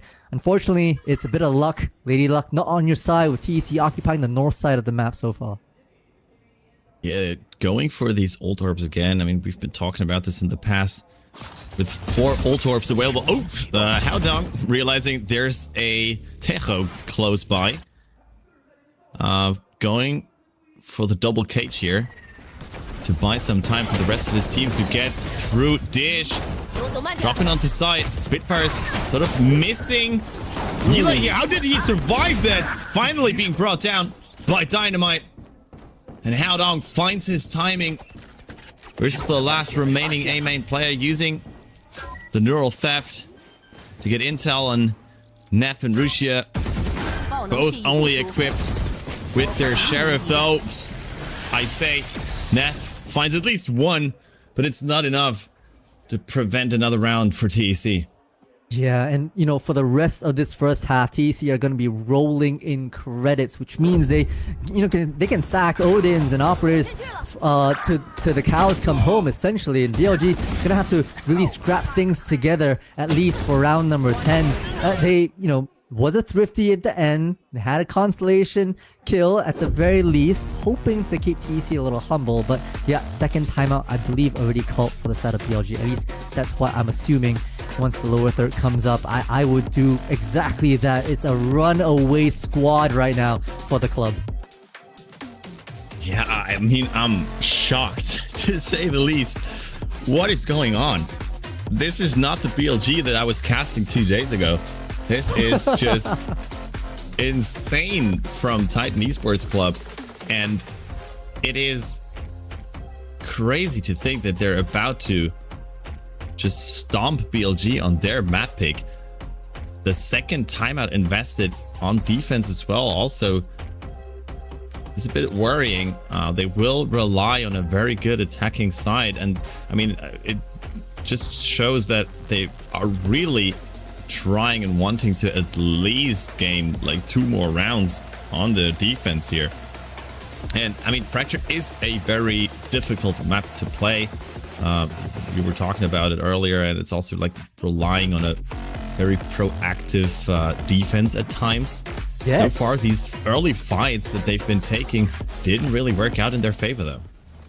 Yeah, not a lot of early fights, not a lot of map control that BLG are really doing on their defense, right? They're really just waiting for some sort of contact play. Yeah, they may send an early salvo or a drone, yep, that we see from K-Knight right now to get information, but as long as you wait things out, they're not following that up with any space that someone's moving down to take and hold it for early information, early rotations.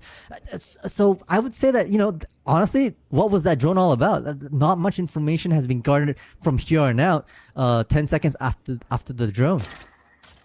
Yeah, and it looks like it's just going to be that somewhat stacked A side. YZ dashing in, being the human drone, the second drone now invested basically into A main. Did not spot anything. What are TEC going to do with that information? I mean, they might just rotate over to A now, because yeah, certainly does look like it is going to be B, but they still want to go for that B hit with only 35 seconds left. Seekers once again invest. It's the third time we've seen that already. Neff gets hit by one and goes down immediately, but his orbital strike buys enough time and gets him a kill. Russia with that crucial position still alive. Gets a 3K. And you don't need an early fight. If you can't just win versus the execute, Lucas not hitting that shot probably wouldn't have the time to recover the spike anyway. Finally, another one on the board for BLG. Yeah, wave of relief for Rusia, right? Yo, as a Sentinel player myself, I hate it when I spend all this time setting up my utility and no one comes. So at least Rusia here tested, playing around the cage, using the nerf depth to really pick out their targets and hold the anchor down. That was B. We'll see if BLG can continue a bit more success here in the late half of the first half here. As sorry, in the last round actually of the first half, we've got the aggression. All 5 players now. San are really compromised onto A. Neff crucially waiting behind, able to get that kill onto Dynamite, but still they trade 2 for 2 in A main, making this a 3v3 nonetheless. Noise been cut by the side of TEC, but they're still holding that position. Yeah, you see actually YZ pushed up so far deep in B main, right? This was the map control we wanted to see. Not spotted by the cam either, which means they're worried. This long range from YZ, and as well as the dash available as well, means that they should be able to get out, but no, the rope's being used. Okay, see, this is why I love watching Fracture. Not playing Fracture, watching Fracture. Yeah. I mean, this is amazing. This basically denies the operator. The question is, does Haodong still peek into it? Yes, he does. Just go down. They are already through Arcade. Coco giving away that information now, and YZ has had the time to reposition himself. Spike goes down in tower. And with that, it's forces from BLG closing in from all angles onto Coco. It does still have the orbital strike, but it's a close quarter kill there with the operator to make it a 3K for YZ. Yep, 9-3. We walk away from the first half here. BLG looking like they stepped it up a little bit. Came alive just that wee bit. Neff holding down the anchor, plus YZ having the intuition to push a little deeper out of B main for that map control. The real question is, you know, could that have come a little earlier in terms of the aggressive peripheral map control? Certainly so. They've burned both timeouts already in the first half, and now on the flip side, they'll be trying to press their attacker's advantage against a 9 score that TEC holds. This is going to be tough. Yeah, I mean, yeah, BLG basically relying on a good pistol here, converting that anti-eco, and then maybe even finding a bonus just as the TEC did to really up the pressure here, because it's not a lot of room for failure in the second half, especially with no timeouts left. They will need some good calling from Neff once again. Maybe forcing a timeout of their opponents to then be able to adapt, but this is not really looking like I expected for these two teams. Yeah, I mean, we kind of called out Dynamites and Spitfire, right? To be able to frag out. Yeah, they've had their individual really good moments to find heads and really convert the rounds for their team. But I feel just holistically right now, from the side of TEC, they're playing together. Lucas with Haodong, Dynamite with Spitfire is really able to take the fights together. And yes, maybe they drop 1 or 2, but the trades are true in blue, especially and that's especially true for Fracture, right? With so many different entrances and so many different corners, if you're in these one and done positions, it just means that you're not having that map control. I think that's what BLG kind of failed to do earlier. I'm interested to see what they want to bring here, especially because they're 58% up on pistol rounds. That how do they want to play their attacking side? Obviously, for pistols, they more than likely four-group their way here. It's going to be Haodong to hold down the fort for this B site. An early camp to spot some information. Yeah, but does have support from Coco, who might be able to step out of that smoke, but it's just a Waylay Neon comp all over again. Welcome to Valorant. Don't you love playing a Sentinel versus a double duelist comp like that? just gets run over. And it looks like this round may very well already be over with Dynamite going down towards Arcade. Their chances definitely increasing of a successful retake as they just hold tower control, hold Arcade control, hold the cross here. Just tuck into these corners, waiting for Spitfires to show themselves. This is basically unwinnable.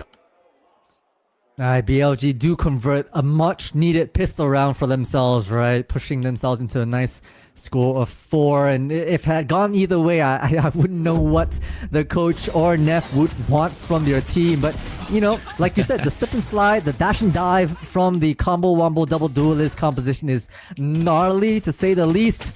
Overwhelmed is an understatement, and definitely we'll be seeing a lot more of that from BLG. They can keep at the pace.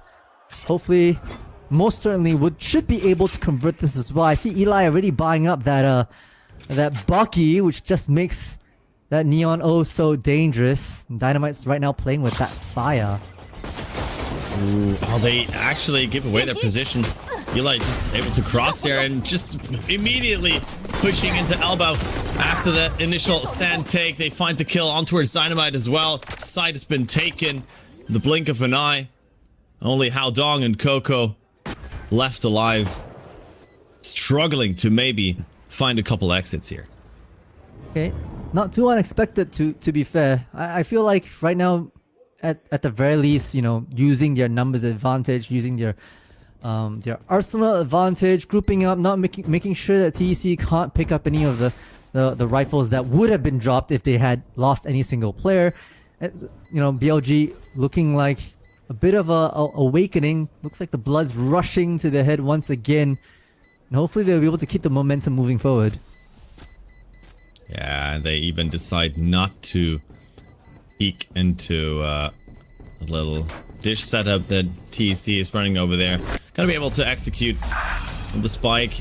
Very convincing start from BLG. That's what we wanted to see, but I mean, this next round is gonna give us a better indicator of how this map is gonna go as we get to see the first bio round for Titan Esports. Yeah, for Fracture, I'm always a huge proponent for teams to do asymmetrical pushes, at least on the defense, right? You gotta not rest on your laurels and wait for something, because for the most part, it's always almost typically a 4v1 in those matchups, unless you have a really good crossfire position. And so you want to be able to take the fight a little bit further, right? Early flash from TEC outside of A, no information, so they've already started sending the likes of Lucas all the way to B for reinforcement. The right call, to say the least. Yeah, that's a very good call, and BLG just contacting up towards B as they are spotted by the Cypher Cam, able to destroy it, but still information gained for TEC, being kept their toes though. As BLG are taking the second route through tunnel up towards Arcade. Looking like it's gonna be a B execute. Do have the numbers and advantage towards tower right now if they wanted to actually face Hao Dong here, using the double salvos here, but Hao Dong still gets out. Coco unchecked on site though, gets another kill, gets 2 even, and Hao Dong's sort of hiding behind the enemy wall there to be able to find 2 of himself.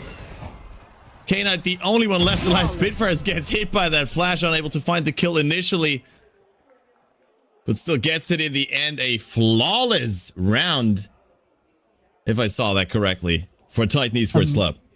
Amazing, right? I mean, the early flash, they left YZ holding down A main, which means they could triple stack the likes of B, but it's really Hao Dong using, I think, the one-way smoke. The one-way smoke that they were actually positioned right outside a tower looking at B main. That one-way smoke is just in case anyone comes in from Arcade and Hao Dong has to reposition. And that's precisely what BLG did. Fell straight into that Cypher's trap. Yeah, just a great protocol there from Titan Esports Club. And, I mean, it was BLG's bonus, so they are able to full buy now. But still, it brings TEC to those double digits and gives them a great advantage. BLG already pushing onto his side, but standstill under control for TEC, and that position is so huge for the defenders to hold on the safe side. Spike has dropped as well. I don't know if the refract is still online. No, it's not for YZ. This might just be a safe call here for BLG. I think so. I mean, Rusia and YZ on opposite sides of this map to be spotted out by the Trailblazer as well. That's information gained. Spike is spotted, but you'll have to find at least a kill somewhere, and the crossfire is too strong right now to slow peek out. YZ dropped. It's just a matter of time right now for Rusia, who had a bit of a slow lurk outside. Could have made themselves a bit more of a name here, but okay, keeping it interesting against the likes of Coco out from the cage. Lucas will put an end to that, continuing their streak of dominance here on the defense. 3k even in the end there for Lucas. What a strong showing from them so far on Fracture. Yeah, that one way up towards Dish is really dangerous for the attackers to just drop into, as we just saw. Titan Esports Club are well suited for a map win here on Fracture, as BLG have to go for another eco. Can they find a Thrifty to get back into this game? At least they find an opening from Rusian, who gets 2 even with the open door. That's exactly what you want to see from your lurker. And Coco struggling to get the kill onto Yila is punished immediately. Big opener from Rusia, right? Basically the only hero weapon that they had, the Guardian, to start things off. Eli will use the weapon against their old team right now. That is TEC to drop another, and on the hunt we go. Nice clean headshot. It's just range headshot finding for the likes of BLG to break the momentum of TEC on their save round nonetheless. Yeah, that is heartbreaking for Titan Esports. I mean, it's still a long way to go for BLG to really come back into this game. Still an 11-6 lead. And TEC still looking like they're in the driver's seat. But this was what BLG needed, preventing that map point for the side of TEC, giving them a little more wiggle room as Titan Esports Club are looking to aggress towards 3.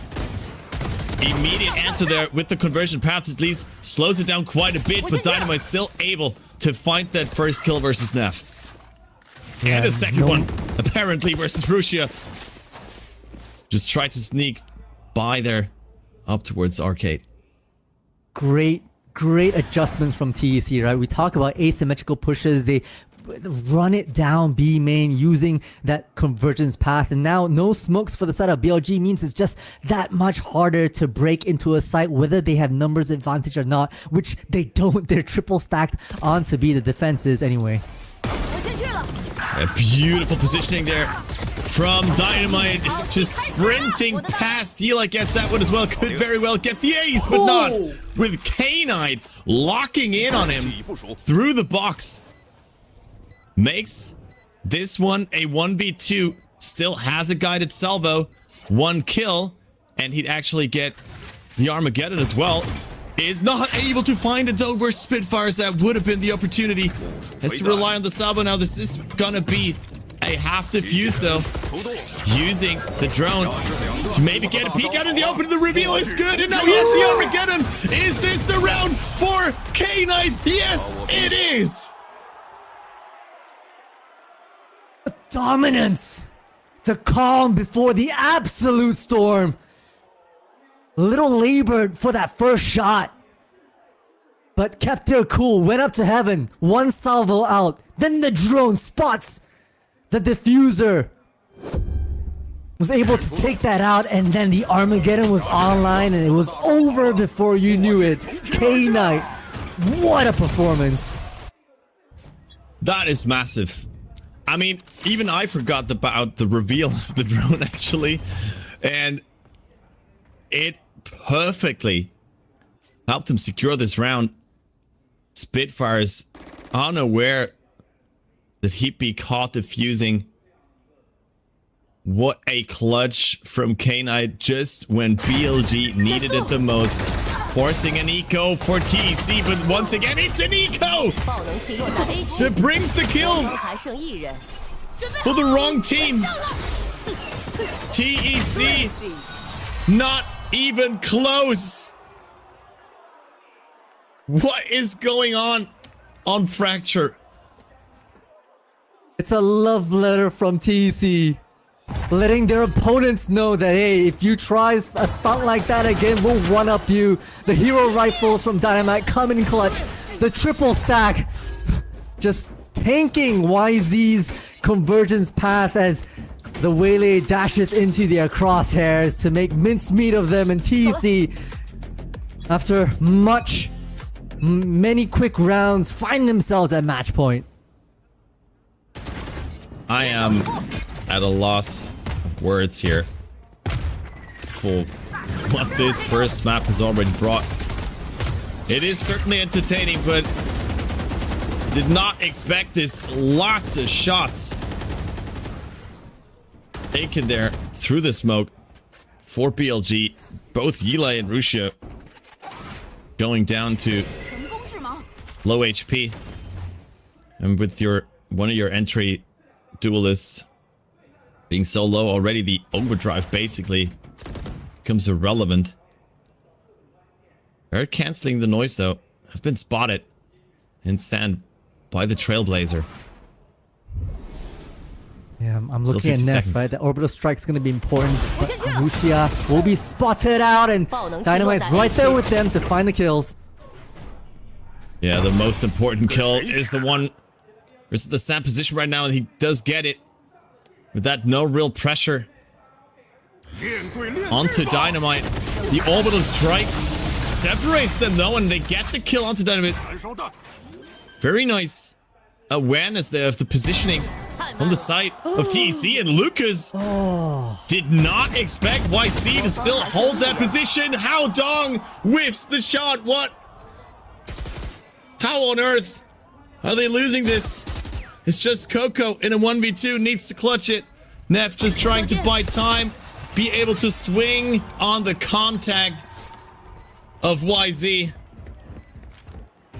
And EDG, not BLG rather, sorry, are not done yet. They aren't. That was TEC's to lose, right? An opening frag with the Guardians, I believe, were able to really whittle down the numbers for the side of TEC, but of BLG, my apologies. But holy, it was unfortunately Lucas just caught absolutely unaware, walking backwards into a crosshair that made all the difference. You have to dig deep, folks. It's not over just yet. 12 is not a win. 13 is, and BLG is looking to at least make it uncomfortable for the defense right now. It's a great Trailblazer though, spotting 3. They use the drone to answer it, retake the space.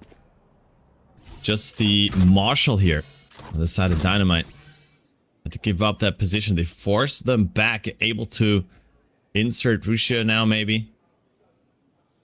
Just holding that angle, but they are moving up towards B side. Yeah, it's a bit of a forced buy actually. All light shields from the likes of TEC. Dynamite actually glass cannon with that Marshal. They do actually have at least the orbital strike, and it is in the right side of the map, so we'll see if they can make work of this here. Hold on. Once again, using his cages to escape the rest of BLG. They do find the player in tower, but it is a trade of kills between Haodong and Yilai. An upgraded weapon for him as well now. But Spike has already been on its way up towards A. Is a planned. Neff, most importantly, escapes with his life, and Dynamite is brought down.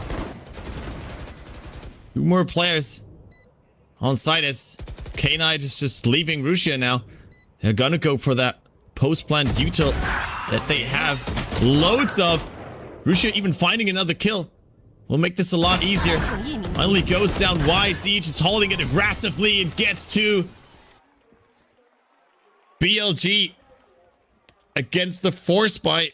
Should force another eco for TEC. Are we gonna see the comeback, Multi? This is very possible. We've seen so much here in the first matchup between FPX and TYL. I mean, anything here is possible right now. TEC looked like they were in absolute control of the rate and pace, but BLG is taking a bit of a leaf out their book, right? Playing around with the hearts and minds just a little bit. It's the first fake we've seen so far, round 21, that is here in Fracture, and rightly so. It is Coach After calling a bit of a timeout here for the TEC folks. First that we've had for the club team. Obviously not wanting BLG to make their entrance back into a winning fight, or even forcing a rather an overtime, to say the least. So it is TEC. They're on their save round, so realistically BLG is gonna get one more before TEC have a way to hopefully put that final nail in that coffin. Yeah, I mean, they'd be devastated if they actually lost this map now. Yeah. After such a dominant start to it. Unable to close it out just yet, but this timeout might just be what they needed. Of course, it also gives some time to BLG to sort things out with Coach Muggle, but it does look like they are going for that heavy A stack on the side of TEC. It is another buy round. I stand corrected. But yeah, just enough, huh? Just enough to get a few heavy armors for themselves as well. BLG taking a bit of a page out of TEC's book. It's the full stack in and caught by the tripwire, but no one's just injured yet. Looks like at least Haodong's just letting people stroll in, looking for basically a 5-person retake from the side of TEC. Yeah, no ultimates though on the side of Titan Esports Club. Potential for a overdrive from Eli if he wants to use it. YZ gets the first one. Also one ult point away from the conversion path, but K9 gets two. That's the perfect timing out of that smoke. They're just spraying them down now in Canteen. They're trying to run away, but BLG will not let them. 10-12. And all of a sudden, an overtime is looking very likely. Is indeed. That was indeed the buy round, right? And that's not the outcome you're looking for coming out from that timeout. It was really the likes. I felt like the retake, you know, it was the right move for Haodong to say, hey, let's do a 5-person retake. But Spitfire was the only one around the flank to be able to wrap outside from A, the south side, back onto B. And that just meant, you know, again, all these 1v1s that TEC are giving out is more opportunity for BLG to climb back up. A bit of a mixed bag of weapons TEC are bringing. BLG are basically bringing the same thing. Difference is Haodong's on site with a bandit. Yes, sorry I had no audio there for a couple seconds, so I might not have heard what you said, but we're back in the action already. On site. Everyone just falls. It could be timing for Spitfires though. Sneaky kill there out of the smoke, and Dynamite even finding one himself with the Marshall there after that push into spawn.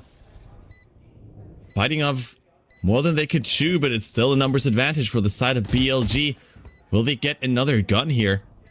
Does look like Spitfires picked one up. Might be able to get one for Dynamite as well, but the triple swing is good. Dynamite now side grading to the Stinger.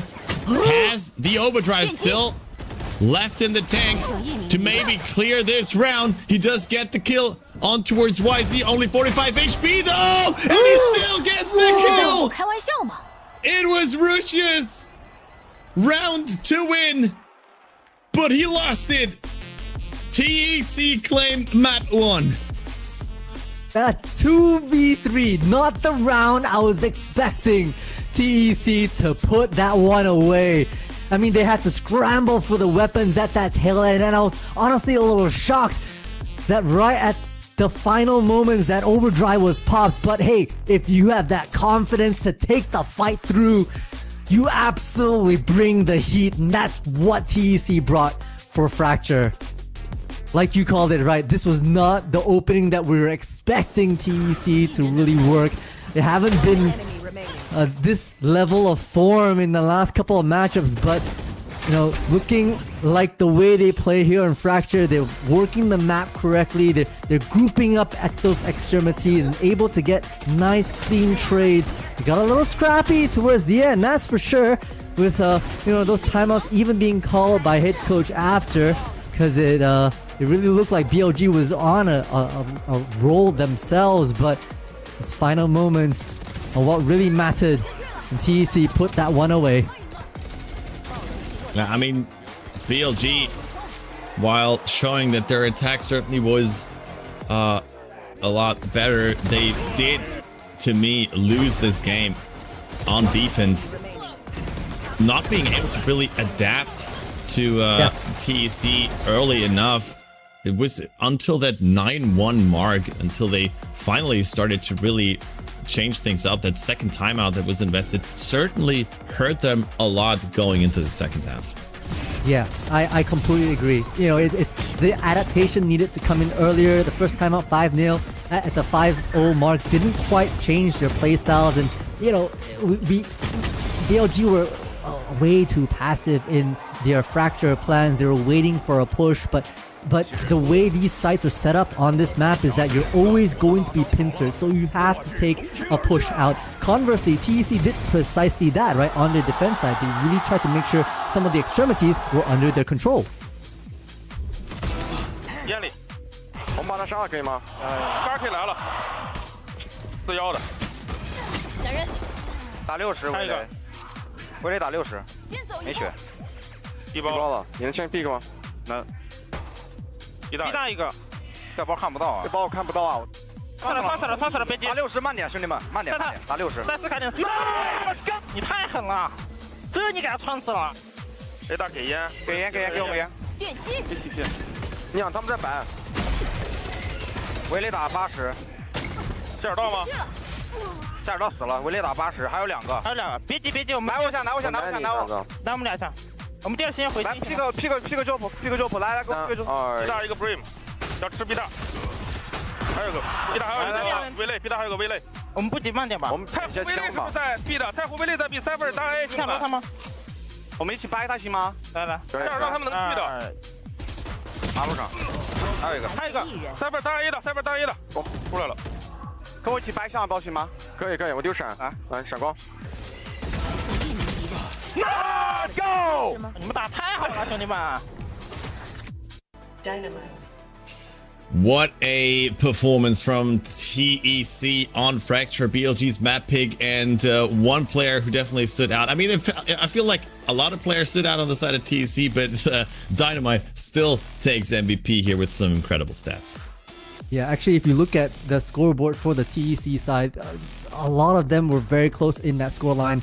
But yeah, it is Dynamite, and really close as a runner-up Spitfires, who really showed up where it was really necessary to find the frags and find the kills for their team. I mean, some of these crazy overdrive shots from Dynamite is precisely why Neon continues to be so meta here in the Valorant scene overall, not just CN, but I think globally, to be honest. And it's the slip and slide from the duelist that really can open things up and draw crosshairs away. And Dynamite sure can do that. Honestly, Crafty, it gives me like semi-PTSD from watching these clips. My ranked games will never be the same with a Neon. I mean, he did crucially win that last clutch in the last round as well. Basically, dragging TEC over the finish line here versus BLG, and as you already mentioned, the rest of the team also pretty close. It was a decent try at a comeback from BLG with them like picking up the pace in the second half. I mean, we see YZ did have a very good game himself. It was just not the 1v5 carry performance that we've seen from Neff 2 days ago. But I mean, it almost allowed them to get back into this game. got real close in one of those clutch scenarios indeed. And I gotta say, you know, we talked a little bit about some of the criticisms that we heard from the China Esports Club, where, you know, taking a lot of 1v1s and not getting the trades, and that's not at all what we saw. I mean, you saw in the comms are lively, people are really trying to talk about it. I know a little Mandarin, so I'm hearing them call out flanks and swing out together to at least, you know, if they do lose one person, the trade will be there. And you know, even in that scenario, unfortunately, they were able to get away with both players alive. But this is a new age for TEC. I'm really seeing them come around from that perspective. And YZ on the BLG side, leading the stats in terms of some of these ACS close to 260. That's honestly really trying their best to pull BLG across that finish line for them. Yeah, he certainly had a lot of weight on his shoulders, but we were asking for that double duelist combo between YZ and Eli to really explode and to really carry the weight of the team. They did at times, but certainly looked a lot stronger on attack, whereas on defense, we were talking about it, it didn't really look like they had the best read on the map yet. With them being very passively with that double duelist, it's kind of surprising to me that they didn't go for an earlier adaptation. Yeah, you're right. You know, we talk about initiators and how Riot Games has really kind of put initiators a bit on a lower pedestal, and because of that, using the timing off a lot of your initiators utility is timely. You can't just send out a drone or a trailblazer and not capitalize on that map control hold, positioning them a player deep into some peripheral, so at least you get early warning. They sort of did that, like you called it, towards the end of that 9-3 first half, where YZ was able to really tuck away in different positions and give themselves a bit of a warning, which is the only reason why they got to 9-3 at the half, to be honest. But you're right, the adaptation was a bit slow, and I'm pretty sure coach is gonna have a few words in the locker room with them before we move to map 2. Yeah, you said it. Map 2 is on the horizon, and that is gonna be Breeze. Certainly another banger coming up, and you don't want to miss it, so don't go anywhere. We'll be right back after a quick break. I just can't let you go. Lord knows that I've tried to. You said I was the only one. No one likes being lied to. You made this mess and left me with the pieces. Now I wanna burn all the bridges between us. I can't focus, I can't forget. I've been thinking too much lately. I just need to clear my head. I just need to clear my head.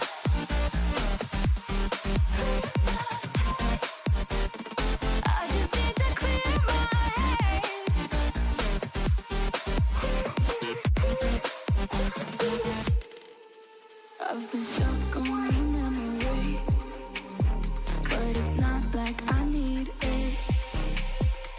And we may have some history, but we don't have to repeat it. You made this mess and left me with the pieces. Now I'm gonna burn all the bridges between us. I can't focus, I can't forget. I've been thinking too much lately. I just need to clear my head.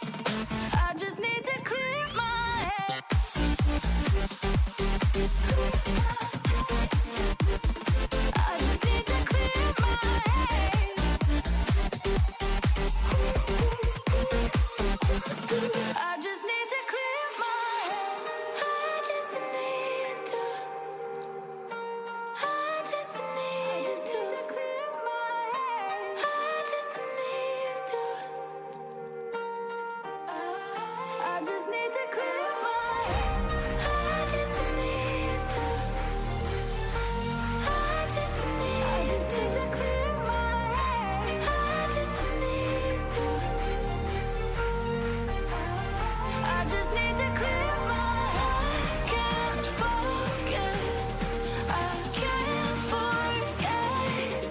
I've been thinking too much lately. I just need to clear my head. Oh, clear my head. I just need to clear my head. I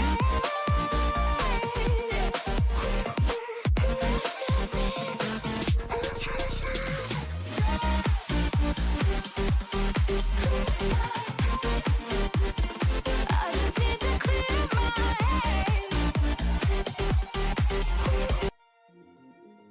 And welcome back. Here we are for the second map, Breeze between TEC and BLG after an exciting first map on Fracture that TEC were able to steal away under the hands of BLG. And what do we get here? Any surprises, Multi? Yeah, It a little doesn't look like it. surprise. Oh yeah, that is a little surprise. Yeah. For BLG, they've got YZ now on Jet. This is a bit of a difference, right? I think they had YZ on Chamber, if I recall, a couple of matchups before, but they didn't do quite well on that, which is honestly why TEC probably chose Breeze as their map choice. They could have gone with Bind, but perhaps they sense a weakness in BLG, who have decided to change things up. Double duelist, double controller, single initiator. That is the composition of the day here for these two teams. Except I think one has an Astra and the other one has an Omen. I might be wrong on that. I can't. Yeah. I have to go back to that. But honestly, that kind of composition is very common nowadays for the Breeze rework, with double controllers really needing to step forth and slice the battlefield a little bit more for better map control and isolation of fights for the duelists to take those map picks. Yeah, it's going to be interesting to see whether TEC have anything up their sleeves. They were the ones picking a Breeze here. Certainly a map that sometimes, I mean, after the rework, not so much, but still sometimes favors the team that is generally just better at aiming over long distances. So certainly something that shows some confidence here on the side of TEC as we are heading into the pistol already. The peak up towards B, already punished immediately, but Lucas able to find one back, has to escape onto backside, but is running out of bullets and struck down by BLG. Spike planted, a retake could come in quickly. Dynamite does find one from his B main position rather. 3v3. And Dynamite still clearing lots of these corners as the thin wall position there from Rusia could come in crucial. This is the remaining two players there coming in for TEC. Oh, Dynamite does actually wrap around, finds the kill onto Nev. Retake has to come now. Coco only able to find one, but Dynamite is the hero once again for the side of Titan Esports Club in this pistol round. Transferring his aura from Fracture to Breeze. The last person standing here for round one. TEC honestly making quick work of the pistols. 2 out of 3 so far against Bilibili, which statistically is supposed to have that advantage. I like the attempt from Lucas to distract with the recon darts to maybe allow their duelists to take that early peek outside of B, but once again, it is the big stack from TEC that really makes a bit of a difference for themselves here. Honestly, Dynamite is just feeling it right now. That's scary for BLG as they head into their first eco. Looks like it's gonna be main contact, not picking up the orb as well. Dynamite does not get out, but Hao Dong has his back through the smokes. Still able to answer with 2 more kills. Does see the player sneaking up in mid, but still uses the smoke to get out. Waiting for the rest of his team. Bunkered though, to the side of Neff here. As, he is found out nonetheless. Still hugging that orange site there, but it's still not enough. I don't even know if they lost the player right there, but certainly great showing from TEC once again in this first couple rounds. Oh yeah, they did lose Dynamite. Never mind. They did one, but hey, it's the firepower is well within their rights for the side of the passion. Honestly, the passion coming from these players is tremendous. TEC locking those in, using bullets to their advantage. And they've converted the bonus before. Let's see if they can do that again. An early push out from this mid space, using maybe the Viper wall to surprise the folks in mid. But that's not where these players are so far. All 4 of them hunkered just to be able to get some of these orbs under the control.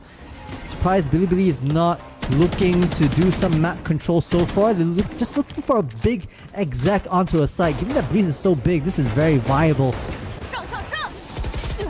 Ooh, but Lucas finds one and even gets the trade kill onto Eli after that initial slide.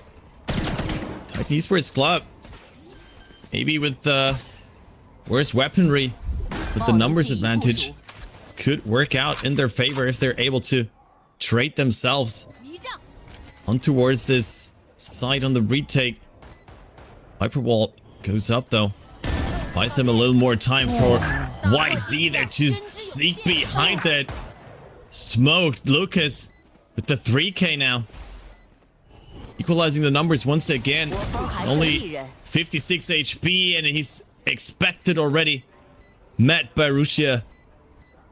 And I don't know if there's the time for Coco to make this even work. But he doesn't even get a chance. BLG are on the board.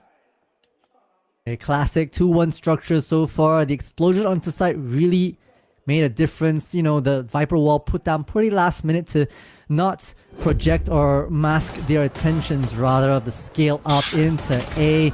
And it was a bit of a gamble, to be honest, on TEC. They put 3 players into mid and really tried to fight their way out of it, but with the, once again, the extremities of A completely covered, you know, the Lucas couldn't even find their way back onto the site past that Viper's wall. So knives online are ready for the likes of YZ. Dynamite one away from that, couple away from the overdrive as well. So away we go, looking to replicate the same successes by just dashing in and hoping they can find heads along the way.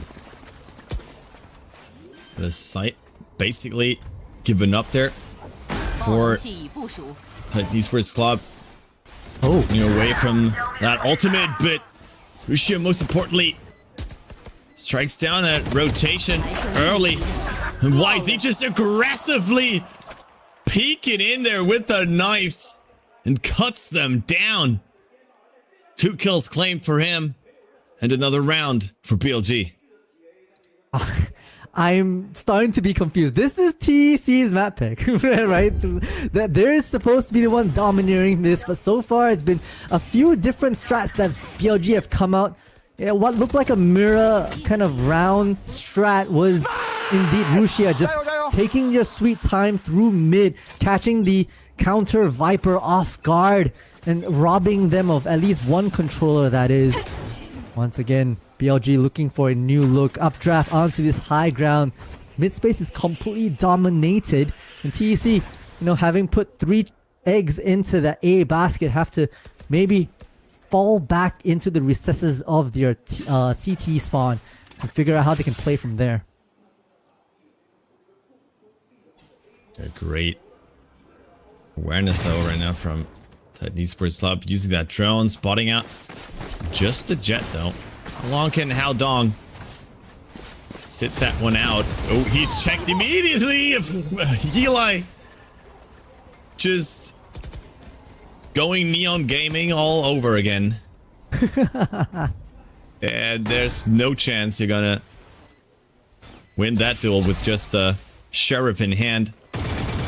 Spot controlled, but YZ struggling with the aim there. That's great timing from Eli to find 2 more.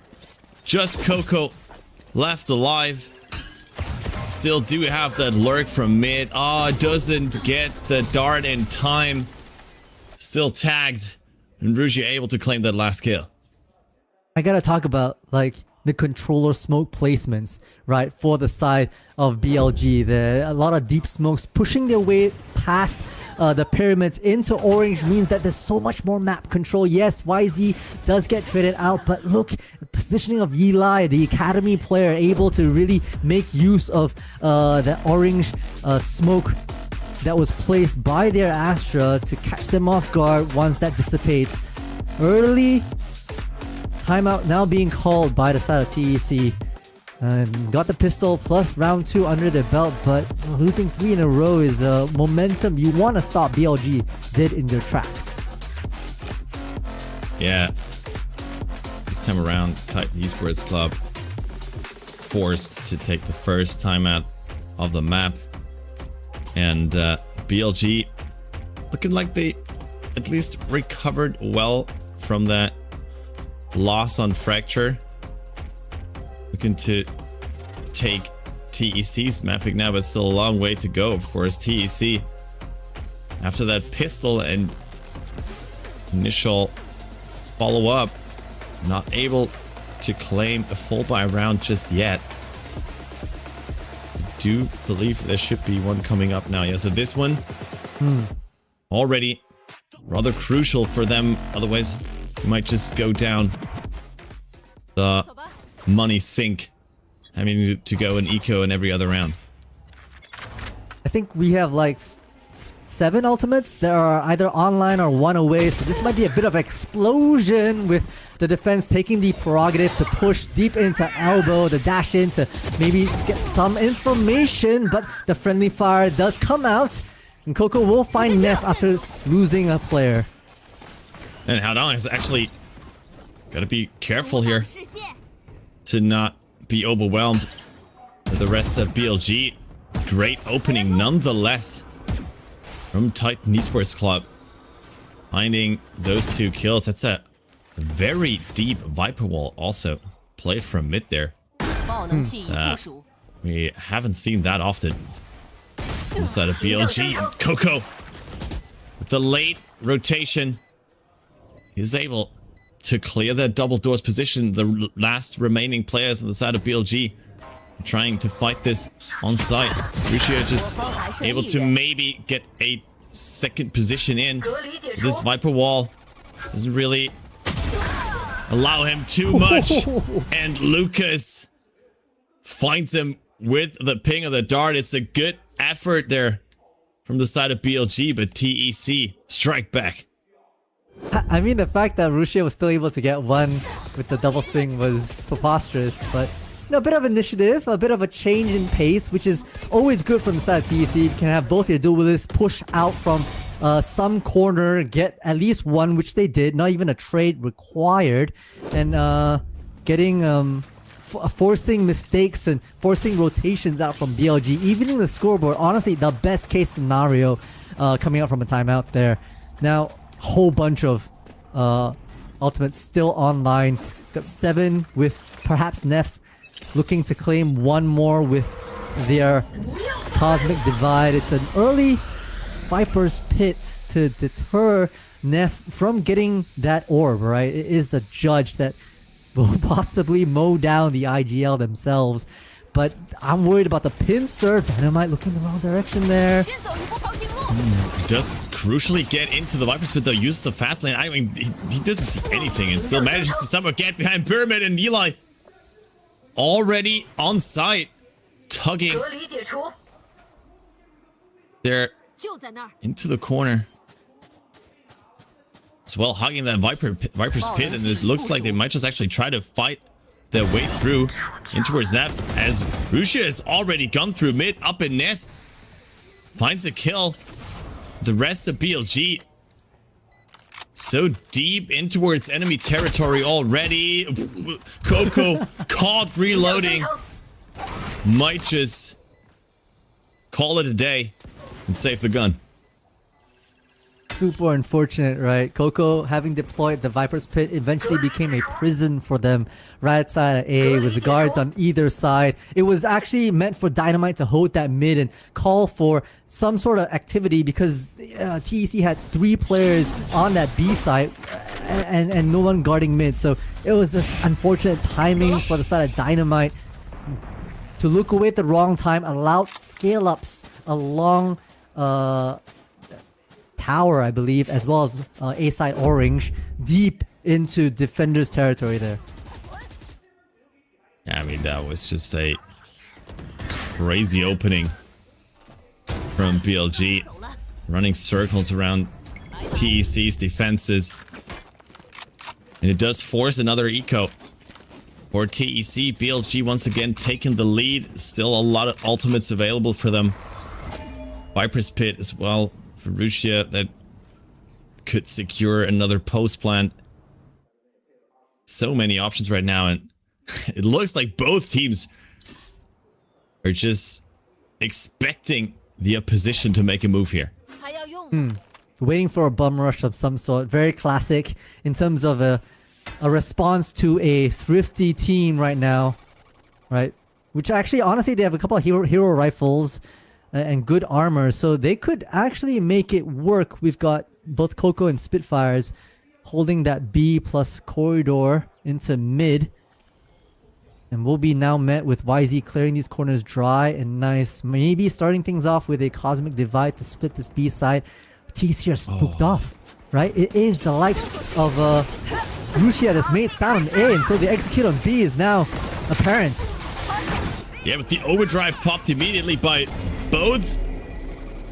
It looks like no, Yeli did not pop his. It's just Dynamite, and he finds the kill. There's his counterpart, but Spitfires has a great timing here. On the waylay, finds Neff and K-Knight before YZ is able to strike him down. They can't really use that wall right now to plant the spike. Dropped it on side. It's still Rusia who needs to find the kill though. Time is running out. The run is over. And Dynamite just picking up the gun in A main. What a weird round there from BLG. I mean, it was the wraparound that came into fruition, right? Just catching the Astra in astral form and mowing them down from behind. I mean, that's got to be something that's on your radar at all times, but somehow they were so focused on the Cosmic Division that was ahead of them that they didn't quite put their crosshairs towards the back, and that's where Spitfire absolutely just spits fire on them from that perspective. A great response from the side of TEC to really tie things back up. It's still an even Stevens game, Crafty. Yeah. It's a back and forth between these two teams. BLG still do have the money, though, to buy into this next round. YZ even investing in an attacking operator. And not a lot of ultimates used. No ultimate at all actually used in that past round for BLG. And Coco finds another opening.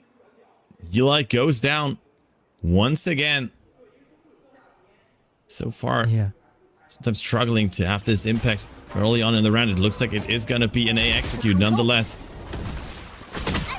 With that wall coming in. But Howdong is just trying to defend this on the spot. He does get one. Dynamite in the wings as well. And Rusia gets the crucial kill onto Lucas, but Dynamite's still there to carry his team over the finish line once again, and they finally take the lead again. They do. After a bit of a struggle, after a timeout, it's actually Coco with acute awareness and game sense that someone Yeli themselves would have been pushed up into mid, with the operator watching, at least for the side of BLG, the operator watching double doors meant that, you know, that could have been someone, and it's Coco's sixth sense that came out. So now on the flip side, head coach Muggle trying to figure out what they can do to fight this back. You're right. Checkerboard, scoreboard, back and forth so far between the two of them. I feel like TEC sometimes ends up doing a lot of individualism, a bit less, a bit more individualism than we had seen on their Fracture round, which really was their forte, right? And so when they come out with plays like asymmetrical pushes, like we saw a couple rounds back with both duelists pushing outside of B elbow, it really meant that they had a bit more information, and that's what you precisely need to do with Double Duelists.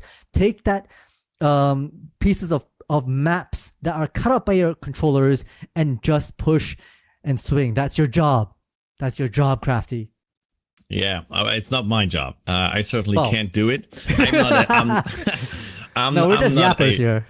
Yeah, we're just yappers, and I prefer to be the controller who cuts pieces, like spaces into pieces for my duelists to take. So I totally get that. Yeah, they never do it in my ranked games though. That's a different story though. As we are heading into that 10th round after the BLG timeout, Spitfire is investing. The conversion policy, and King Knight does not get the kill before Spitfire is able to use that refrag to get out safely. What a great A-lobby pinch there from TEC. Actually really good, right? Using, like we said, using the smokes to cut off long sight lines, allowing the likes of Spitfire to get information. Didn't quite get the kill, but enough to chip them down. Now the exact on B is here with the Cosmic Divide to start things off. Yeah, this time it's BLG's Cosmic Divide. That's a great camera angle. I didn't even know you could do that. To get the sight under control, even investing the Viper's Pit now. They do not hear that the spike's been planted, and somehow Spitfire survives that peek through the Cosmic Divide. Just get out. Spike has been planted though. The site currently covered by this Viper's Pit. Can they somehow get rid of Rusia? It is still a numbers advantage and a weapon advantage as well. On the side of BLG, Lucas getting that first kill up towards backside. Why is he trying to somehow walk into the pit, but is blocked? And it is just Neff left alive, and with just a stinger in hand, it's not enough to secure the round. TEC are still in the driver's seat. They are indeed. I mean, the Viper's Pit on that B exec was a nice counter against the Cosmic Divide to get a bit more space, but once the Cosmic Divide dropped, there was all these attacking players huddled inside. Neff nowhere to be found as the outer warden to prevent flanks around, and once again, it's all these Viper's Pits that end up being prisons for the team, and led to BLG's demise there under Rusia's care. So TEC starting to pick things up a little bit, starting to peel away from that scoreline. Just a couple more rounds here in the first half. And Hidong being trialed and tested here with a fast exec from BLG side. Yeah, it's gonna look like another retake here for that esports club, even though there's a couple shock darts still invested there from Lucas to get some damage in. 72 HP on the side of Eli as the stun comes in. They're from Dynamite, and he gets the first kill onto the Neon. They're trying to fight it actively there. But both positions are behind Pyramid has been cleared out. Spitfires is good for another operator shot. Spike will just be defused. Rusia has no way to prevent this from happening. Once again, Titan Esports Club take a halftime lead. 7-4, 1 round to go in the first half. I felt like that offensive Viper's wall didn't quite work their mark, you know. It actually allowed them to isolate a lot of the fights from the outside and allow TEC to triple swing into effectively the pyramid, right? And once again, numbers are key. TEC learning from some of those minor mistakes that they've made in rounds 3, 4, 5 and really turning the heads against their opponents. Is now a fast one, but Eli is ready for Dynamite. Eli ready once again. Hunter's Fury Online doubling their stakes here, but Eli is right ahead of the game right now. What a crazy start to this round. Not only from Eli, but also the two Sobas. They're battling it out with the Hunter's Furies. Both going down in the end, but the round firmly under control for BLG. I don't even know if they want to go for a retake here. They certainly do have the money, but YZ is clutch with the knife. Spitfire is probably just trying to save his operator. He does get behind cover, but as soon as the smoke... Oh yeah, it is the last round. You are right. There's no savings to make here. You can't bring an operator into a pistol round. That would be unfair. But he does get a couple more kills. It's just for showing off and getting his KDA up. In the end, it's being cut down by YZ's knives once again. Only a 7-5 lead at halftime, but a lead nonetheless for TEC. Okay. Yeah, I feel like Eli was a little ready for that. Dynamite has had this type of early A push strat a couple of times, and so that was read pretty well. And with the distractions of the double Hunter's Fury, Eli just able to push all the way to orange, get a nice 3k. And an operator is not an easy weapon to retake a site with, so BLG will pick up that 12th round in the first half here, closing a bit of a lead that TEC had built for themselves in the later section of that first half. And we flip the script now for themselves, and defenders are attackers and vice versa. We'll see how they want to play this out, but so far a lot quicker in terms of adaptation, right, Crafty? I felt like BLG were able to maybe change the way they're playing, bring a bit more thought into their action, and then TEC did the exact same thing around like rounds 9, where they were able to come up from a timeout and really do like pincer maneuvers onto Breeze. It looks like, you know, their tank is not quite dry yet, and I'm excited to see what they can bring for the second half. And the audience has spoken as well. It's a 5-1 vote who's going to win the next pistol round for BLG. I mean, so far it's 2-1, if I recall correctly, in this series. So yeah, BLG would get the equalizer here in terms of pistol rounds. They certainly would need it to get some early rounds here in the second half. I mean, this is still a 1-0 lead currently in this series for Titan Esports Club. This is Titan Esports Club's map pick as well. That would be probably one of the biggest upsets of the current stage so far, if TEC would actually make this a 2-0 versus BLG. It'd be amazing. I mean, the storyline writes itself, right? TEC need this win to keep their heads just afloat. That's all they can do right now with this win, and still they are vying for it. They're locking in as hard as they can and communicating with vibes, and I think they quite possibly have what it takes so far. It's just Neff on a solo here, trying to use his grab wells to deter, but deter not. TEC break open, pistol rounds at their wits. It's a full-on 5v5 retake, Crafty. Yeah, not a lot of util, of course, in a pistol round left as well. As Spitfire gets the first couple. What is this map doing? What? But Rusia ounces it with 3 of his own. Still one player. Tucked into this corner and backside. Dynamite tries to get out, but immediate trade from K-Knight. Howdong just gonna be able to use the pole to buy some more time. Can play this window position patiently and perfectly so. Counts it down. He does not get the kill. Yes, he does. Takes a while, but probably wasn't enough time anyway. The crowd was wrong. TEC win the pistol. Yeah, I mean, they're really pulling up their pistol round win statistics right now just in this matchup. Spitfire honestly looks so sharp with that, even catching Eli mid-sprint.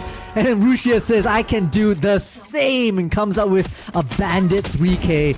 And ultimately, it always falls down to the Astra hiding around some corner. Kena actually had no idea whether the Astra was in tunnel or even in window, so it was a 50-50. Could not even get it to the halfway points at all. Now loaded with Guardians, Marshals, I mean long-range weapons to boot. It's a bit of a gamble stack for BLG to hopefully strip out some of the arsenal that TEC are bringing to this. TEC are just waiting for a bit of a bum rush from any one of these players. But so far, I mean, if TEC can continue playing as a team and not split up like the 3-2 I'm looking at right now, Crafty, then I wouldn't be concerned. Yeah, that drone does certainly help them to spot out Eli. They're not trusting this A main anymore, especially with that defensive Viper wall. But there is enough room to take on the B side. Once again, it's just Neff anchoring. He does have some support with YZ there in elbow, but only with the classic in hand. Nothing really he could do there versus Coco. Neff, good right click though. Gets one kill. It's being spotted though. Lucas finds him. Coco using that Marshall like a shotgun in the close quarters. Eli able to pick it up, but it's a 1v3. And the star is already in place for the side of TEC there for this post planned. 3 weapons secured into the next round, into the bonus. Titan Esports Club looking to get to those double-digit numbers. Okay. I mean, but if you're BLG, not too shabby. The fact is TEC actually bought 5 weapons, not leaving... normally, you might leave like a single player on a lurk with a ghost or a sheriff, but it was 5 rifles, so losing 2 is going to be a little financially unstable for them moving into round number 15 here. BLG fully equipped, only but a regen and a light shield. No ultimates on just yet, so be still a bit more of a default phase. We see the defensive Viper wall shifted back into this mid space that at least the likes of YZ is trying to hold down here, taking a bit of a gander while that commotion was happening in B. So fair enough, bit of this information trade has been made across these two teams. Some great push here from YZ though, and a snappy shot onto Coco there. Over the long distance. Lucia as well, successful versus Lucas. Checking out that A main player, able to get into another position here. Holding this angle. Gonna be tough for TEC to really get on site, especially when Lucia basically just mows you down through the smoke. The Neon is unstoppable. Eli claims the last one. A flawless round versus the bonus of TEC. That's exactly what you want to see from BLG. Great stuff from the Jet, right? This mid-aggression from YZ. Sorry, BLG. Mid-round push. Able to find all this early space and then eventually also wraps outside of B elbow. Just signaling for the eventual posturing of TEC to make their way slowly but surely onto a stacked A site. Fair enough, very good macros coming out from BLG thus far, picking up their bonus. But here's the meat and potatoes, Crafty, right? Everyone's locked and loaded with guns galore. Ultimate's not quite there up yet, so it's still a contact heavy game as you expect from a double duelist-esque gameplay. A bit of a change in pace, right? They're really making sure that elbow's not compromised. YZ still curious though. Ooh, YZ. Oh no, you don't want to peek into that. They expect him and they find him, and just as the smoke opens up, Coco gets another one versus K-Knight. The mid players brought down. They still do have that site under control. Neff gets the first one. Would need a second one to really stand a chance here. But Eli, just trying to run circles around them, is finally brought down by Lucas. It is just Rusia, the A anchor, looking for a 1v3 clutch to secure this round for TEC. Timing is the essence. Coco can't find it though. So Rusia left in that 1v2 situation. Deep Venom to force anyone out behind pillar. But look at this long crossfire, right? The of effectively Lucas tucked away. Intuition speaks wonders. Lucia can't find the kill though. So it will continue to be TEC making waves here on the attacking half. I mean, a great adjustment from them as well, letting Curiosity kill the cat here with a double high-low in both elbow as well as mid to be able to punish the aggression coming out from the defenders. And then after that, it was honestly whichever side they wanted to peek into, they would be able to claim it for their own. History writes itself. Some of these shots these players are pulling off though are just insane. I mean, we know that China as a region is known for sick aim, but yeah, this is just crisp sometimes. Also the pre-fires through the walls, always hitting the head. These players are just so good at what they do. But Titans were still up, looking to further extend this lead as they execute onto B side. The Hunter's Fury there invested as well from Lucas, but not really much found just yet. Eli, however, does bring him down with that. That A main control is slowly dwindling away. YZ relentless with the operator. Haodong down to 1 HP and nowhere to go. BLG and 1 HP, dreams shattered. Because BLG taking the initiative, right? This is not something that we've seen from them so far, especially from Fracture, where it was possibly really required, but Eli just basically slow peeking down mid. Great recon dart to allow YZ to absolutely frag off with this new operator, this new boomstick that they have in their hand. And BLG climbing a little back, you know. It's still back and forth. TC still 3 up, but BLG looking like they're able to find their way into small pockets of success, especially when TC are grouped up like this. Yeah, Eli's got to be careful. Somehow still escapes. Dynamite left alone on site, goes down, but Spitfires, he's able to find that one kill. Ooh, I thought Eli was stepping into that smoke with that shorty equip. He's just taking a different angle. It's a 4v4, a lot of damage towards TEC's players though, and with that drone, Eli goes for the peak, even the drive-by. This player is a madman. He's finally being brought down, but Spitfires has not been able to recover the spike just yet. He's also down to 30 HP, able to find an upgrade here on the site, but is already being flanked by Nev. Another one for BLG on the back of Eli going full ham.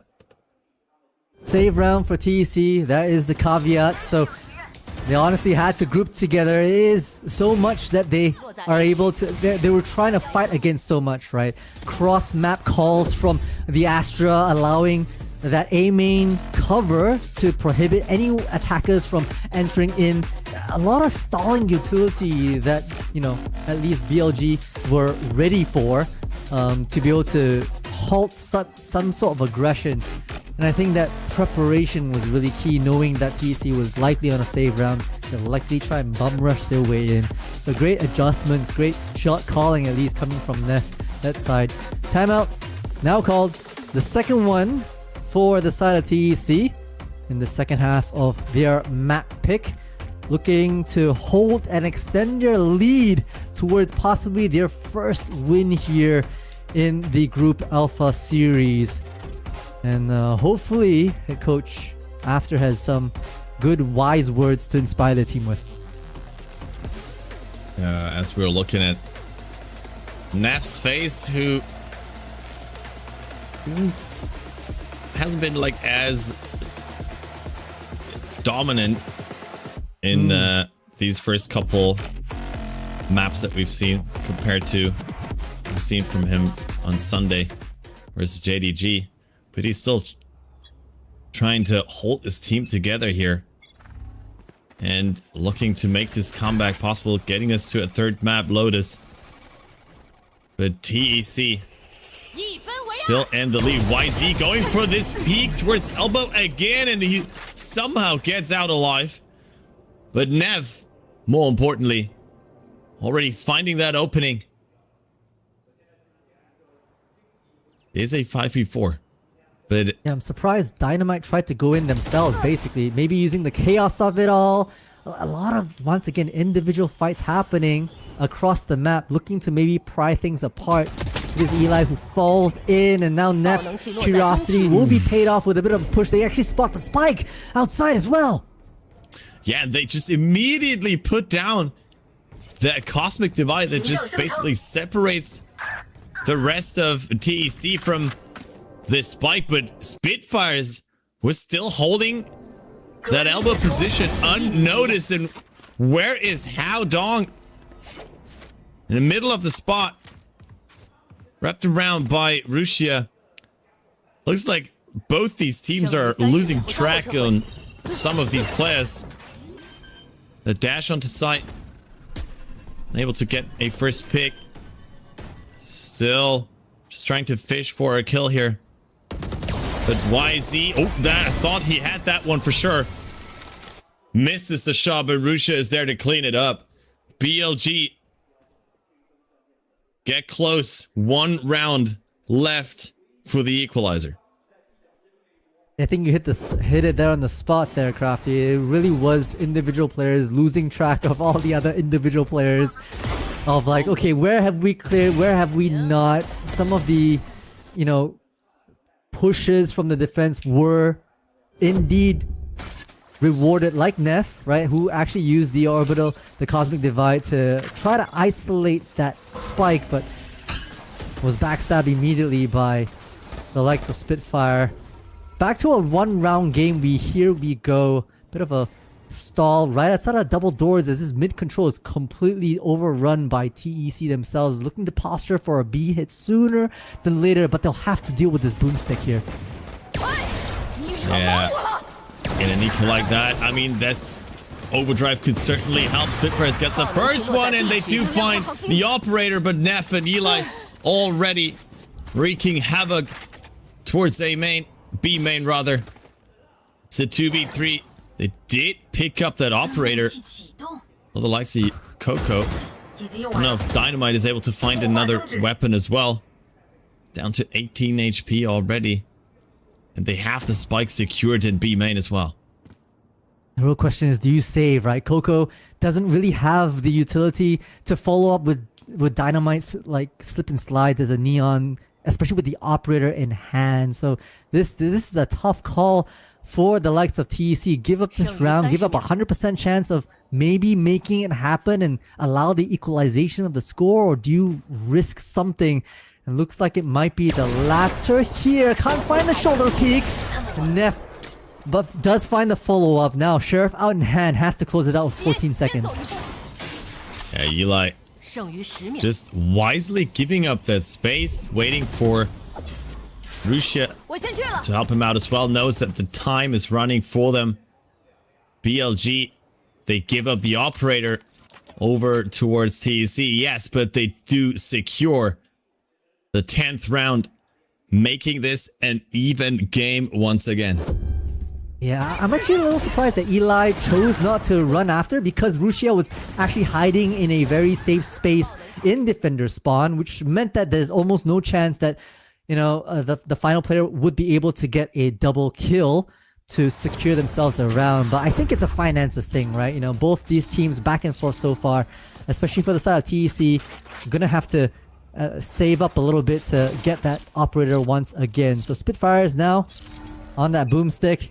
YZ as well on their own. We'll see how this matchup happens as this mid space is being postured for early Hunter's Fury to maybe dissuade and cause some confusion. Haodong quickly dispatched with the operator aggressively being handled by YZ there. Yeah, we've seen that a couple times from him now. Beautiful opening. Finding that lurker with the operator makes this a lot easier, and also with Haodong down, of course, no flexible smokes left for the sides of TEC. They're gonna have to rely on this Viper wall. With that, they sort of expect this to become an A go. However, they still send K-Knight over right now. This is a numbers advantage here on towards A side, but Eli has a great corner and he does have the aim. Coco is able to get rid of him as he tries to clear the smoke, but immediately Russia able to follow up that position, and as the smoke fades, he will be able to prevent the spike plant as well. It's only 25 seconds left. It's only Spitfires with an operator. BLG looking like they're gonna take the lead on Breeze. With no more timeouts from the side of TEC, it's all down to the individual 5 players here to really climb things back up. BLG, I think they've strung together, what, 4, maybe 5 rounds now for themselves. And TEC struggling to put a dent or a hold into that. I'm actually surprised that they walked up so far deep into that A site with Coco holding on to the Viper's pit as well. Didn't deploy it, especially with the Viper's wall not as deep as Orange, meant that they shouldn't try to be too egregious with their dry peaks deeper into A. And obviously, when they did that, met with Eli's crosshairs. So, small micro mistakes starting to appear on TEC's side, and BLG are just abusing all of that right now for themselves. Only 2 rounds needed for them to bring us to Lotus. As Spitfires almost catches Nav off guard. It does miss ever so slightly with that operator. No players down so far, but it is an eco here on the side of TEC with just that operator and the Guardian in the hands of Coco. They get onto his side. If they get the spike down early enough without losing too many players, that Viper's pit from Coco could very much become an option, but how do you really clear these corners here? Versus BLG. Been so strong in these side holds these last couple rounds. Ooh, that's a good pull. Versus Spitfire's operator down, and the timing used by Russia as well. The chaos created to strike down one after another. Only 2 remaining, and Hao Dong needs to do it all on his own. He does get the rifle, and he has a couple seconds. Should be able to maybe get the plant in. But is it enough? Make a clutch possible. Just use the smoke. Gets the first one. The transfer is good, and almost makes it possible. The heroics from the IGL are not enough. BLG are at map point multi. So close, honestly. The transfer onto the flying jet was great, but it is Neff once again to gun down the other IGL in the final 1v1. It got close. The map point is on the horizon here. Stripping away, possibly taking away the map pick from TEC. They'll have to bring their A game. They have ultimates, that is the thing. They've been sitting on this Viper's pit for a while, but they can't figure out how to deploy it in a suitable, reasonable manner. So it's gonna be this fly contact, no, at least the drone contact, off into A, plus the Cosmic Divide to maybe split things up.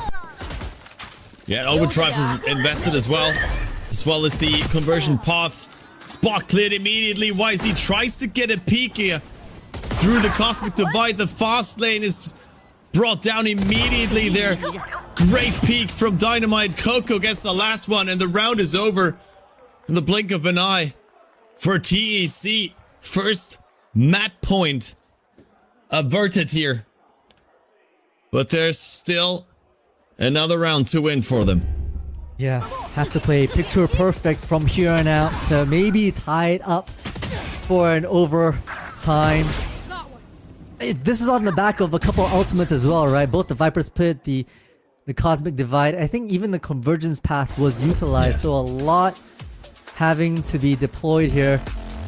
The final possible overtime, final possible timeout before overtime can be used by Coach Muggle. Hopefully able to try and figure out how to put this one in the bank without having to force an overtime and then having to refight double rounds to get this under their belt. Yeah, I mean, if TEC managed to get us into overtime, then all of a sudden anything's possible again. BLG looked like they had it under control. As you said, a lot of ultimates invested as well, means that they can't really rely on that in this last possible round of regular time on Breeze. I want to see how many ultimates there were for the side of TEC that were still untouched. I think it was the Hunter's Fury was still there. I think that might be the only one, to be honest, as we pull that up. Yeah, it's just the Hunter's Fury for the side of Lucas.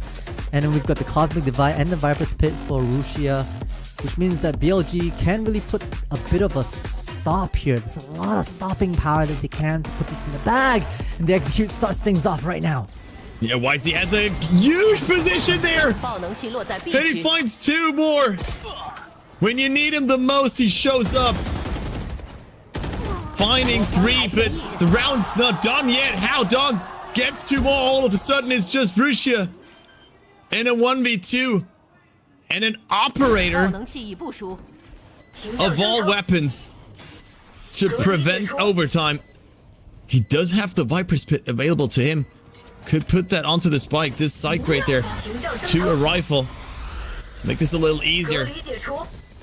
And the defuse, but there's just so many corners to clear, so many smokes that he has to walk through. He finds the first one.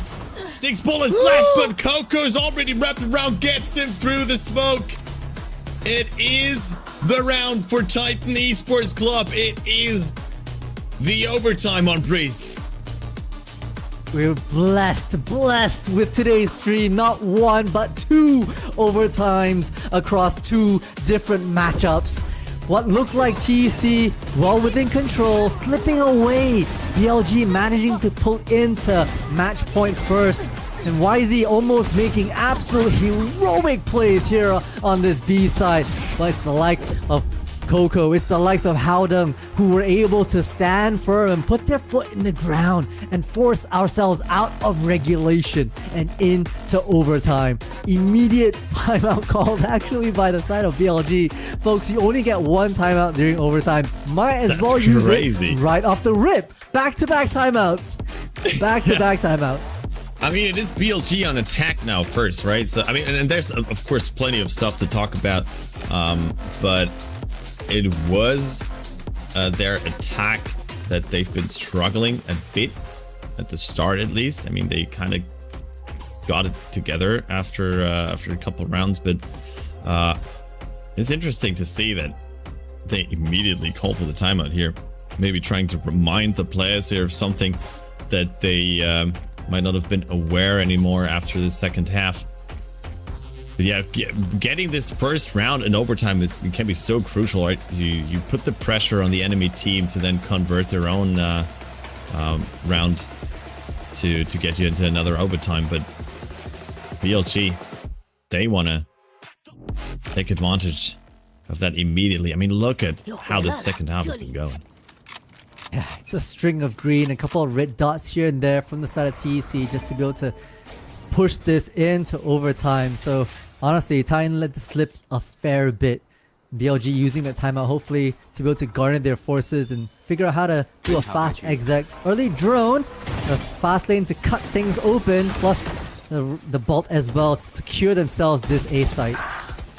And they push through the wall as well. Eli finds good timing. Howdong only able to get one. Did not have the aim there versus YZ. BLG overwhelmed Titan Esports Club prior to this plant already. With that, secure themselves a very good numbers advantage. Nev a bit late there with the lurk. Spitfires goes down. It's just Coco, but he importantly does get that kill. Knows about Nev's position. The spike tap did not force the pull yet. Nev getting that info. What a flick from Coco. Can he get it to Hoff? He does. Can he get it to Hoff?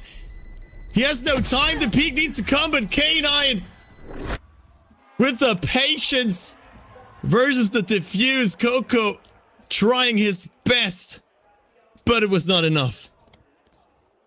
Playing the objective to perfection, right? The pull didn't come off because K9 did the first jump peak to really understand if the Astro was still on the spike. So really understanding how information on Coco is key. I wasn't even sure if K9 was gonna swing out at that last possible moment. I felt like Coco could have stuck it the whole way. That was a little egregious, to be honest, from both the teams. Yeah, honestly, that would have been insane if you just stuck it. But I feel like there was a window. But I mean, this is just mind games in a situation like that. An immediate timeout called by TEC. It's back-to-back timeouts in these last couple rounds. But it just gets to show how important this match is, of course, for both these teams. How important it is for BLG to get us to a third map. And TEC, they don't want to let this slip away. Yeah, I mean, that hard aggression from BLG was quite paid off, right?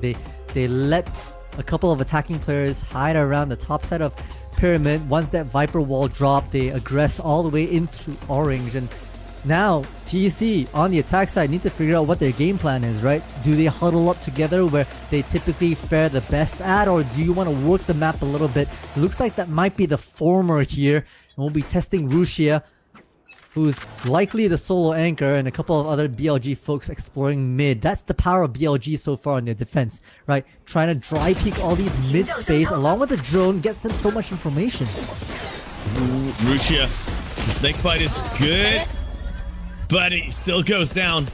Spitfire's already able to get past it, take some damage for it, but most importantly, strucks their anchor down. Yilai has a great timing in this flank already, but he's being met by Haodong. Stun is good, but he walks into it himself. Unable to follow up on it. Does he get the kill here? Support for Haodong is there. The double swing works out, in TEC, they strike back immediately. We go into another overtime. We do. TEC strat there. Get in, hunker down, right? There's no need to play for further rounds. You don't need to spread yourselves out. And even though they were enveloped by BLG at the tail end, a bit of a, miscalculation, misclick from Eli to get stunned by their own, or else it might have been a little different. And then the heads lined up right at that tail end for Dynamite to claim their kills right there. We go again here, Crafty.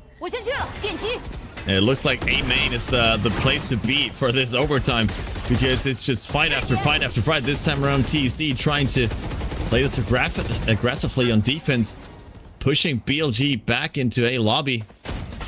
Dynamite did get tagged there by the dart. With that, BLG immediately wrap it up. Transition over towards B. Ooh. Coco, actually, wait, did he see both players get past him? He does! Even finds the next one, but Rushia just bunny hops him down with the shorty.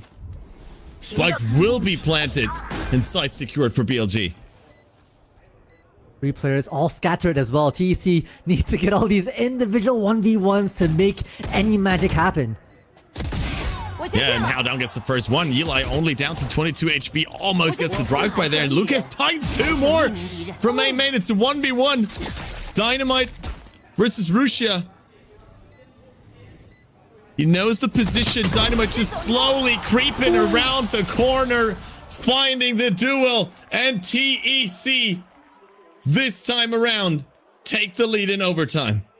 They abuse, they squeeze BLG to the absolute max and find the weaknesses that they were having to deal with at the end. Honestly, I was so surprised with that, given the fact that TEC were all spread out, but at the end it is Dynamite. Absolute powerhouse right now for TEC to nail down that final 1v1 and give themselves the edge that they're so desperately looking for here in Group Alpha. mean, Dynamite has been so clutch today. Not only on Fracture, but now on Breeze as well. Securing some of these rounds. Will it be enough for Titan Esports Club to secure the map, to secure the series versus BLG? Bit of noise made on that B side, but now with BLG clearing that mid space with a drone, Penny's about to drop. They should know it's an A hit. Certainly just the same setup that we just saw in the last round. Russia once again falls to it. But this time around, DLI with a better response. Lucas wrapped around Coco already in a good position for that orange angle. Might even get the second one. Coco paves the way here for TEC to strike down BLG. YZ has already been spotted. If one man can do it, then it certainly is him. But the odds are not really looking in his favor. Uses the smokes to get out of A main, gets the first kill versus Coco. Needs to find the remaining players. The spike is already ticking. They're just hiding away behind Orange and Pyramids. The time is on their sides. TEC are actually doing it. When you think they're down, they come back even stronger, finding the first win of stage 1. When your back's against the wall, TEC make it count. They absolutely had to secure these wins against none other than Billy Gaming, who had their match point here against TEC's map pick at 12-10. And TEC managed to climb back up, putting us through not one but 2 overtimes. And putting on an absolute smoke show of an ending here. BLG waving goodbye to the crowd. A little bit demoralized, but you've got to hand it over to Titan Esports Club, who absolutely were able to fight their way back into a W here on Fracture. I mean, this is just insane. I did not expect this to happen. My predictions for Group Alpha are out the window, ladies and gentlemen. This is just nuts. I mean, we were already talking about how this is a group where anybody could be able to beat anyone on a good day, and we certainly did believe there was a chance, but I did not expect it to go down in such a fashion. 2-0 victory over BLG. That's just absurd. It really is. This actually now puts in the group stages, and we'll see it later, on similar standings, right? Both teams sitting at 1 versus 2, but for now, I mean, the crowd is licking all of this up, right? Players like Coco, Dynamite, Spitfire absolutely loving the center stage here, and well deserved as well. This is actually might be their first time here in the split where they're interacting with fans and getting their well deserved kind of moment here as we move into interviews.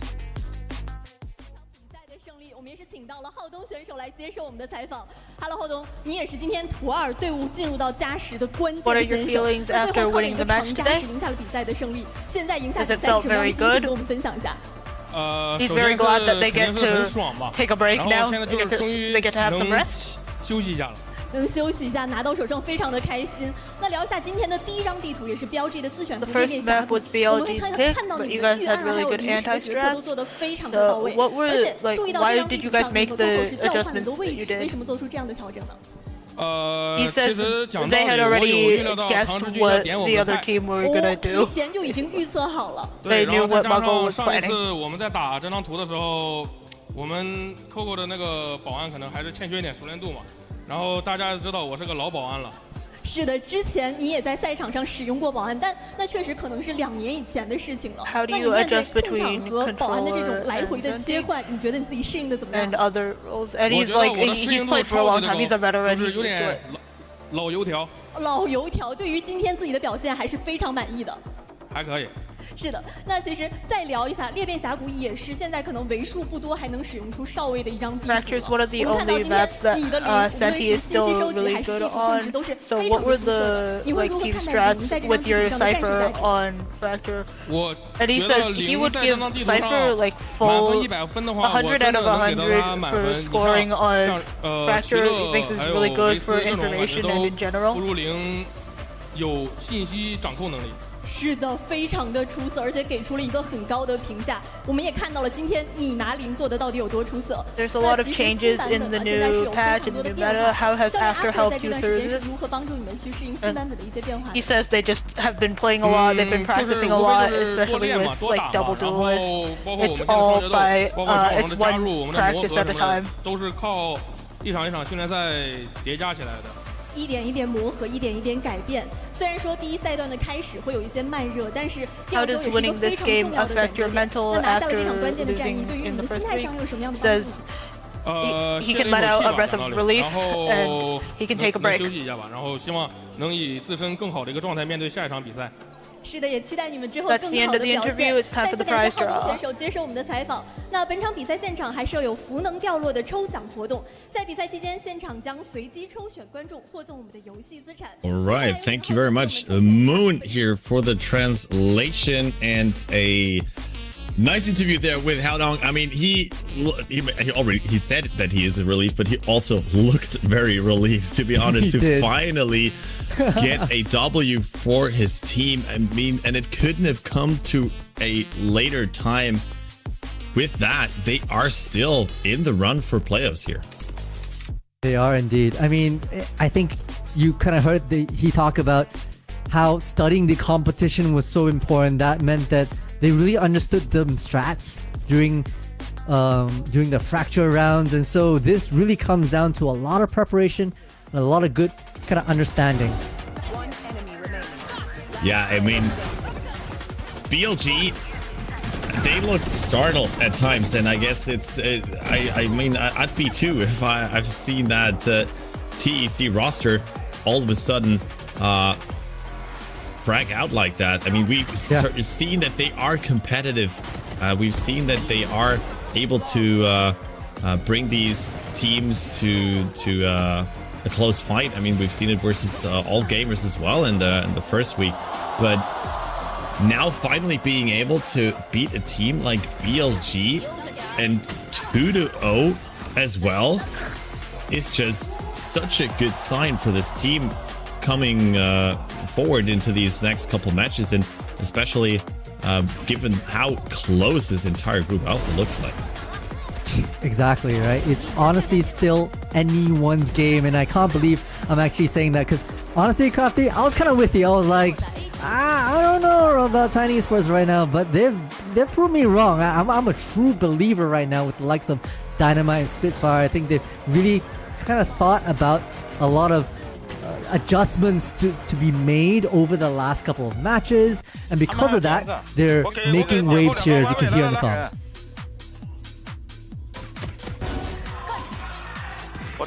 近点，等招，曹，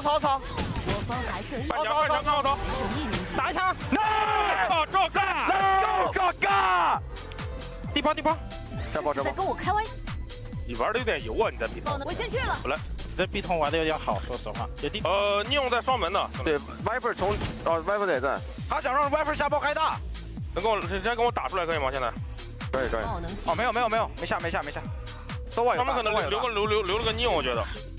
这样的，他要掰，等他毒帘子吧，他高点，双门。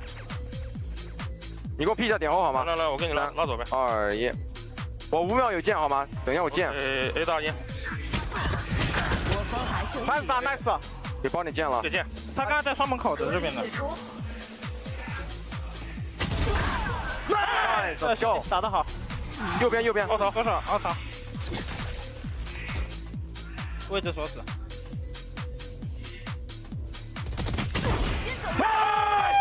不脏了，小奶龙。不赖，兄弟们啊，都不赖啊，家人们。Spitfires. What a day for Titan Esports Club, and what a day for the two duelists, Dynamite and Spitfires. This time around, it's him to take the MVP on a breeze, and rightfully so. Indeed. I mean, it is true that Dynamite had their moments here and there with nice 2, 3, even 4Ks. But Spitfire was, I really think, consistently there to support the rest of their team. As you can tell here, even from these small clutch moments, I think hero rifles went to Spitfire consistently, and there was a thrifty round that came out from the side of TEC as well, all on the backs of Spitfire trying to be aggressive in these moves. But I also have to be very supportive of Coco, right, who basically supported Spitfire from a lot of the aggressive Waylay moves. That's the whole point about running double controllers and double duelists, to be able to cut up the map as you see fit and allow the aggression from a duelist and a mechanic heavy fragger to really go in and find those kills.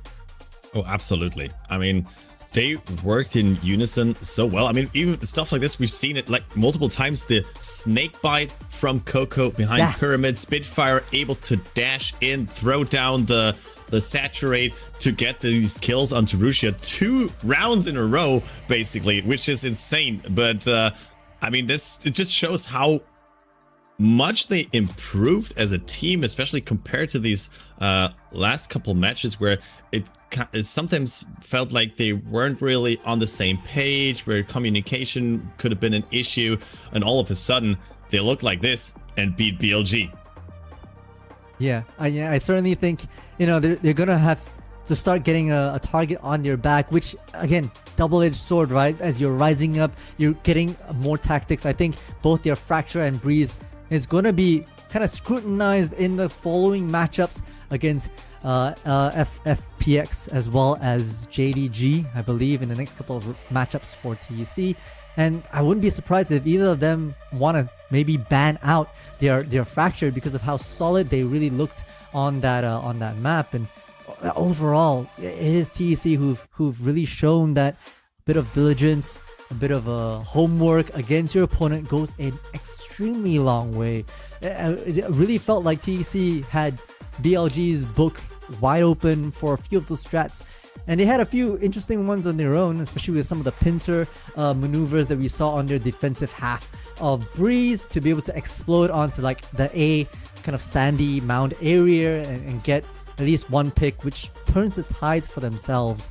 On the flip side, Eli, I think, was the MVP, at least for the BLG side. You can see the stats here are phenomenal as well. 8 first kills for themselves, and I think had some good spectacular stuns that kind of worked in tandem with the slip and slide from the Neon. But it wasn't their day today, unfortunately. Yeah, I mean, it still gets to show that Eli is slowly improving in this roster, and that he's slowly being implemented. I mean, especially after his rough first week, but still it wasn't enough to beat TEC, which is a bit worrying. I mean, now this group is wide open once again, and BLG were one of the favorites for this group, and all of a sudden you got to ask yourself, okay, who do we put where in this group? Because at this point, it feels like everyone's prediction is just, blown out of the water. Absolute haywire, right? Like, that's the thing about this Group Alpha. It's so tight. The power rankings are way closer than it looks. And BLG, yes, a lot of international presence in the last couple of years, but hasn't really managed to make a good push deeper into any Masters or Champions, and with the loss against TEC, it's going to look a little rough for them. So the next couple of matches for them is going to be honestly super crucial, not just from a reputation point of view, but obviously from a scoring point of view from the Group Alphas, and also remembering that every single win during groups adds points towards champions in Shanghai, and obviously VCTCN want to be able to play in Shanghai, and so at this point in time, truly every single round, every single match, every single matchup truly counts for these teams here in CN. Yeah, I mean, That is probably one of the most important points that you were hinting at. That home champions in front of the home crowd, you don't want to miss that. And I mean, any of these VCT China teams want to be there to be able to play in front of the home crowd, and yeah, you can't really fall behind in this stage. This stage one, you gotta find these points as soon as possible. Gotta be able to get to Masters. Otherwise, you might just see yourself not go at all. I mean, BLG, they were already missing Masters. What was it? Santiago. Thank you.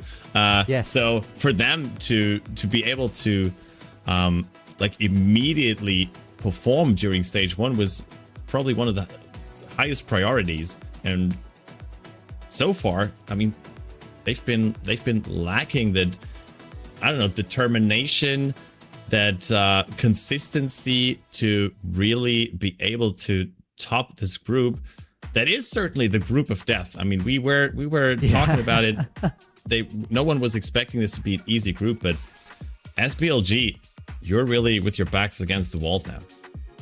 You are indeed. And TEC, okay, TEC have been given a small sliver of hope. I wouldn't say it's blown right open for them, but they obviously still have to do fairly well against their two next matchups. All these teams are neck and neck, all 6 teams, honestly. I'm looking at the rankings, and we'll probably see them soon here on the scenes, but all of them are so neck and neck. None of them can drop the ball, so the coaches are going to have to go back to the labs. Each and every one of them really studied the competition. They likely have a couple of days in between each other to really figure that out.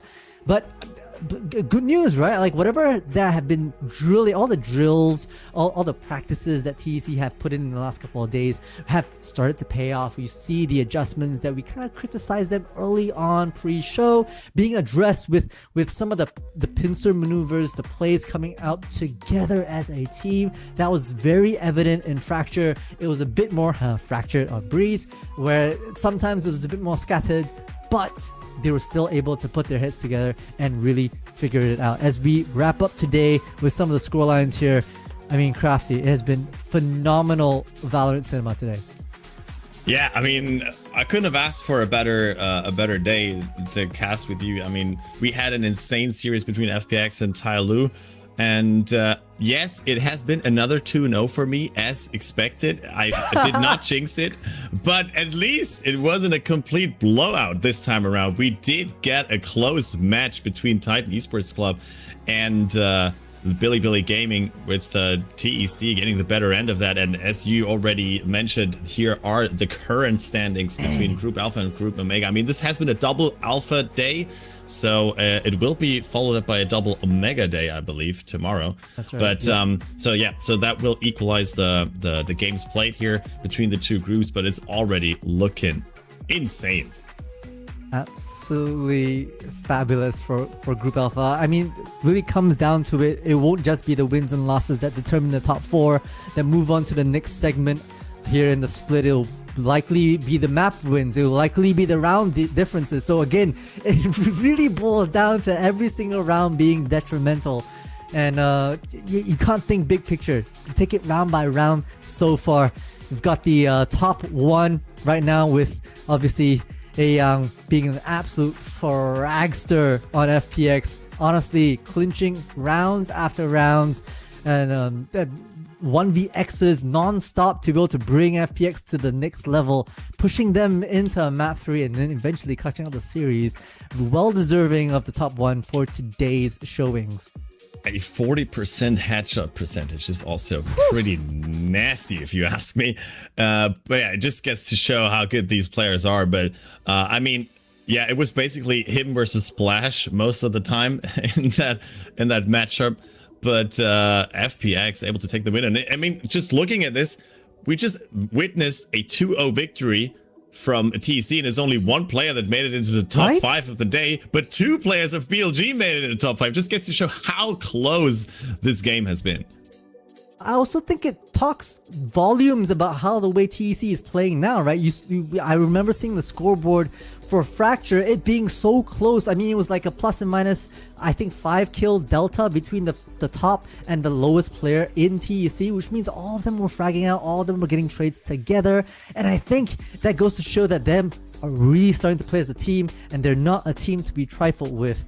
As we set our eyes over to tomorrow's schedule as well, we flip the script on to Team Omega, gonna pull out XLG versus Nova, and then EDG versus Trace Esports.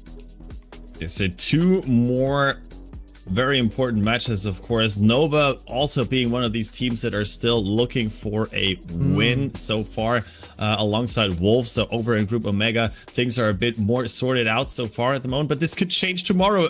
I mean, we already started upset week, I guess, now, with wins from FPX and TEC. So this might just continue into tomorrow. I mean, I'd be happy. I think I even get to cast this.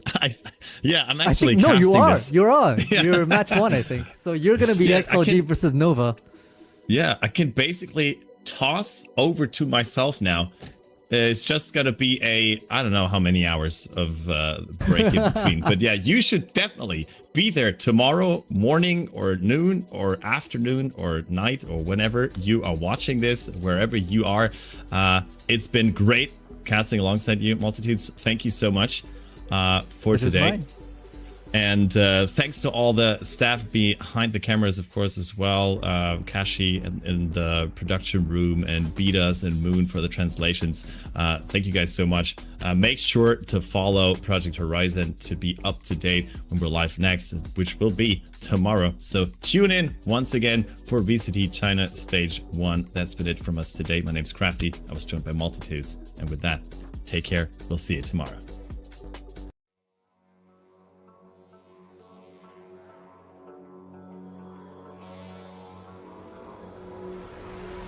Some things aren't meant to be fair.